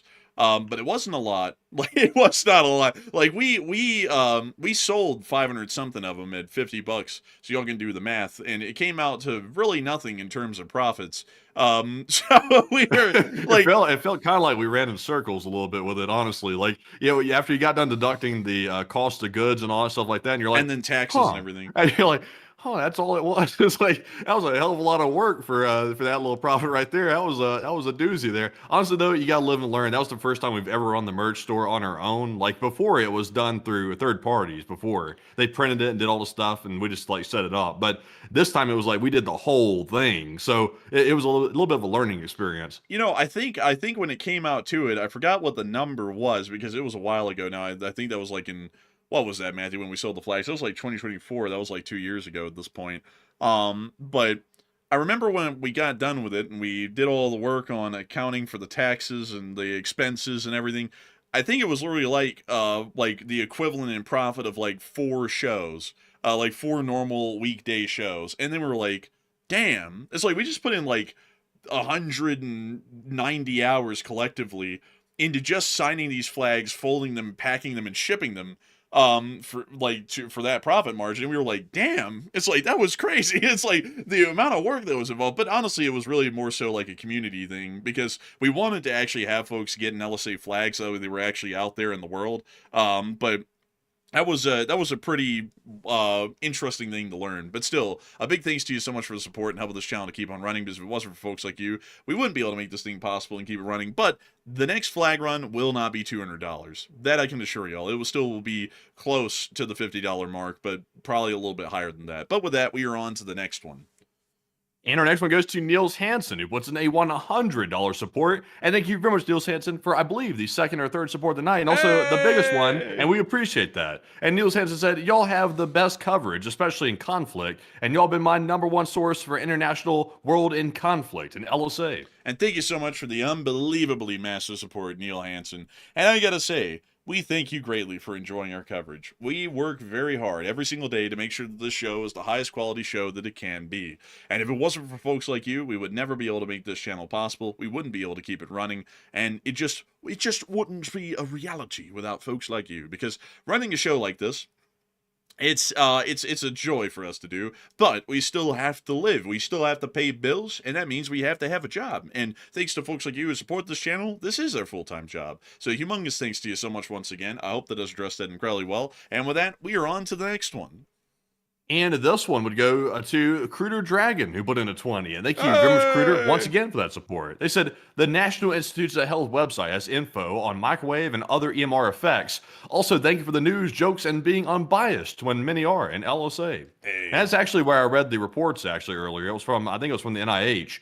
They had done a report on the Fry effect, and I was trying to read that to figure out what exactly could interact with the ear canal and the pressure situation with your head to figure out what was up with that. I'll be honest, reading some of the papers, like you have to be sort of like in the group to know what the lingo means for some of it. But just from a layman's perspective, it sounded like it was plausible. It looked like the paper authors also thought it was plausible. But Enforcer, what say you? I have to say, for one, that's quite interesting. And for two, I actually didn't look at that for a source, but I do thank you so much for the support and sharing that with us. And I'll probably have to look into that and try and research that a little bit once the show ends. And so a huge thanks to you once again, and we are on to the next one. And our next one here, our next super chat is going to go to none other than Stay on Target, who puts in a 10. And Stay on Target said, none other than, if I can scroll down to it, they said stealth cargo sea babies to supply weapons to protesters in Iran. If necessary, send in the anti-ship and anti-air as a backup. And they worked in the Black Sea and also heated jackets. DeWalt Makita LTLSA. And thank you for the support, Stay on Target. And that's a list of items that they could get to support themselves with. And so a huge thanks to you so much once again for helping this channel to keep on running. And with that, we are on to the next one. And we also have another 50 from Racer Jake. And thank you very much, Racer Jake, for the second support of the night. Very generous, and we appreciate that. He said, hey, Eagle Newts. Squaw! Oh, say, can you see? And thanks to you for the support and helping this channel to keep on running. And long live that LSA Eagle! Squaw! But a huge thanks to you so much once again. I hope that does address that incredibly well. And with that, we are on to the next one.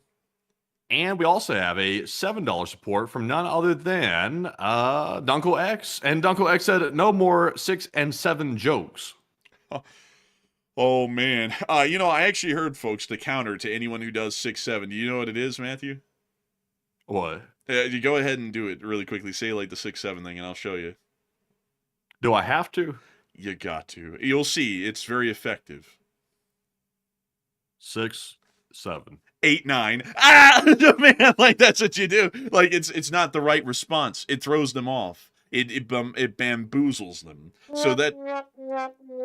Wait a minute, you bombing it? You're bombing my response? You had to get that on that one right there. You had What to. the hell? I'm about to crash out over here. What the hell? All right, folks, it's up to y'all now. What do y'all think about that response to 6-7? You just say 8 on 8-9. What do y'all think about that? I've seen some people use that, and it looks like an effective countermeasure. So y'all let me know in the chat what y'all think. Matthew just bombed my response on air. He just did it. He just did it. My life is ruined. They're gonna put me on damn prime time. Oh God, I'm gonna be on Mad TV.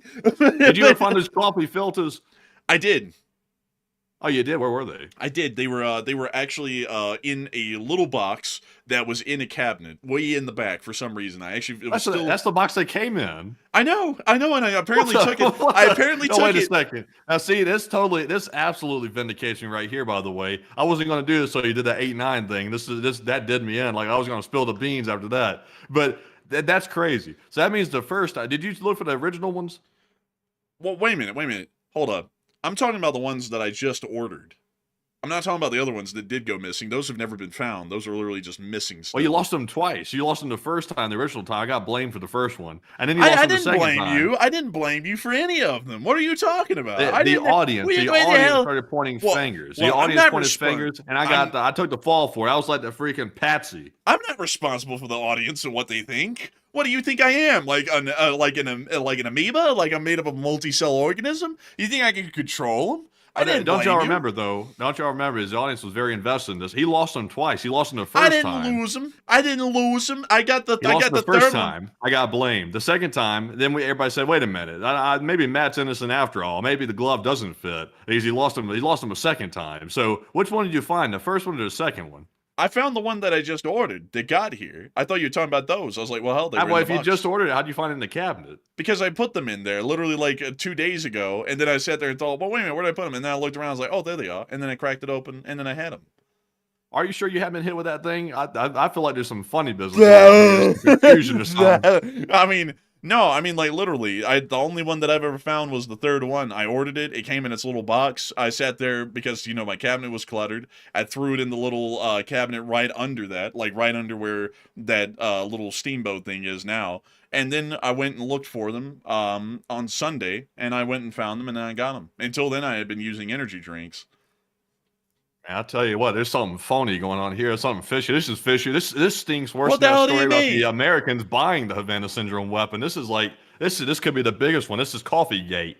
What the hell do you what the hell do you mean? Literally, the other two just disappeared. I don't know what happened to them. I didn't blame you for it. Now Hear you're that trying to. wheezing? That's that defensive wheezing. You gotta watch people What that do that wheezing? defensive wheezing. What Like the hell that wheezing are you talking about? Like whenever you tell somebody something and they do that little chuckle and that wheeze behind it, little something's not I'm not quite even right. wheezing. Like, I'm not even something's wheezing. What are not you right. talking about? I'm not even wheezing. I'm just sitting here talking. Man, I don't know. Like I'm going to have to sit this one out. What the hell was this? I sit there and say 6, 7, 8, 9, so you put me on the hot seat for something I didn't even blame you for? What the hell's going on around here, folks? Look at this is Democracy Manifest. Have a look at the headlock here. But anyways, with that, it is time for us to get on into the next one. All right, so our next one here goes to Racer Jake. Once again, he throws in another 50. And thank you very much, Racer Jake, for that third support of the night. And he said, no, but for real, on the flag at the end, do you guys zoom in on them eagle nuts, USA? Oh, no, we don't. No, we don't do that at all. That's it. I don't know. We zoom in on the middle of the leaf spring on the eagle. That's like in the middle of its like chest. So I do thank you for the support. I hope that does address that well. And with that, we're on to the next one. And our next one here goes to Robert Krogan, who put in a 5. He said, good evening, LSA and enforcers. And good evening to you. I hope that you're doing well, and I thank you greatly for the support, and hoping this channel to keep on running, and a big thanks to you once again. And with that, we're on to the next one. And we also have a $5 support from Godspeed, who said, did y'all hear that the Iranian rial is worth less than dirt? Yes, I did, and that was hilarious. It was worth, I think, like 0.3 of a penny, and then it became nothing, I think, if I remember that right. But I do thank you massively once again. I hope that this addressed that well, and we're on to the next one. We also have a 5 from D.H. Lawrence, who said, the problem with an attack on Iran is, how is the U.S. even going to strike Iran without harming civilians in the process? Well, I mean, you can use weapons that reduce collateral, like Gensu bombs. You could target their headquarters and facilities away from where the active revolutions are going on. You could do such things like that to mitigate collateral. So I hope that does address that well. Big thanks to you for the support, and we're on to the next one. And we also have a 5 from Siri, who said, I propose a rebrand of Greenland and Svalbard to those file islands so no one brings them up again. And great job, Enforcer Bros, EXO from Oslo. Oh, no! I've been thinking that you might not be wrong. It's like you might not be wrong on that. Maybe that would work. I don't know. We'll have to see. But I do thank you, Mastery, for the support and helping this channel to keep on running. And I gotta say, Siri, you're full of ideas all the way out there in Oslo, Norway. And I gotta thank you greatly for helping this channel to keep on running and throwing in some interesting takes. I'd have to say. That's a very interesting idea. And so a big thing. You know what's an interesting take? Is I just saw a clip yesterday. You remember how Zelensky came to the White House this last time? It was a little bit friendlier than the first one, to say the least. The first one was a disaster. But the second time Zelensky came here, he was speaking to the U.S. president. And the U.S. president asked Zelensky, he said, so wait a minute, if there's a war on, you mean there's no elections because the war is on? Because you know how Ukraine's not holding elections because their constitution says they can't hold an election during war. So Zelensky said, yes, no elections during wartime. And the president went, oh. I think that was the one with the light bulb went off. I think that was like the moment that maybe something clicked. But our Constitution doesn't have a provision like that. Oh, heavens. I don't see that work here. I just don't think it would. I know that Zelensky kind of, constructed the war in Ukraine to stay in office. I mean, they were literally invaded, so, very different sort of a scenario. But I just don't see that work here, old boy. Maybe he has a volition of that sort, but that just wouldn't work. The Supreme Court would shoot it down. The Congress wouldn't accept that. Nobody would. Nobody, I say. Nobody would. We'll find out. Like, We'll see. We'll see. But anyways, with that, moving on to our next one here. This one goes to Krind Harsey, who put in a 5 and said, besides, why would I give Flight Radar my money when I could give Enforcer Matt some coffee money? And sorry, other Enforcer. what the hell? I'm just being thrown under the bus here? Is that it? No coffee for me? I don't get no coffee. Oh man, I'm telling you. I'm telling you. I get no respect around here. Oh man, I'm expected a monologue in the show with absolutely no coffee. Oh man, I'm telling you. Oh man, last time I sat there, I asked for a cup of coffee. Oh man, they gave me a cup of coffee grounds. Oh man, I'm telling you. I get no respect around here. But anyways, a big thanks to you for the support nonetheless, and helping this channel to keep running. We thank you for the coffee money. And so with that, we're on to the next one. And our next one also goes to, guess what? Racer Jake. Once again, he threw in another $50 support. And a huge shout out to you, Racer Jake, for once again throwing in the generous support. He said, hey guys, and on a serious note, all the best to the LSA Army. And thank you so much for the support and all the best to the Lee Spring Army. Long live the Lee Spring Army, and the Lee Spring Army will never truly die. And so a huge thanks to you so much once again. I hope that does address that well. And with that, we're on to the next one. And we also have a 5 from Chaz, and Chaz put in a 5. And we do appreciate you very much, Chaz, for that support. He did not leave a comment, but we do appreciate it very, very much. We also have a 5 from Salty OG, who said LSA redacted. Hey, the LSA redacted. And so a big thanks to you for the support, helping this channel to keep running. And we're on to the next one. We also have a super chat from Chaz once again, who puts in a 5. He said, when it comes to Greenland, what are the chances that this is the U.S.'s extreme way of waking up Europe? Europe is woken up already. I don't know why people are under this illusion that Europe is just, asleep and stupid and like blind. They're awake already. People who believe anything else, they haven't been paying attention in the news. Because Europe has massively ramped up its military spending before the president was even around. They've been massively ramping up their military production capabilities because they already knew before the president was president that war in Europe was coming around. And now, if y'all haven't heard, the president today said that he's the only reason that NATO exists, and we're lucky that we still have NATO. Although, if I remember correctly, it was last year, at the beginning of his term, that he was saying that he was actually going to move the U.S. out of NATO. So I don't know. If you listen, I'll be honest, if you listen to the president, you'll think that literally he moved mountains and earth and he founded the United States, but that's just not true. And Europe is, well off and fine on its own, to be entirely honest. And generally, you don't want to wake him up too much, because you wake him up a little bit too much, like that, which isn't really waking them up. It's just more so pissing on them. They might piss on us, and that's not going to be good in the long run, especially for us economically. But a big thanks to you for the support and helping this channel to keep on running. And with that, we are on to the next one. And we have a 5 from Nathaniel Sarah. And thank you very much, Nathaniel, for that support. He said, love from Michigan. I love the briefs and got a chicken for you. Hey, and thank you so much for the chicken. We love the chicken. Matthew, do you love the chicken? I like the chicken. I like the chicken. He likes the chicken. And so a big thanks to you for the support all the way from Michigan. Michigan, I say. What a cool place. There's this place up here called Duluth, Michigan, if I'm not mistaken. Where the hell is Duluth, Michigan? We have no time for that. We have no time. Damn it! Well, it's not in. I don't even know where the hell. Apparently, it's Minnesota, so I was wrong with that. But a big thanks to you for the support and helping this channel to keep running. And we're on to the next one.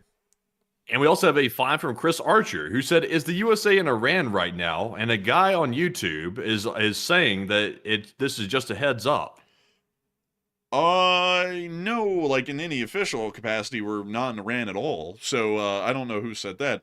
I mean, the CIA is definitely in Iran, but the CIA is in every country, so that doesn't really count too much. But there's no official USA forces or personnel inside of Iran at the moment. So I hope that does address that the best that I can. A big thanks to you for the support. We're on to the next one. And we also have a 5 from Green Thumb Washington. And he said, could Ukraine issue a letter of marque for the Russian tankers and bounty for proof of sabotage and release a guide on getting those things, and the U.S. could finance it? Yar, we be out on the Black Sea hunting down those Russian tankers. Making those pirates again, I guess you could say. Make pirate again. Pirate. You gotta love them. Yo ho, your ships will never go. I mean, you could, but letters of marque just don't work like they used to anymore. Getting a ship back then was still kind of a difficult task. Nowadays, getting a boat or a ship of any type is usually a pretty lofty sort of a task. So You could, but you probably wouldn't see a lot of them, and their success might be minimal. So with that, I hope that does address it the best I can. And a big thanks to you for the support and help with the show and to keep on running. And with that, we are on to the next one. We also have a 5 from Jeremy Vahill. He said, "Hello, enforcers. Will you check out the Spark Museum in Bellingham, Washington?" Is this the Spark Museum in Bellingham, Washington? I hope so. Is it? Is it? Is this? It is! It is! We found it. Let me go get it. We'll take a look at it really quickly. Holy moly. I wouldn't do Like that. the Tesla coil. It's a Tesla coil. It's an electricity museum. That's pretty cool. That's really neat, actually. You know, one day, there's that dog, Matthew, from that label. The Wreckers label. You know what I'm talking about? It's that dog. Oh, yeah. Yeah, I think I do know. Man, that's great. Honestly, I would love to go see this museum one day. But I do thank you massively for the support and helping this channel to keep on running. And you know, Matthew, we never made it that far up to Bellingham. We made it as far up, I think, to Everett.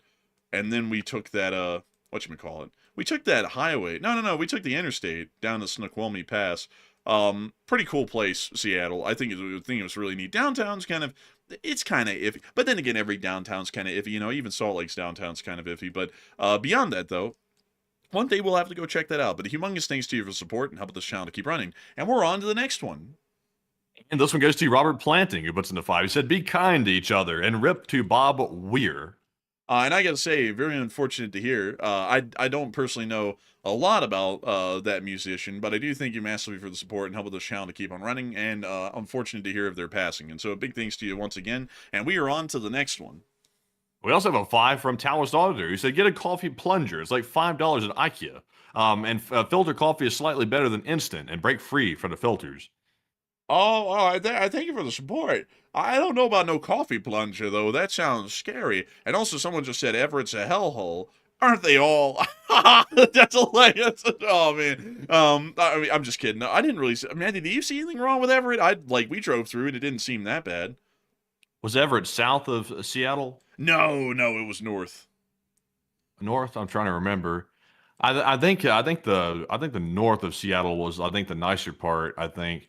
I'll be honest with you. I didn't like, Seattle was a nice place. I just didn't like the vibe of Seattle. Like, there was something about it that didn't vibe with me. Like, I don't know what it was. There was just something that was a little bit, it wasn't my style, I think. I think it's a unique style. Well, I'll tell you one place that I wouldn't live. It'd be Olympia. Because God forbid, you could get punched in the liver down there. Like, pretty easy, I've heard. So, you know, like, I would avoid Olympia. I haven't really heard a lot of great things about Olympia. And Tacoma's kind of a little shaky, too. But, you know, Seattle, I didn't really hate Seattle. I thought Seattle was, well, I didn't dislike Seattle, I mean. I thought Seattle was pretty neat for its own reasons. But, you know, to each their own. Everyone doesn't like everywhere, you know. I would say, though, that LA actually kind of deserves that. It is like splotch in LA. If a place looks really bad, it's kind of affordable. And if a place actually looks really nice, it's completely out of everyone's price bracket, basically, except for, like, you know, millionaires, multimillionaires, and billionaires. Yeah, but the things in Los Angeles that look like crap, they're kind of dangerous to live. They're also out of everybody's reach too. Like, it's expensive to live anywhere. Yeah, I mean, you know, that's kind of the story of America at this point. For everyone who's watching right now in our generation, we're what they call the homeless because we can only rent. Oh man, a big thanks to, what is it, Matthew? It's not BlackRock, it's like Blackstone or something, the one that like buys up the houses. I don't know off the top of my head to say that for a fact. I don't know either. I don't know. But anyways, with that, we're on to the next one. And our next super chat goes to Racer Jake yet again. Racer Jake's been going crazy with super chats, by the way. I think this might be his 5th one tonight. And thank you very much, Racer Jake, for the 5th one. 5th one. And we appreciate that. He said, "So a serious question.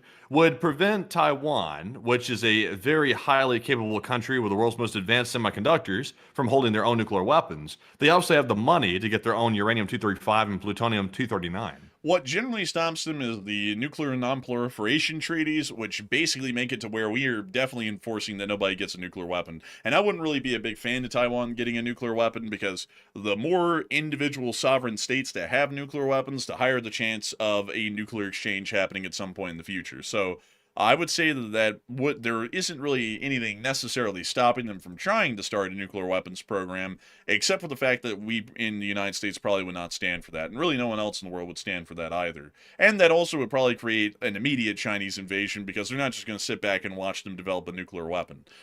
So I hope that has addressed it the best I can, and a big thanks to you once again for support and helping this channel to keep on running. And with that, we are on to the next one.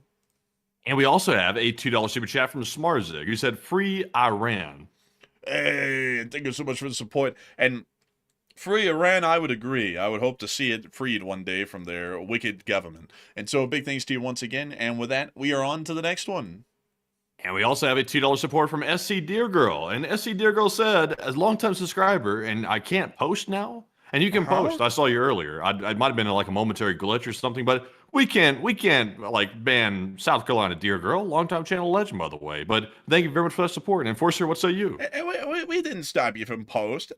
Probably a glitch. Probably was a YouTube server issue because we keep people who have been here for a long time around. We keep them around. You have been a channel legend and an old god. You can't go anywhere. You're a part of this channel. You're a part of the grains that make it up. So you can't leave. You're stuck here now. You're stuck here to stay. And so a big thanks to you for the support and helping this channel to keep rolling. And with that, we're on to the next one.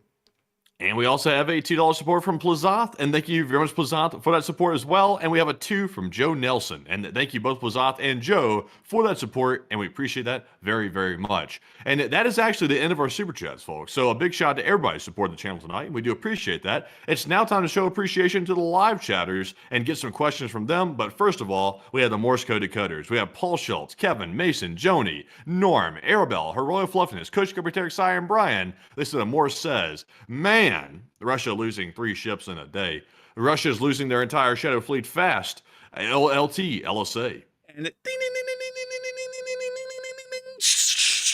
that's the sound of money. And y'all hit that dead on the nail. That was the Morse code message tonight. I get to congratulate the Least Binary Signal Corps for getting that correct time and time again. It's truly amazing and miraculous that so many members of the LSA Signal Corps continue to get that correct every night. And so a huge congrats to y'all once again.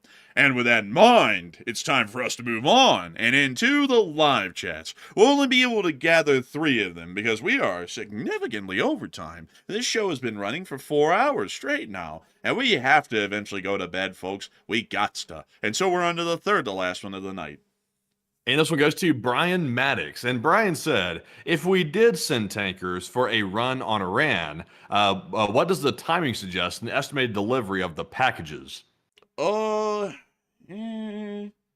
wouldn't really know per se, because unfortunately, Brian, I'm not really understanding what delivery of what packages we would be making from the tankers per se. So he's saying he's mentioning the tanker movements. What he's really saying though is, when can we expect strikes on Iran, since we're already seeing the tanker movements tonight? That's a little bit uncertain because we do not know of any like combatant air wings or air squad movements into the area at the moment. So that could still be days or weeks away. So unfortunately, I wouldn't really be able to give you a good timetable on that at the moment. So we are on to the second to last question of the night. And this one is going to go to none other than Avari Mandabratis. He said, do you remember when everyone was afraid of Russia converting all of its A2s into unmanned drone weapons? That was in 2022. And what have they done lately? Well, they never did that. They never turned those into drones. Generally, they've just leaned very heavily into the production of Garan 2s, which are the licensed version of the Shahed, and that's basically been their entire production route, is just mass producing those. And so with that, I hope that does address that the best I can, and we are on into the final question of the night. And so, who is the lucky last person who threw in the lucky last question of the night? And this one here is going to go to none other than, I guess who? It's going to go to Tumultus, who said, could we have bases empty in case Iran retaliates so we don't lose any assets on the ground in the Middle East? No, because if we were planning on conducting strikes on Iran, that would be like saying, the Russian Federation is planning on invading Ukraine, but they moved their armies into Siberia, so that way when they hit them with their missiles, the Ukrainians can't retaliate and take out any of their guys. In a war, you just have defensive forces set up to shoot down any counterattacks, or you keep the Air Force up, or at least its air superiority units to be able to shoot down any incoming missiles. So the fact that there are no forces there show that we have no plans to conduct anything anytime soon. Because reprisal action is just guaranteed in warfare, but that's also why we have defensive forces that shoot down that counterfire. So I hope that is addressed the best I can, and with that, we've reached the end of tonight's stream. I've got to thank you all so much once again for watching tonight. I also have to say a big thanks to everyone for subscribing tonight. We've gotten 230 subscribers all over the course of the show, and we're greatly appreciative of knowing that so many people greatly appreciate our stream. 143,000 people have watched it over the course of 4 hours, and we're always honored and appreciative to know that so many of y'all continue to consider this channel to be your primary source of news. And so with that, we will see you all tomorrow at 10 p.m. Eastern Time to cover the next 24 hours of the news from around the world. I was about to say 48 hours there. And also, if there is enough news to make a short war video, Enforcer of the Mat will be the one making that short war video. And so with that, we will see you all tomorrow, either for the short war video or for the nightly stream. And also, it appears that we have one last super chat from Holy Racer Jake. moly! Holy We have moly! one more. We have one super chat left to address. And this one literally came in at the last second. But Racer Jake put in another $50 support. And thank you very much, Racer Jake, for what I believe is the 6th super chat of the night. He said, yeah, but did that stop North Korea? Maybe it's already there. And he said, Dr. Evil emoji, and put in that the laughing face and also that purple one right there. You know what? That's an interesting point. Who's to say? Who's to say? You know, it might be the case. Who knows? I guess we'll just have to see then, you know. But I do thank you massively once again for that support, Racer Jake, and helping this channel to keep on running. And with that, folks, it is now time for us to finally round this thing out. And so with that, we will see you all tomorrow. Good night, good luck, take care, stay safe, Slava Ukraini, Heram Slava, long live the Lead Spring Army, and long live the Republic. And with that, folks, we will see you all tomorrow, definitely on the stream at 10 p.m. Eastern to cover the rest of the news throughout the day, and also maybe on a midday short war video if there is enough news to cover midday, and we'll have to wait and see what's happening tomorrow morning because things are still going crazy. But with that, a huge shout out to the 144,000 plus people that joined us by the end of the stream, and also a huge shout out to Ross Niven, who's doing a 100 Australian, and he said, love you guys. And thank you very much, Ross, and likewise, we appreciate you as well for being a longtime channel viewer. He's been here for ages. And we appreciate you very much, Ross, for that support as well. But with that, folks, it is time to round the stream out for the night. And we will see you all tomorrow. I think this is a record stream. We've been on, it's 12:06 a.m. in our time right now. It's crazy. I didn't even realize it was that late until just right now. But anyways, though, I'm extending it by an extra 30 seconds by yapping. So with that, we'll see you all tomorrow. And of course, Slava Ukraine, Herom Slava, get some rest, and good night. And a huge thanks as well to Ross Nib. Thank you so much for the support, and we will see you all tomorrow.